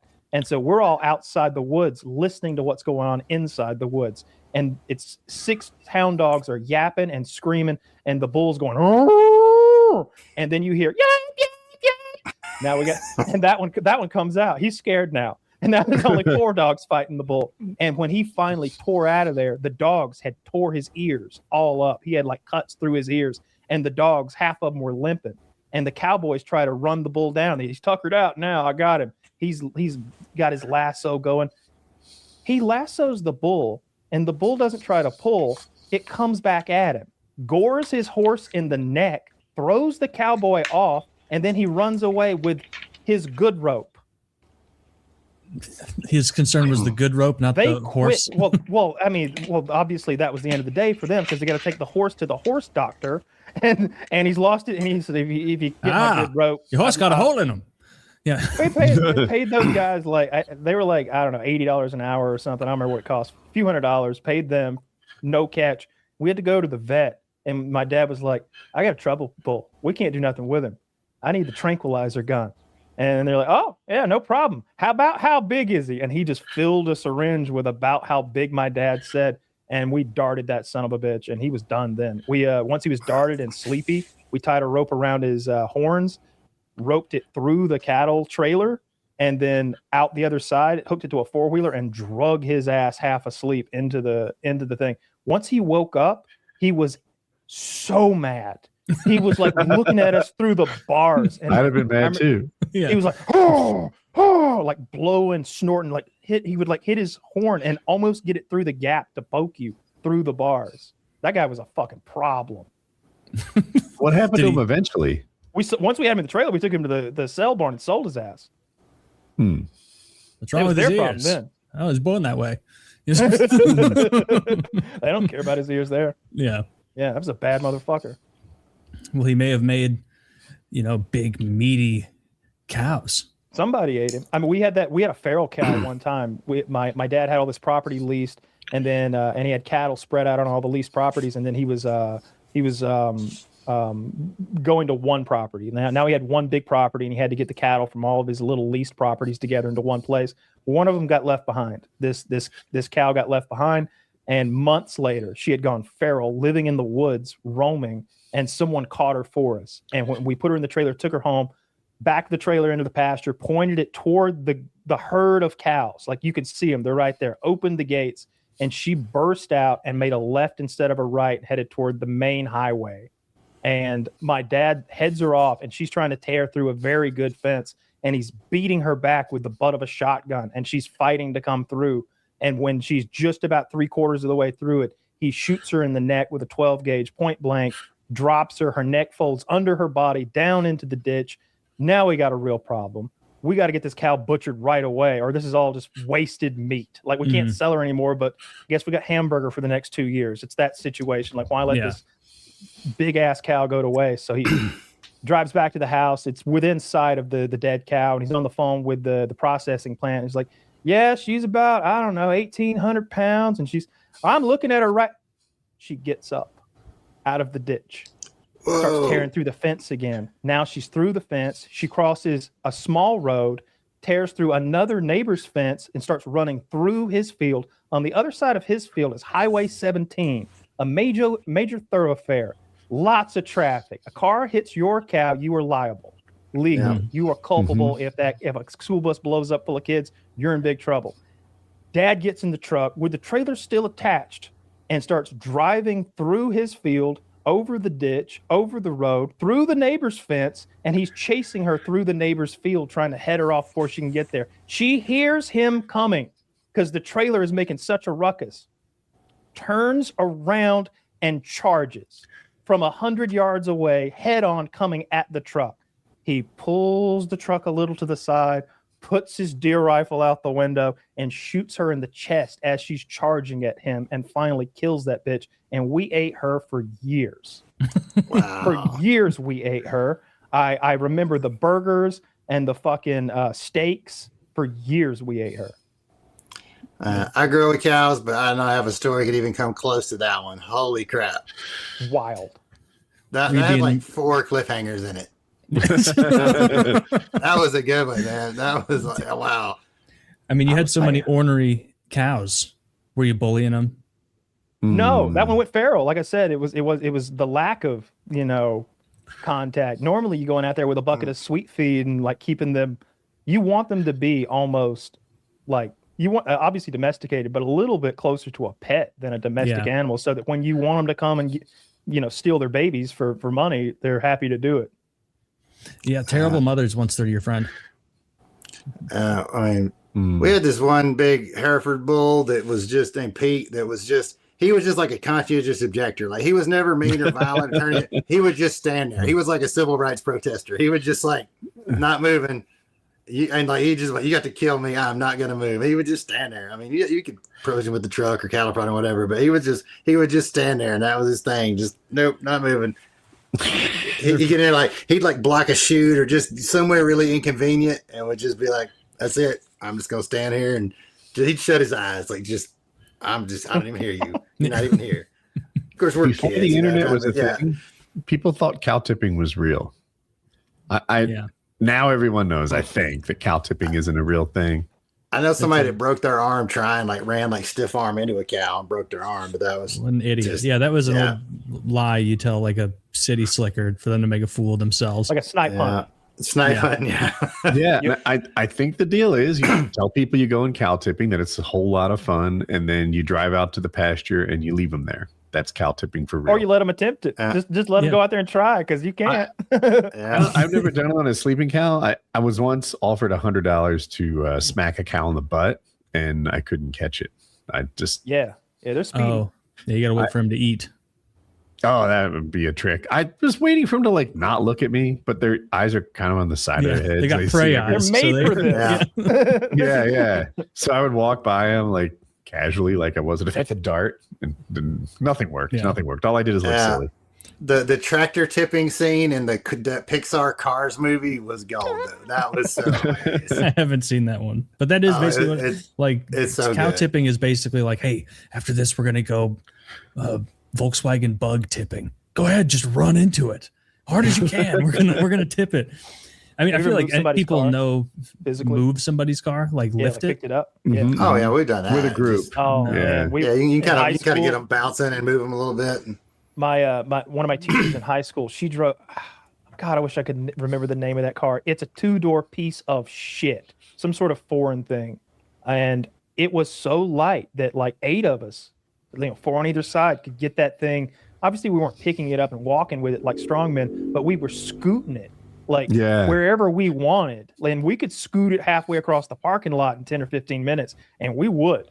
We'd scoot it so it's pointing the wrong way. We'd turn it around backwards. I did these same things. We would kind of bounce it on the suspension and scooch it at the same time. And we didn't lift it, if I recall. It was kind of dragging on its tires, but we could move it. And like Kyle said, we turned it 90 degrees and make it so he had a hard time getting out of where he was. Yeah. She had a good sense of humor about it. Ours was a fellow student. We didn't do it to a teacher. Oh. It was how'd you get 20 minutes just to fuck off with 8 friends in the middle of the day? Her class was called Life Connections. I don't know what you do in Life Connections, Taylor. I had the same class. Thing. Yeah, I had one. It's called Life Skills. Yeah, we didn't have that. And she was in my case, the dude was at practice. So, he was an athlete. After school. Yeah, our teachers did not care what we did. Those 2 gals were just out there in that double wide, running their own little school. What did you learn in Life Connections? Public speaking. It's probably paid off. Yeah, a little bit. Yeah, it was mostly public speaking, because we would pick what we wanted to learn about, and then we would do projects about it and presentations about whatever we wanted to the group, and we just did that all the time. It's not bad, actually. Me and the same friend that we almost got by the ostriches in college. We had a public speaking class, and we were going to night school. Like at the time, I was working as like a construction worker all day, going to night classes, working as a bouncer and a security guard all night, sleeping like every third day. I got no time for any kind of school stuff. So we take this public speaking class, which like I didn't have a car, but my friend had a car. He picked me up at the art building. We'd go cross campus to this other class. Load was the professor, and my friend and I were both pretty good storytellers. So there'd be some topic, and we were supposed to get your note card and your outline and your key sentences and go in there, do all your thing. And everybody else would go in there and they'd have their little cards and they'd read it and look up and read a bit, look up. We'd come in there just completely casual, no preparation whatsoever, and just be like, gun control. This topic reminds me of a story. And we would just sit there and just completely bullshit our way through our presentation. And this poor professor guy thought we were these like prodigies. He's like, I can tell how much work. You don't even have note cards. It just sounds so natural. It sounds like you're just making it up off the top of your head. And that's what the makings of a great speech. And like, he just thought we were these like prodigies. We were just the slackers, but we just made it look intentional, and it just worked so brilliantly. And, he's really successful in the car industry, and I talk on YouTube. So it kind of panned out, but yeah, it was just so hilarious. We would just go in there and completely do it off the top of our head. And just somehow he just thought we were just studying so hard that we didn't need any notes. And we would just be like walking in the building. What are you going to talk about tonight? I don't know. Did the moon landing really happen? I don't know. I'll make something up. Something similar in 7th grade. I was in 7th grade. I was in this like advanced track or whatever. I just switched schools and I don't know why I was there. And the teacher was pretty unimpressed with me all year long. And then the final thing of the grade was an oral presentation. And I did one on how to wax a surfboard. And it went so well, they put me in advanced English for the next year. Like, I felt proud of that. Nice. Well done. We didn't have to. I don't think we had any public speaking class. No, we did have a public speaking class. I just didn't take it. In retrospect, I should have. It seems like an easy A, but there were some electives that felt like they weren't actually elective, like they picked who was in them. Because I remember technology was always full. Like there was no way to get into that class. And technology was the coolest class. They actually did stuff. They built an electric car in like 2001 and they drove to like the neighboring town in it and stuff. It was like a pickup truck full of batteries, like so many 12-volt batteries and like a solar panel on it. Like so many 12-volt batteries. So many, literally. They would do like all sorts of electrical and hydraulic and robotics. And that's the class where the kid died, actually, like wiring a fuse box for class. He died the year before I started, though, I think. R.I.P. R.I.P. Whoever nameless fallen student. He failed technology. Failed technology. Yeah. He sure did. Or maybe technology failed him. You ever think about that? Yeah. If he had taken woodworking, maybe he was just a fucking klutz, lathe or something like that. You know, like wherever he was, it was probably going to be a downfall. He'd have taken welding. He'd have been electrocuted. This is how Final Destination works. Yeah. Maybe he dodged a car accident like 3 weeks earlier, and then fate was just on his ass. It's a solid theory. Yeah, those are good movies. I like those. Actually, that would have been a good answer for movies that are like kind of dumb, but I don't even. Yeah, because I like all those too, just because of the creative, like machines and like happenings that occur. You should watch the last couple. I've seen them all recently. I've seen them all, I think. Yeah, unless there's a brand new one I'm not aware of. And like as a motorcyclist, a little spooky to drive behind a logger truck. Everybody has that. I speed past logger trucks every time now. I've seen the film. Our entire generation viewed log trucks differently because of that movie. That was 2, I think. Final Destination 2. Yeah. And it fucked them up. You guys ready to wrap? Yes, sir. Yep. Chris, where can everybody find you and all your stuff? Well, as always, Christopher Michaels Art on Facebook and Instagram, although I rarely ever post anything I do. But you can find me on Matt's Off-Road Recovery and More Unsupervised, MORR Unsupervised. That's kind of our spinoff channel where we do, we bought a 67 Ford Galaxy police car, entered in a burnout contest. We race NASCARs at the Freedom Factory. We're making an amphibious record truck. We did Cannonball Run, crazy stuff like that. And then just find us on Matt's Off-Road Recovery on YouTube and Instagram, Facebook. Just out pulling, making the world a better place, pulling out the cars nobody else can get and making kooky projects. And I'm all over the place. I'm still on VinWiki. I still do a little bit of stuff here and there with everybody else too. So I'm just kind of still always the bridesmaid, never the bride, just floating around the internet. But I appreciate everybody watching and appreciate y'all having me on. It's always such a fun to be on this show. Like I just love that we can talk about absolutely everything. Most of the other podcasts I do are all motorsport stuff, which is fun, but like you guys are just all over the place. I never know what's going to be. It's just such a ride. It's always fun to be on here. This is where it goes. Thank you, man. All right. PKA 814. Check his